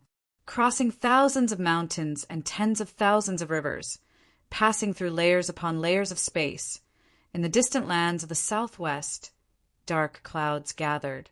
The beating of a drum suddenly soared into the sky. This heaven-shaking drumbeat startled the earth, startled the entire southwest. It had been a very long time since such a heavy drumming had been heard in the southwest. The last time such a thunderous rhythm had resounded through the skies had been 10 some years ago. By the order of the imperial court, we are here to punish Mengshi Zhao and raise the might of my Tang dynasty.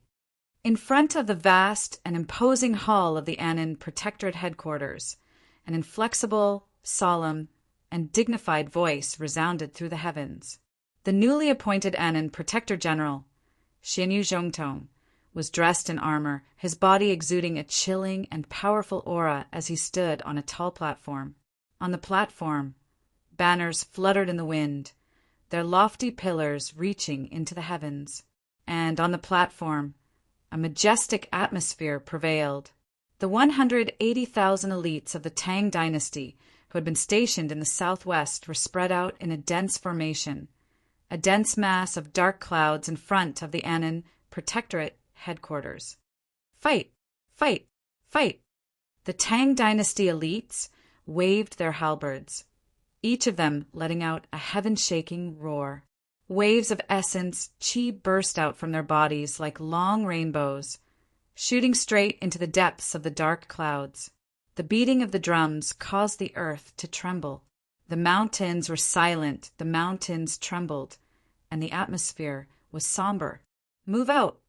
Without further words, Xianyu Zhongtong gave the order. War horses neighed, and the 180,000 elites of the Tang dynasty galloped and roared like a dark cloud toward the southern Mengshi Zhao Empire. For the first time in the history of the empire, the 180,000 elites of the Tang dynasty had left the cities they had been guarding. After 10 some years, they were launching their first war against a foreign country. Other than a teenager in the distant capital, no one understood what this war truly meant. Even those who were in the game. Flap flap. Almost at the same time that Xianyu Zhongtong gave the order and the army set out, messenger pigeons soared into the sky from all over the city. These carrier pigeons did not fly to the capital of the Tang dynasty. Instead, they crossed the borders of the Tang dynasty and flew to the northeast, northwest, north, southwest, and west of the Tang dynasty. Goguryeo, the eastern and western Turkic Khaganates, Uzin, Arabia, Charax-Spazinu, countless powers were paying close attention to this conflict between the Tang dynasty and the Mengshi Zhao Empire in the southwest of the Central Plains. The southwest had always been peaceful. This was the Tang dynasty's first large-scale operation, and the scale of this operation far surpassed that of its operations in Longxi, the northeast, and the northwest. And this was also the first time the Mengshi Zhao Empire had participated in this conflict with the Tang dynasty. Chapter 470. Not long after Xianyu Zhongtong set off with his 180,000 elites, his gaze flitted across the vast earth, across the torrential Arai in the southwest, and across the vast forests. Move out! A hoarse shout tore through the sky.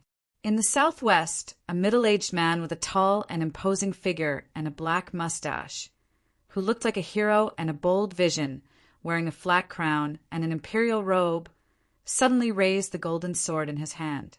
Waves of majestic chi, like the mountains and the seas, soared into the sky from his body. Rumble! The entire earth seemed to have suddenly awakened from a long slumber. It suddenly shook violently and emitted bursts of loud, rumbling sounds. Kill! Kill! Kill! Kill!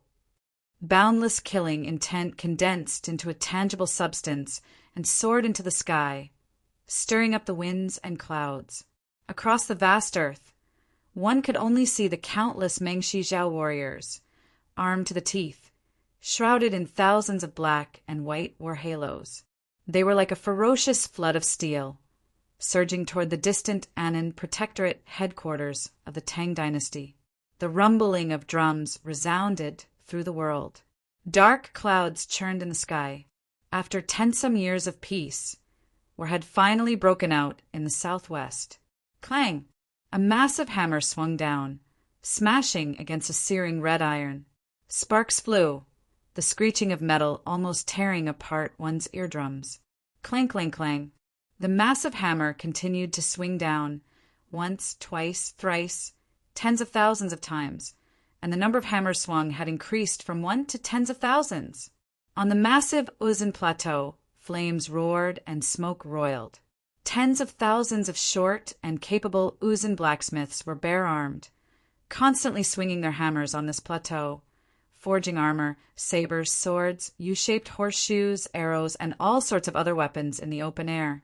Sweat poured down their bodies, and it was through this scattered method that these Uzun blacksmiths forged an endless stream of weapons. Uzun's weapon forging was not as developed as the Central Plains, and it was not as effective. However, no one dared to underestimate the weapons forged on this plateau, because they used the most primitive and most direct method, 1,000-hammer 100 refinement. Uzun's armor didn't have any artistic beauty, much less any technical content. However, their armor was indeed the most solid, sturdy, and durable armor in the world. The weight of an Uzun cavalryman's armor far surpassed that of the Tang dynasty, the Eastern and Western Turks, Goguryeo, or even the Abbasid Caliphate or Charax-Spasinu. This also made it very difficult for normal weapons and attacks to cause harm to Uzun's cavalry. The creation of Uzun's armor was time-consuming and laborious, but it also made Uzun's armor last the longest among all the ordinary armors. This protracted armor training had begun a long time ago. Now, on the vast plateau, groups upon groups of weapons and armors were piled up together, forming a magnificent sight on this vast land. Flap, flap. High up in the sky, wings flapped, and a pigeon as white as snow flew down through the thick smoke and sparks. Above the ground, a middle-aged scholar dressed in a white robe that touched the ground looked up and allowed the carrier pigeon to land on his hand. "Ha ha ha, Wishu, it's finally begun." Daluin Ruozin faintly smiled as he flicked his finger, sending the letter flying out. The thin piece of paper in his hand was like a sharp blade, flying out at lightning speed. Clang! Not far away, General Wishu, Wuzong of the Uzun Empire's Ngari royal lineage, was standing in front of a small mountain of Uzun weapons. Seeing the letter fly over, he threw away the weapon in his hand and easily caught it. "Jelifeng has come to ask us to send troops again." Wishu Huizong finished reading the letter in his hand as if he had expected this. "Ha ha ha, this is the third letter." Daluin Ruozin faintly smiled, the corners of his mouth curling into a mocking smile. Ever since Meng Shizhao had retreated, Jelifeng had been sending letters non-stop, requesting the Uzun Empire to send troops and form an alliance. However, Daluin Ruozin had stopped all of them. "Do you want him back?" Wishu Wuzong turned his head and asked expressionlessly. "No need." Daluin Ruozin waved his hand and sneered. "Everything that needs to be said has been said. If Meng Shizhao wants to win the support of our Uzun, then come and show your loyalty. The world has been peaceful for decades. Is the current Tang dynasty as strong as before? Meng Shizhao is the best test. If the Tang dynasty wins and easily destroys Meng Shizhao, then it means that the time is not ripe yet. Our plan needs to be delayed. But if the Tang dynasty loses, then it means it is the era of our Uzun." At the last sentence, Daluin Ruozin slowly raised his head. His gaze swept over the mountains and rivers, looking towards the distant southwest of the Tang dynasty. From the towering Uzun plateau, one could faintly see the billowing dust in the distance. Two steel armies were surging towards each other. Perhaps it is the era of our Uzun. As this thought flitted through Daluin Ruozin's mind, his eyes gradually turned cold. Whether it was the Meng Shizhao Empire or the Tang dynasty, they were still no match for the Uzun. In this war in the southwest, the Uzun Empire was certain to be the final winner. As the days passed, Wang Chong calculated the state of the war in the southwest. Although Wang Chong hadn't taken part in the war, he had personally experienced it, so he remembered everything clearly. The future has already changed. The war between the Tang dynasty and Meng Shizhao has been brought forward by at least half a year. I can only hope that the course of this war will also change. Wang Chong quietly said to himself, his heart filled with worry. Although the gloomy prison was cut off from the rest of the world and could not hear news from the outside, Wang Chong could sense from the atmosphere that this war in the southwest had attracted the attention of the entire Tang dynasty. The air was suffused with the stench of something burning, and Wang Chong was more worried than anyone else. But Wang Chong still could not leave. The pressure from the Chamberlain of Dependencies and the Court of Judicial Review seemed to be far greater than he had imagined. Several days later, just when Wang Chong was about to reach his limit, a figure appeared in the gloomy prison. It was not his big uncle Wang Chong, but the Tang dynasty's the King of Song. "Your Highness." Wang Chong was dumbfounded. In a flash, a very bad feeling welled up in his heart. "Wang Chong, I have some very bad news for you." Separated by the bars, the King of Song's complexion was extremely unsightly. "The Tang dynasty has lost. Xinyu Zhongtong has lost." "What?" Rumble. Like a thunderclap, Wang Chong suddenly stood up, his mouth agape in shock. How could this be? Chapter 471. The battle in the southwest was like a clap of thunder that shook the entire capital. While everyone was hoping that the new Annan Protectorate Protector General Xinyu Zhongtong would lead 180,000 Tang dynasty elites to defeat Mengshi Zhao and punish Jelifeng, the battle in the southwest dealt a heavy blow. Emperor Jelifeng of the Mengshi Zhao Empire had mobilized all his forces, leading all 340,000 soldiers of Mengshi Zhao to engage in a decisive battle with the 180,000 Tang dynasty elites of the Annan Protectorate on the plains of the River. The disparity in numbers had resulted in the Annam Protectorate's defeat. The long journey meant that no further information was available for the time being, but the preliminary results were already extremely unsettling. In the northeast, Yuzhou, Anxi-Se, Longshi's-Jishur, and the Yin Mountains of the north, the Tang dynasty had always held the upper hand, or at least the upper hand. But in the southwest, the Tang dynasty had rarely mobilized an army of 180,000 soldiers at a time.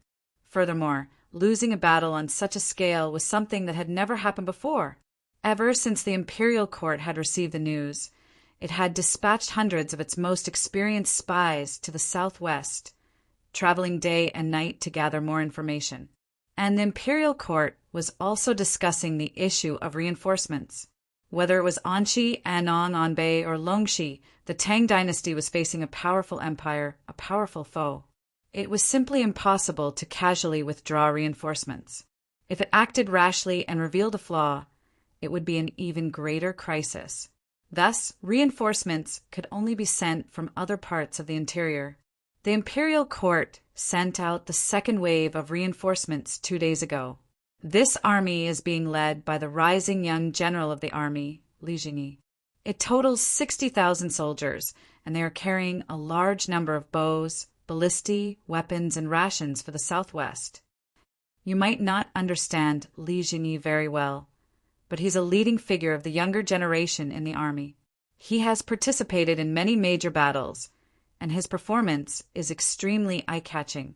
Moreover, he became famous very early on in the army, and his reputation in the army is probably even above that of your big brother, Wang Fu. The King of Song said. The King of Song's expression had always been extremely grave, and when he spoke of the defeat in the southwest, it became even more somber. But when Li Junzheng was mentioned, the King of Song's expression was clearly much more relaxed. It was clear that he held Li Junzheng in high regard. Wang Chong's complexion turned extremely unsightly. History is repeating itself, Wang Chong murmured. At this moment, he felt an indescribable pain in his heart. How could Li Jingyi not know? Li Jingyi had indeed made a name for himself earlier than his elder brother, Wang Fu.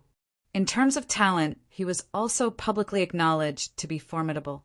He had first joined the Anxi Protectorate, taking up a post in the distant Suez city to the west.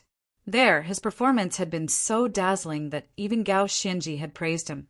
Later on, he was transferred to Baiting, where he conquered the Turks many times, his performance even surpassing some of the generals in the army. In the army, Li Jingyi was publicly acknowledged to have the potential to become a great general. The The army had also chosen him as a promising leader of the younger generation, one who could replace the likes of Wang Zhongxi and Zhang Shouguo and become the cornerstone of the empire. But no matter how formidable the imperial court was, no matter how talented Li Jingyi was, he could never have imagined that their true opponents were not the people of Mengxi Zhao, not Zhelifeng, not Fengjie, but the Uzun Empire's Huishu Wuzong and Daluan Ruozhen. The former was the #1 general of the Uzun Empire's Ngari royal lineage, possessing incredible offensive power. In the past, he had been appointed the invincible, great general of the Uzun Empire, second only to the likes of Li Sai. The latter was a famed strategist of the Uzun Empire, possessing unparalleled ability to grasp opportunities. When the two of them worked together, even the 180,000 Tang dynasty elites under Zhang Chou Jinqiong's command would be in grave danger. In his 10-some years in the southwestern protectorate, Zhang Chou Jinqiong had never once attacked the Uzun Plateau. It wasn't that he was worried about Mengxi Zhao taking advantage of the situation, but that he wasn't confident that he would be able to defeat Huishu Wuzong and Daluan Ruozhen even if he left the south of rosy clouds. Although Li Jingyi was powerful and talented, he couldn't compare to figures of the level of Huishu Wuzong and Daluan Ruozhen. And the soldiers he could muster from the interior were also incapable of dealing with the elite cavalry of the Uzun Empire. In a direct confrontation, Li Jingyi's strength was already lacking, and he had been completely unprepared. One could easily imagine the fate that awaited him. Wang Chong had never imagined that the tragedy that had occurred back then would repeat itself. "Your Highness!" Just as Wang Chong opened his mouth, a voice suddenly rang out. A turning point in the world. A major event. Uzun has intervened in the war between Tang and Mengxi Zhao. The Tang dynasty has been defeated, with 80,000 soldiers remaining. From now on, user is forbidden from revealing any information related to Uzun. From now on, if the army of the Southwestern Protectorate falls below 10,000 soldiers within 2 months, user will be considered to have failed the mission and will be killed. If the army of the Southwestern Protectorate is completely wiped out, user will be considered to have failed the mission and will be killed as well. User will not leave any traces in this world, including the memories of others. The countdown begins now. Wang. A jolt of electricity coursed through Wang Chong's body, causing him to tremble in shock. He couldn't utter a single word of what he wanted to say. "Wang Chong, what's wrong?" the King of Song asked with concern. Wang Chong's complexion didn't look too good. "It's nothing." The pale-faced Wang Chong shook his head, his mind in disarray. Xianyu Zhongtong had been defeated, not in battle but in utter defeat. The Uzun had intervened in the war much earlier than he had expected. The 180,000 elites of the Tang dynasty were already no match for the 340,000 elites of the Mengxi Zhao Empire. Now that there were more than 200,000 cavalry from the Uzun Ngari royal lineage, the fate of Xianyu Zhongtong and the 180,000 elites of the Tang dynasty could be easily imagined. I didn't think that it would still be too late. Wang Chong's heart sank to the bottom. Of the 180,000 elites of the Tang dynasty, only 80,000 were left. The death toll had reached more than 100,000. The Annan Protectorate had finally suffered an unprecedented blow since its founding. When the last 80,000 elites of the Tang dynasty were annihilated by the combined might of Mengxi Zhao and the Uzun Empire, the 180,000 elites of the Tang dynasty, the Annan Protectorate would become the first protectorate in the history of the empire to be disbanded because of war. But only Wang Chong knew that this was only the beginning. Without the 180,000 elites of the Tang dynasty guarding the gates of the Tang dynasty, the millions of citizens of the Tang dynasty at the southwestern gate would be reduced to bones under the hooves of the iron hooves. And the eastern and western Turks, Goguryeo, the Abbasid Caliphate, Karak Spazinu, the various kingdoms of the western regions, countless foreign countries would be encouraged to move. The borders of the Tang dynasty would no longer have a day of peace. As these countless thoughts flitted through his mind, The various memories of his last life floated to his mind. Gradually, the dazed look in his eyes faded. Wang Chong clenched his fists, his eyes slowly hardening. What had already happened could no longer be changed, but at least he could still fight for the future. If he was still unable to change the past after 2 rebirths, unable to prevent it, and had to watch as this tragedy repeated itself, then what need was there for him to exist? Your Highness, take me away from here, Wang Chong indifferently said as he looked ahead, his voice tinged with a unique tone. The King of Song stared blankly at Wang Chong in surprise. The current Wang Chong looked very different from usual, but he couldn't say what was different. It was as if something special was being released from his body. But King Song still quickly gave a grunt of acknowledgement and nodded. Taking Wang Chong away had always been his goal. Boom!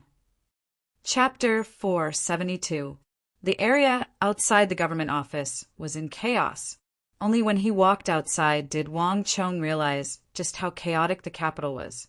The bustling and peaceful capital of the past was now much quieter. There were fewer hawkers on the streets, and everyone was in a hurry. Instead of talking about trade, they talked about Xinyu Zhongtong, Annam, Protectorate, Uzin, Jelifeng, and other such names that one would rarely hear even once in several years. But the air was suffused with a sense of impatience and unease. It had been far too long since the Tang dynasty had suffered such a defeat. The defeat of 180,000 elites of the Tang dynasty was enough to affect the empire. At this moment, it wasn't just the people of the capital who were paying attention. Even the generals of the army, the ministers of the imperial court, and the important ministers on the border were paying attention to this war. Everything seemed so familiar. Young master! A familiar voice came from next to him. The eagle was standing on the street outside the government office. Next to him, a carriage drawn by 4 horses. It was clear that he had been waiting for a long time. But Wang Chong did not immediately get on the carriage. Pass on my 3 orders. Wang Chong extended 3 fingers, his eyes looking forward with a profound gaze that seemed to peer into the depths of space-time. First, immediately dispatch the guards of the clan to all the tea-houses and taverns in the capital and hire all the experts of the true martial realm and above. No matter how noble or lowly, strong or weak, or how high the price, hire them all. Wang Chong said, Yes, young master. The eagle stared blankly for a moment before rejoicing. This encounter and more than half a month of imprisonment had not weakened his will. The Wang Chong before him was still the calm and wise young master, he remembered. Moreover, every time he issued the series of orders, it meant that he was about to make a major move. It was clear that his young master was about to take action. Young master, is it related to the war in the southwest? The eagle probed. While the entire empire was still unaware of the war in the southwest, only Wang Chong and the eagle were aware of it. While the entire empire was still discussing what to do, Wang Chong had already taken action. Although Wang Chong didn't understand why they were selling spirit veins, the eagle could guess what they were. Wang Chong neither nodded nor shook his head. Although it seemed ambiguous, the eagle, who had always been by his side and was very familiar with him, had already guessed what was going on. The war in the southwest had shaken the entire empire, causing everyone to be extremely worried. Ever since the establishment of the Tang dynasty, the crushing defeat of Annan Protector General Xinyu Zhongtong was a huge blow to the Han, who had always believed that the Tang dynasty was unstoppable. Although an individual's ability was limited in a war, not to mention a teenager, the eagle always believed that his young master could do something. Perhaps others might not be able to do it, but their young master would definitely be able to. This sort of thing had happened many times in the past.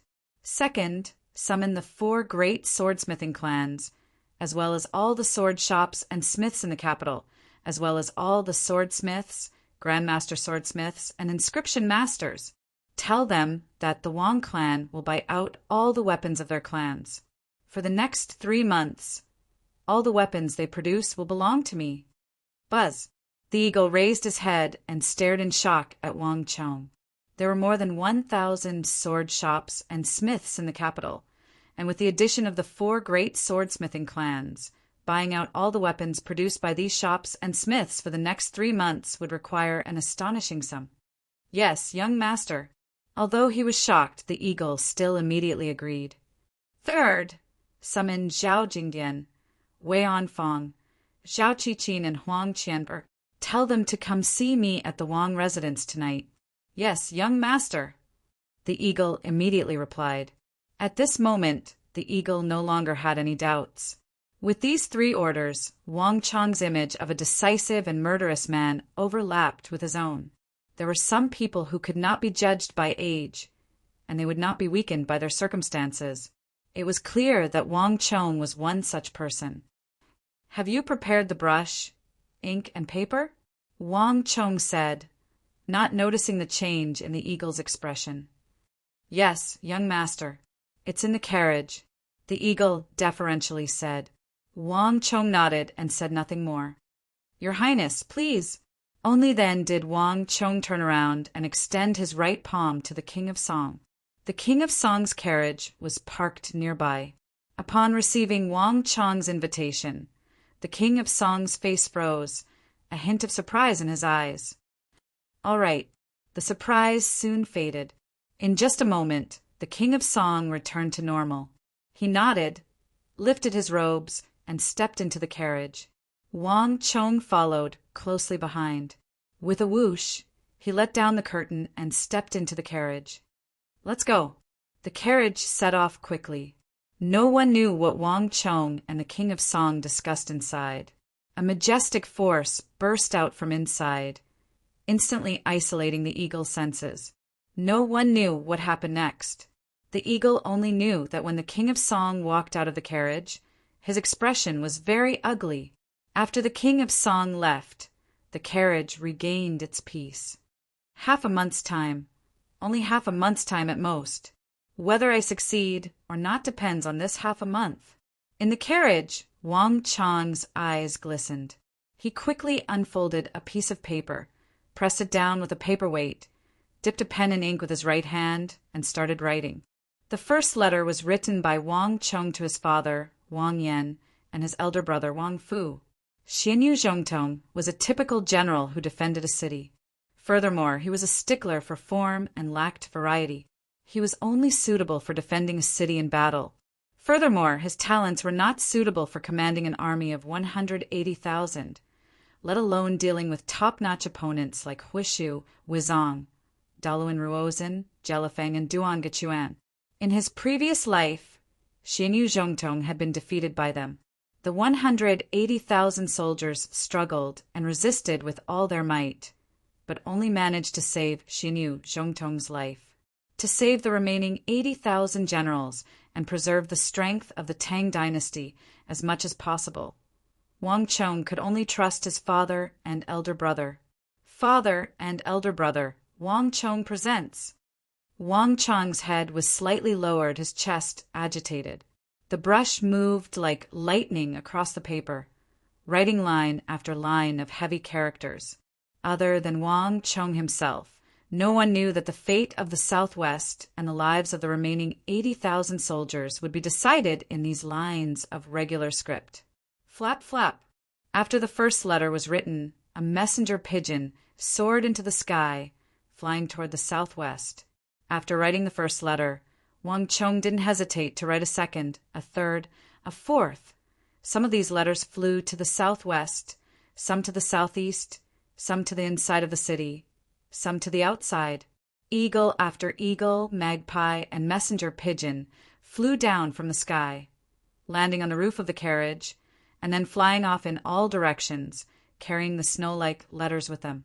Other than Wang Chong, not even the nearby eagle knew what was written in these letters. Young master!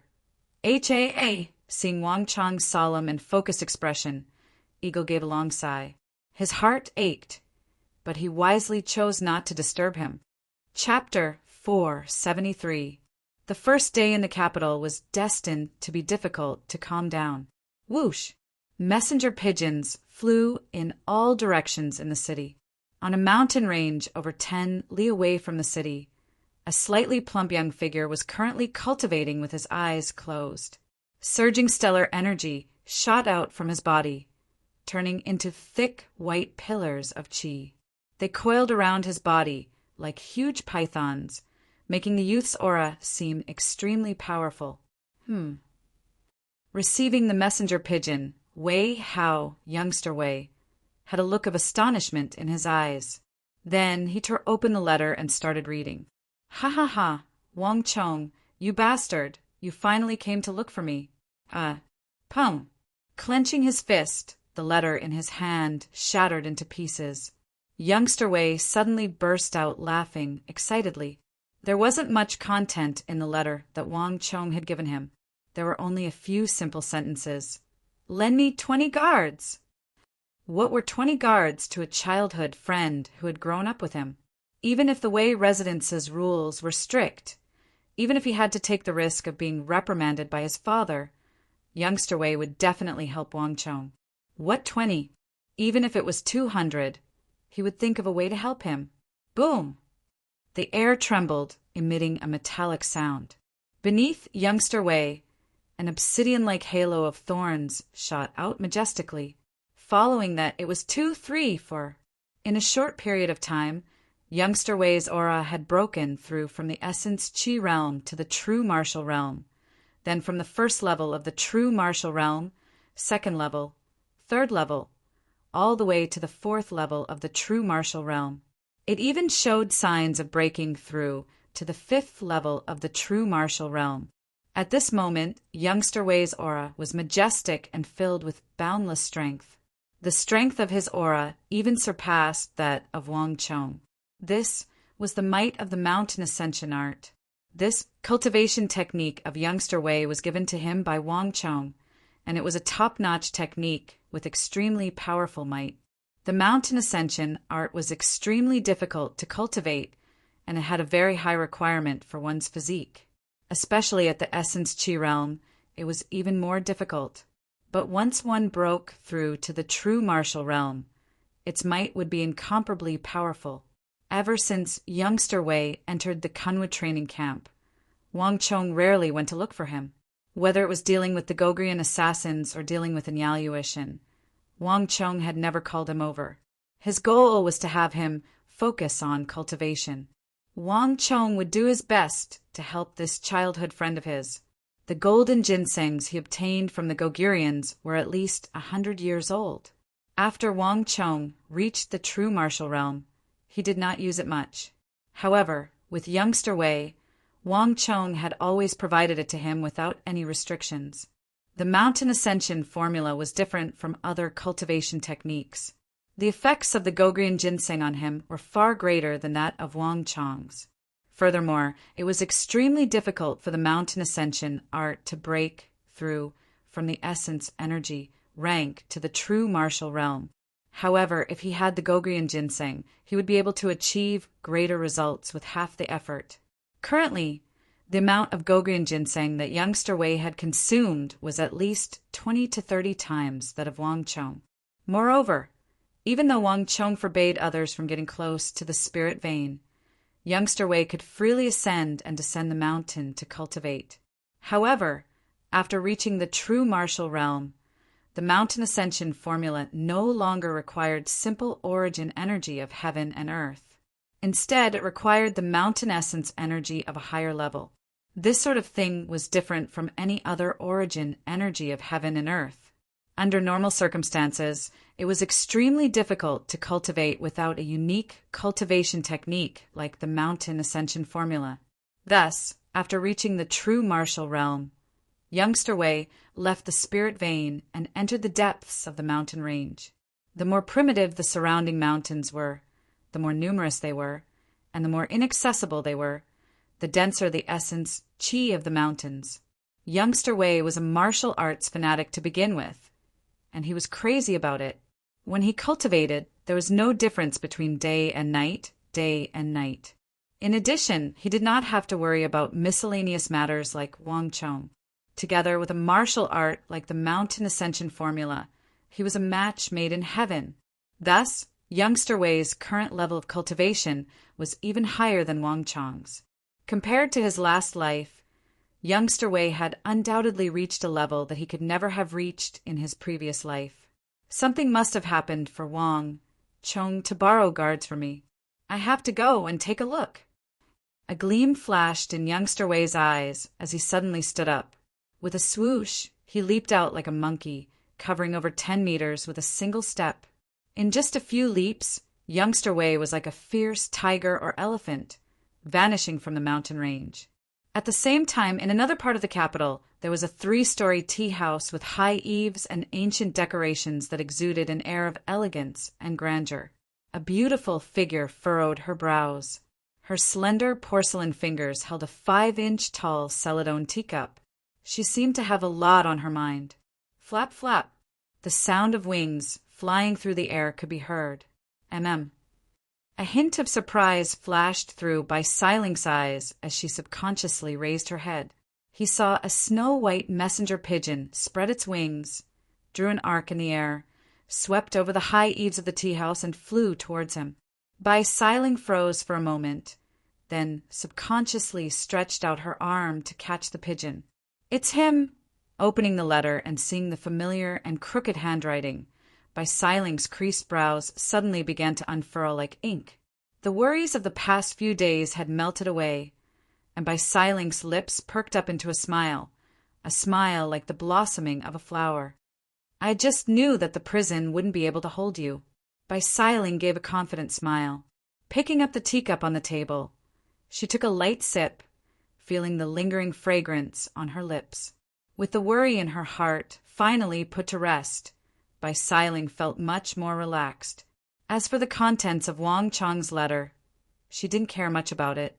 Putting down the teacup, Bai Siling took light steps and swiftly left the tea house. Ha ha ha! 20 true martial realm experts. Wang Chong, you really aren't one to be left out. In the training grounds of the Su clan, a pigeon perched on Su Gan's shoulder. One of his hands was holding onto a red spear made of white poplar, and the other was holding onto the letter written by Wang Chong. "You've just been released from the prison, and you're already asking for soldiers? Are you going to make a move again? The southwest?" Su Gan raised his head slightly, and his deep gaze seemed to peer into the depths of time and space. Su Gan had always felt deep respect for Wang Chong, who was even younger than him. Wang Chong's way of thinking, Wang Chong's actions, and his boldness and ambition were all things that Su Gan had always felt inferior to. Su Gan was glad that he had met Wang Chong during the mission in the training camp. The scions of the great clans, especially those of the direct line of descent, were all proud and arrogant, but Su Gan had never felt the same way about Wang Chong. If there was one person in the entire capital that he admired from the bottom of his heart, it could only be Wang Chong. Whoosh! With a flick of his wrist, the red, tasseled great spear in his hand let out an ear-piercing whistle like a thick and heavy flood dragon. With a whoosh, it accurately landed on the weapon's rack 60 to 70 feet away. "Let's go." Last time, it was Zhang Shougue and Biting Vice, Protector General in Sishan. I wonder who's following me this time.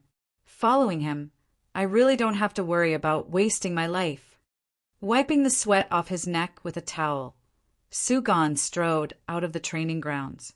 Haha, as expected of someone that I, Zhao Yadong, admire. Nothing can stop you. Chapter 474. Flap flap. One carrier pigeon after another flew to various places in the capital. All the great clans and nobles of the capital that had existed for decades, or even centuries, whether they knew them or not, received Wang Chong's letter. "Father, what do you think the Wang clan is up to?" In the remote Duke of Lu residence, Li Bing gripped the crooked letter in his hand, his brow deeply furrowed. "It would have been fine if it were anyone else, but we had a conflict with him last time. That's Su Han's Han. Just what is he up to?" The Duke of Lu lineage had already withdrawn from the system of the imperial court long ago, and it could be said that it had no authority at all. It only enjoyed the treatment of a duke and it could not compare to a clan of ministers and generals like the Wang clan. One could say that the Duke of Lu lineage was of no help to the Wang clan. Moreover, the two sides had even had a disagreement over the matter of Su Han's Han. Although the two sides had reconciled, this matter was not so easily resolved. The hall was quiet. Duke of Lu was silent, his brow furrowed even deeper than Li Bing's. If the relationship between the Li clan and the Wang clan had reached such a level, then no matter what request Wang Chong made, the Li clan would definitely agree to it. But, truthfully speaking, both Duke of Lu and Li Bing felt that the sudden letter from Wang Chong requesting for experts was very abrupt. Bing-er, the Wang clan is finally no longer an ordinary clan, and that Wang Chong is a golden fish that has fallen into the water. In the end, he's no longer a fish in a small pond. No matter what he wants to do, since you've received his letter, send a few people to take a look. Moreover, this truly is an opportunity to befriend the Wang clan. But remember, that's Su Han's Han. Do your best to avoid meeting him. Yes, your child understands. I'll do it now. Li Bing lowered his head and quickly left. Just what is this Qilin son of the Wang clan up to? If Duke of Lu had only found it abrupt, then Duke of Su was finding it hard to understand why Wang Chong would send a letter. If I remember correctly, the King of Song must have forcefully suppressed the Supreme Court and the Chamberlain of Dependencies, releasing Wang Chong. At this time, why does he suddenly want to borrow guards from me? Duke Su was over 40 years old. He had a full beard and looked rather dignified. Father, don't worry about him. That Wang Chong is not a good person at all. Last time, he greatly humiliated us, and now he wants to borrow our guards. Just ignore him. Bastard, he must be up to something again. Before Duke of Su could speak, Su Bai, who was standing by the side, immediately shouted, Also, father, have you forgotten? Last time, I almost died in prison, because of him. Bastard, I haven't even talked about you yet. Speak. Have you been causing trouble for me again recently?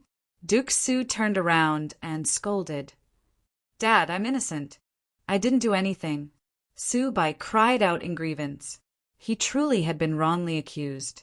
He had been fooling around in a tea house when his father had sent guards to kidnap him. To tell the truth, Su Bai had been scared half to death that Wang Chong had sent a letter to the Duke Su residence, even more shocked than his father. Didn't do anything? If he didn't do anything, why would he send a letter to our Duke Su residence? Unfilial son, remember this. I don't care about anyone else in the capital. As for that Wang Chong, no matter how great your grudge was with him, stay as far away from him as possible. Duke Su harshly rebuked. Why? Isn't that brat relying on the fact that he has the King of Song to help him? Otherwise, given the trouble he's caused, he's dead for sure. Su Bai angrily yelled. Humph, you also know that he's dead for all the trouble he's caused. Then why don't you think about why he can't die? Who are Zhang Shogui and Insis Han? One is the Anong Protector General, and the other is the Biting Vice Protector General. Both of them are great generals of the empire. You can't even provoke one of them, much less two of them. If the King of Song releases Wang Chong, it's fine if the others don't say anything. But do you think that Zhang Shogui and Insis Han don't dare to say anything? Although the status of the great generals of the empire is lower than that of an imperial prince of the Tang dynasty, they don't need to worry too much. Why don't they say anything? Su Bai's mouth fell open and then he froze. It was true that the King of Song had released Wang Chong from prison. The others could be ignored. But what about Zhang Shogui and Insis Han? Others might be afraid of the King of Song, but they might not be afraid of him, right? If his father had not brought it up, Su Bai would have never considered this question. Father, you mean? Su Bai gazed at his father and asked in bewilderment. Humph, if it weren't for His Majesty's will. Do you think that Zhang Shogui and Insis Han would let this matter go? The regional commander's incident was such a major affair that the entire court was in an uproar, but they couldn't do anything to him. This time, all he did was kill a few people under Zhang Shogui and in Sishuan's command. Do you really think that anything will happen? Zhang Shogui has always been praised for his clear-mindedness, his 8 apertures open. If he hadn't figured out His Majesty's intentions, he would never have let this matter go. As for Sis Hun, although he's a Hu and doesn't have many thoughts, he's loyal and devoted to His Majesty. Do you think that a Hu like him managed to become biting Vice Protector General by luck? It's one thing for the others, but he clearly understands His Majesty's intentions. And Sis Hun must have received His Majesty's orders to understand the will of the heavens. That's why the King of Song was able to release Wang Chong so smoothly, Duke Su indifferently said. Duke Su indifferently said, there was no way he would let Wang Chong off so easily. However, having worked in the imperial court for many years, he had a clear understanding of all sorts of political struggles. If one wanted to remain in the political world for a long time, one had to have a keen sense for politics. Su Bai was dumbstruck, unable to say a single word. He only knew that the King of Song had gone to save Wang Chong, but he had no idea that there was so much more to the story. The inner workings of the imperial court were far more complicated than he had imagined. Send a few people. Let's see what he's up to first, Duke Su said with a wave of his hand. Similar events were taking place in various parts of the city at almost the same time. It wasn't just the Bai clan and the Su clan that had some sort of relationship with Wang Chong. Even noble clans like Duke Lu and Duke Su, who didn't have much of a relationship with the Wang clan, had received invitations. Other than the Yao clan and King Qi, which were sworn enemies of the Wang clan, almost all the other clans with some status in the capital had received invitations. The entire capital had been mobilized by Wang Chong's letters. No one knew what Wang Chong was up to, but there was no question that the letters Wang Chong had written on the carriage back to his residence had once more set the capital abuzz. Chapter 475. Zhao Jingdian, Wei Anfang, Zhao Qiqin, and Huang Qin'er arrived at the Wang clan residence very late at night. The Wang clan residence was brightly lit, and after Wang Chong invited them into his study, he closed the door. No one knew what they were talking about, only that Zhao Jingdian, Wei Anfang, Zhao Qiqin, and Huang Qin'er all had nasty complexions when they came out of Wang Chong's study. The 4 of them were completely out of sorts, all of them so absent-minded that they didn't even hear the Wang clan guards call for them. They left the Wang clan residence that night, but the light in Wang Chong's study did not go out. After they left, Wang Chong's silhouette on the table was reflected on the paper window, and the rustling of a brush could be heard. But the door was tightly shut, and no one knew what Wang Chong was doing inside. Lion City has long since been constructed, and a large amount of food has already been stored in the city. This is the last chance for Xinyu Zhongtong and the Anan Protectorate Army. In the study, the candles flickered as Wang Chong stared at the table, his expression unprecedentedly grave. On Wang Chong's table was a miniature model of the Southwest. All the valleys, mountains, rivers, plains, cities, and forests, all of them were vivid and lifelike. Wang Chong had borrowed this model from the Bureau of Military Personnel a long time ago and found skilled craftsmen to make it. In the Tang Dynasty, everything that involved the geography of the mountains, rivers, and even the defensive positions of the garrisons were classified secrets. Secretly keeping such a model was a major crime, but Wang Chong had never cared, and this model had always been hidden in his study. The defeat of the Anan Protectorate Army in the southwest was already a foregone conclusion. The past could no longer be changed, but there was still hope. If nothing unexpected happens, and everything is still the same, then the battle between Xinyu Zhongtong and Jelifeng will definitely take place on these plains. Wang Chong stared at the model, countless thoughts flitting through his mind. At this moment, he didn't look like a young and inexperienced teenager at all. In a daze, Wang Chong had once again reverted to the great Tang commander-in-chief from his previous life, a man with the sun and moon in his chest, commanding an army of thousands, commanding a mighty army with a flick of his finger, and deciding the outcome of a battle. Whoosh! Wang Chong took out a small flag and stuck it into the awry plain on the sand table.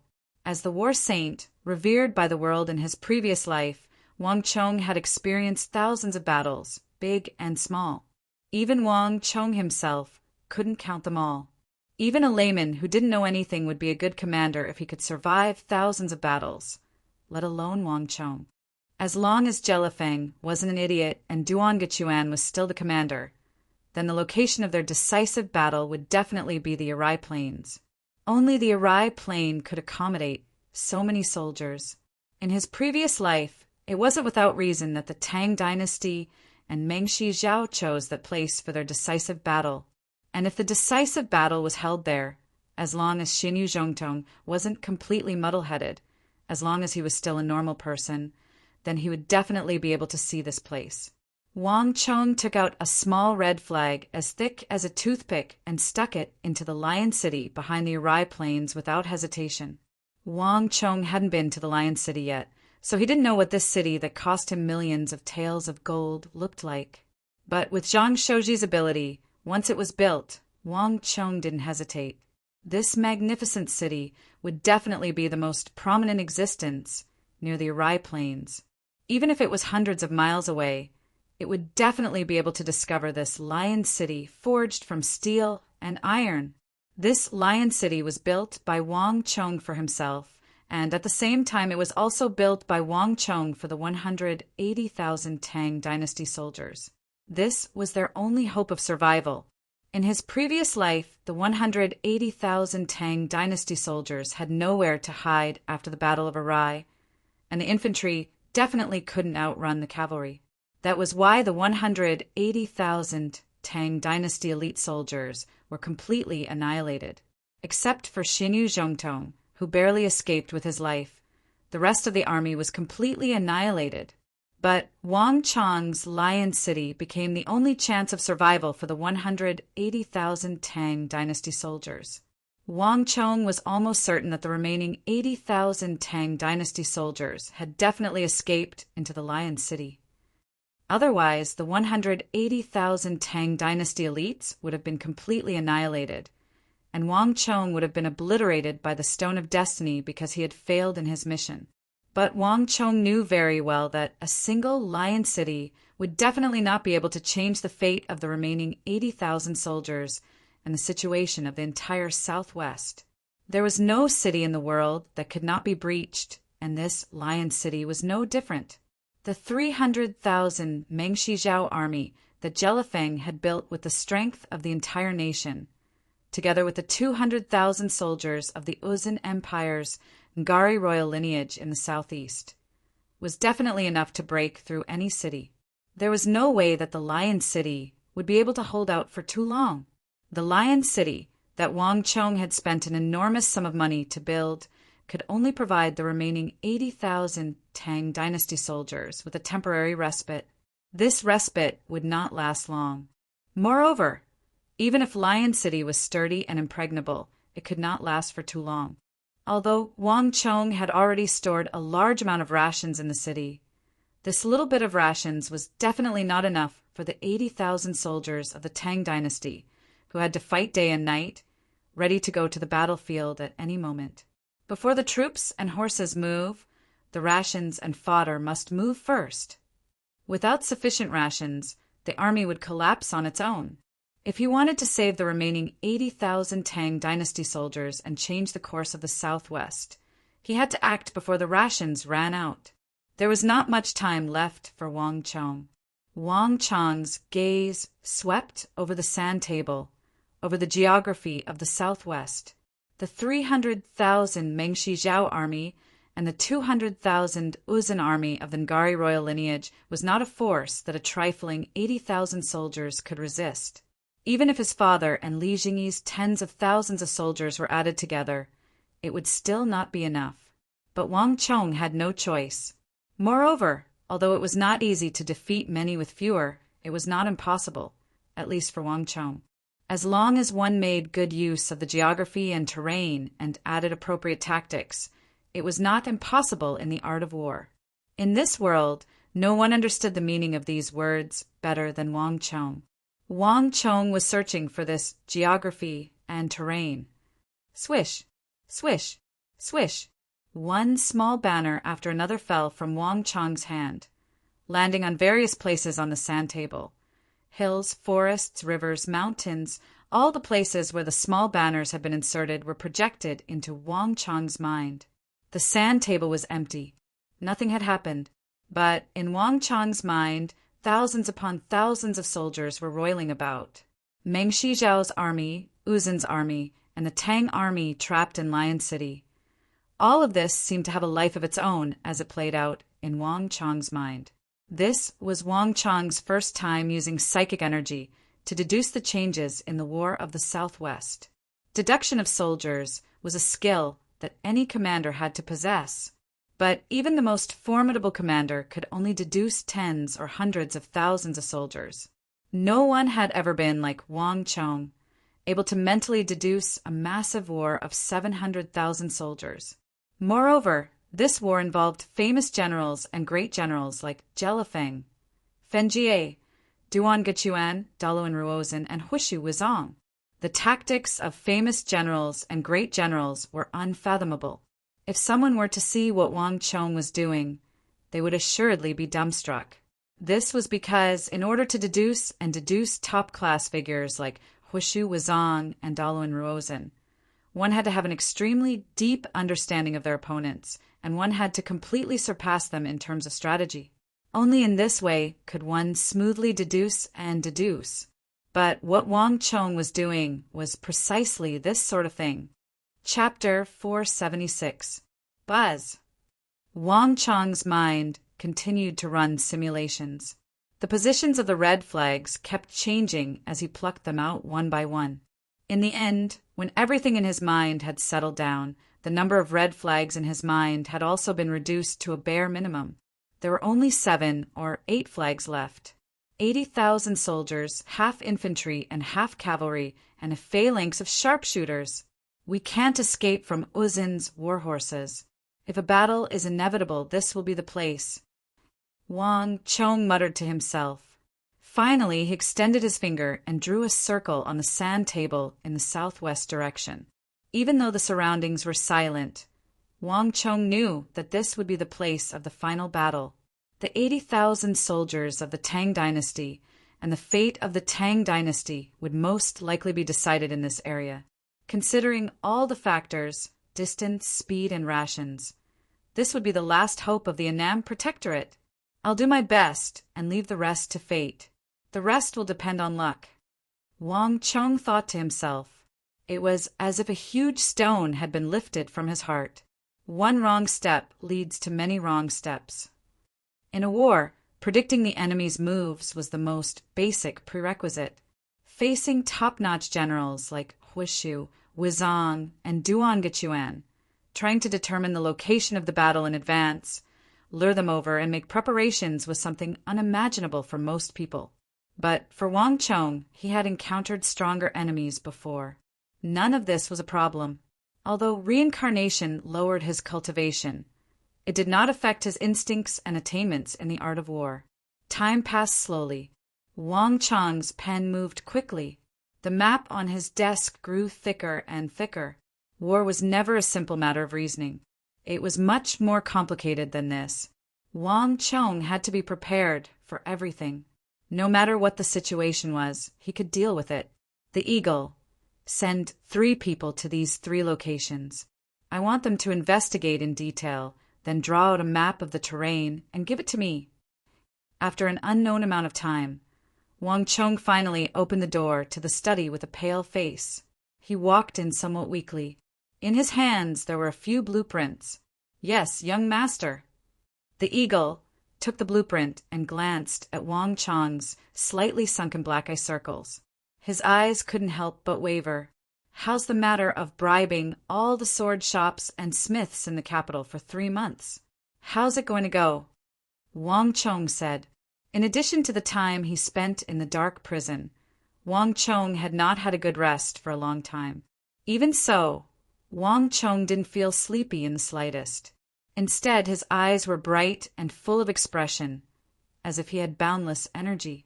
Replying to young master, we have already sent out the guards in the mansion. However, time was still very short. It hadn't been a long time since the young master came out.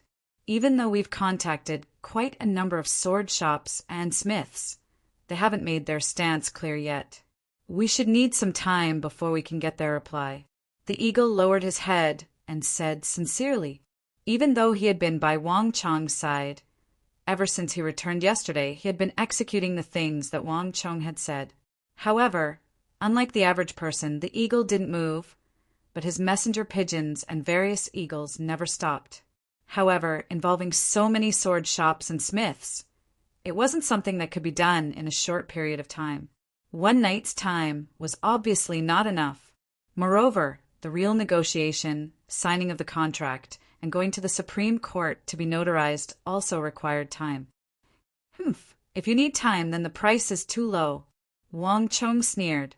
Even though he was young, he wasn't a 3-year-old kid. In a place like the capital, if the deal couldn't be done quickly, it meant that the bargaining chips weren't enough. The eagle, let me ask you, how much money did you raise when I asked you to auction off the spirit vein? Wang Chong asked. With his hands behind his back, his long hair and robes danced in the wind. His body naturally exuded the aura of an aristocratic family scion, yet it didn't lose the masculine aura of a military family. Young master, even if you didn't ask, I would have told you. 1/3 of the spirit veins mountain has been sold, and we've raised 8 billion taels of gold. 8 billion taels of gold. Wang Chong took a deep breath, his face full of shock. Even though he was the one who started it, Wang Chong couldn't believe his ears, because this number was far beyond his expectations. Yes, young master, the price of the auction was much higher than our initial estimate. However, even though it's 8 billion taels of gold, the actual amount isn't that much. When we started the auction, the aristocratic families didn't have so much money. Therefore, a large portion of the money was paid by the families using their family's assets or other treasures. The eagle said apologetically. The spirit vein was a priceless treasure, and any family that obtained it would view it as a treasure. But unexpectedly, in the hands of Wang Chong, it was tossed aside like a shoe, and he took it out for auction. The aristocratic families in the capital went crazy. However, the price of the spirit vein was still very high, and it wasn't something that ordinary families could afford. Thus, most of the spirit veins were auctioned off using gold, as well as the family's assets. However, even so, it was still a huge number. How much is left? Wang Chong asked. Around 200 million taels of gold, the eagle replied. This number was a little different from what he had reported initially, but he had no other choice. The Wang clan didn't have any decent, large-scale businesses. They weren't like the other clans, who had an endless supply of assets and income. Old Eagle had only thought of this method after starting from this point of view. Otherwise, he wouldn't have been able to collect so much gold. Even the eagle didn't know Wang Chong's true motive. 200 million taels is more than enough, Wang Chong said calmly. His gaze was calm, and he seemed to have a card up his sleeves. Take out 100 million taels, and have the guards of the clan bring the gold to those swordsmiths and shops to negotiate with them. I want to hear their reply after today. Also, use the remaining 100 million taels to help me find the swordsmithing clans and swordsmiths around the capital. Even though their smithing abilities can't compare up to the swordsmiths and swordsmiths in the capital, they're more than enough to forge what I want. Wang Chong said without hesitation, his expression calm. The eagle stared at Wang Chong in shock, and he hesitated. 200 million taels of gold was the result of the Wang clan selling the spirit vein. What Wang Chong was doing now was using money to pave the way. This was much more disadvantageous than under normal circumstances. Yes, Gongzi. Old Eagle wanted to say something, but hesitated. He wanted to say something to stop Wang Chong, but he changed his mind. Wang Chong's will was firm, and it seemed like it wouldn't change. It was clear that nothing he said would be of any use. Wang Chong nodded. Have all the great clans of the capital been informed? When will they come?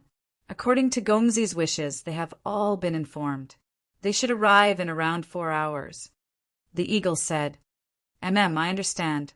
I'll go in and work for a while. Inform me when they arrive. After which, Wang Chong turned around and walked in. Yes, Gongzi. The eagle's voice came from behind him. But in the next moment, pung! A powerful force struck a major acupoint on his back. Wang Chong's body jolted, and like a punctured ball, all the strength in his body vanished. A powerful wave of fatigue swept through him.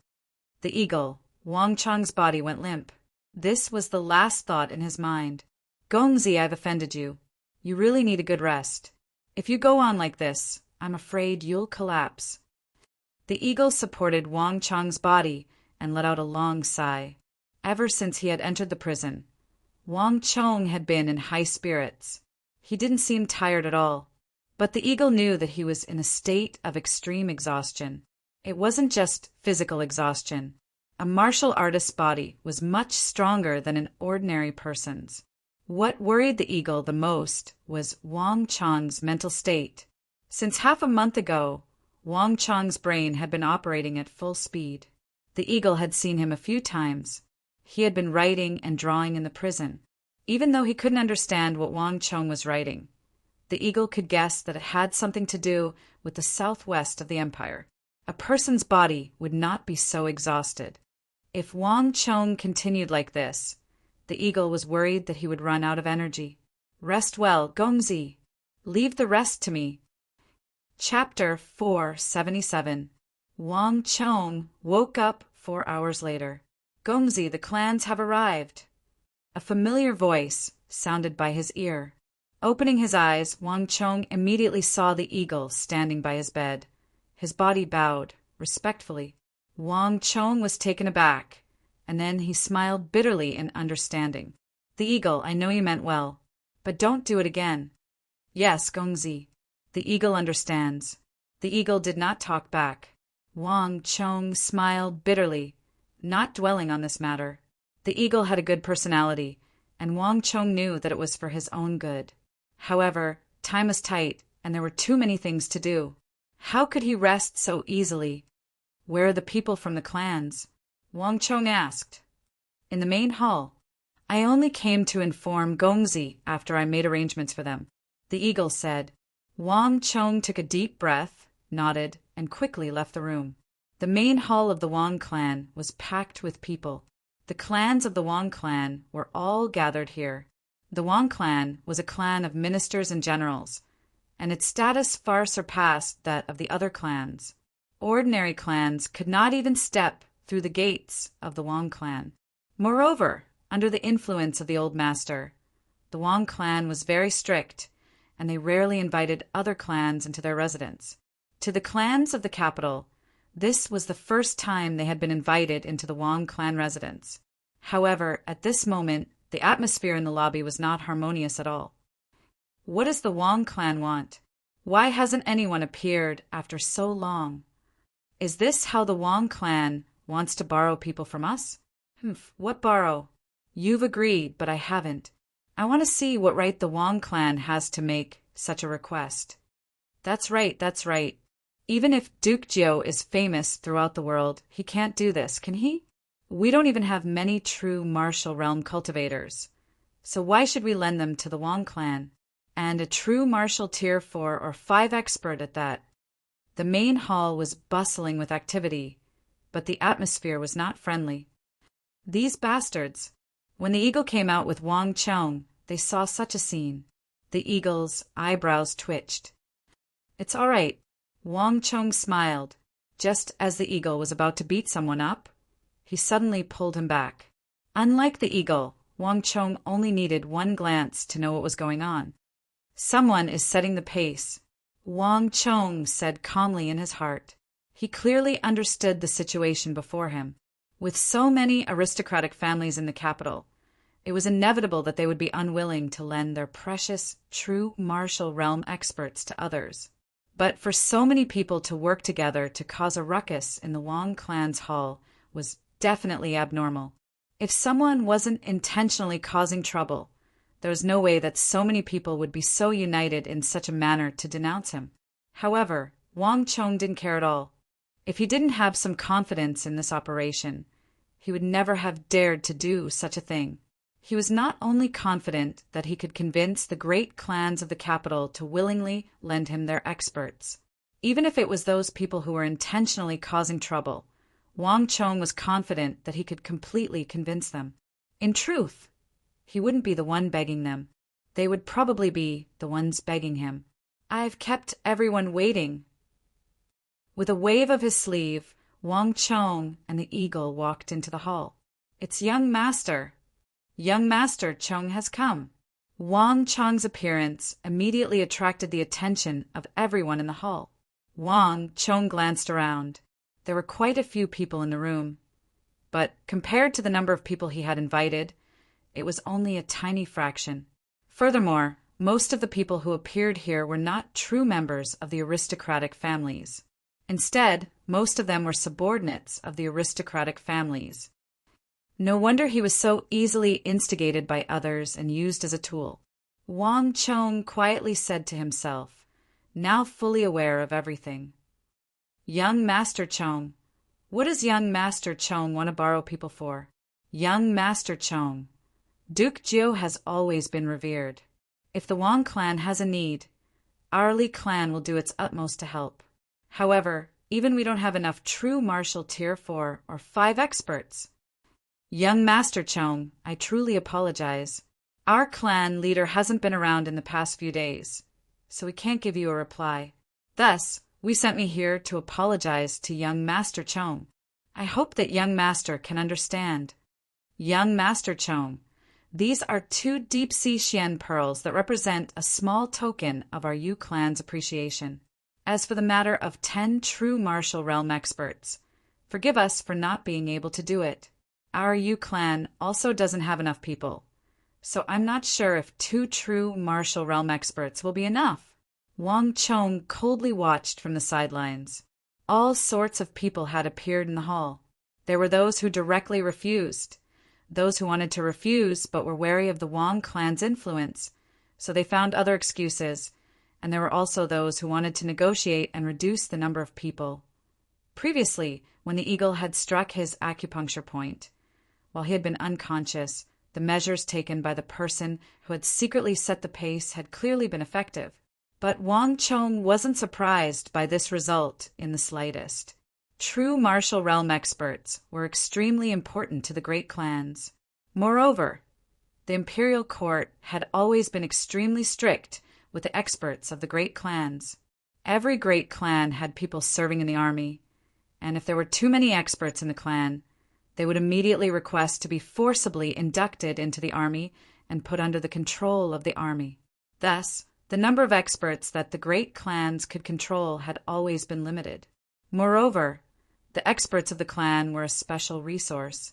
They couldn't be casually lent to others like gold or silver. On the contrary, if they met someone with talent and outstanding strength, the various aristocratic families would actively recruit them into their family. How could they possibly lend their experts to others? From the very start, it was very unlikely that anyone would agree to Wang Chong's request. Isn't it just 20 true martial realm tier 4 or 5 guards? I'll borrow 40 of them. Suddenly, just as everyone was trying to find excuses to shirk responsibility, a thunderous roar suddenly entered everyone's ears. In an instant, the entire hall quietened down. Everyone was looking at the straightforward and forthright young man from an aristocratic family. I was wondering who it was. So it's Wei Hao.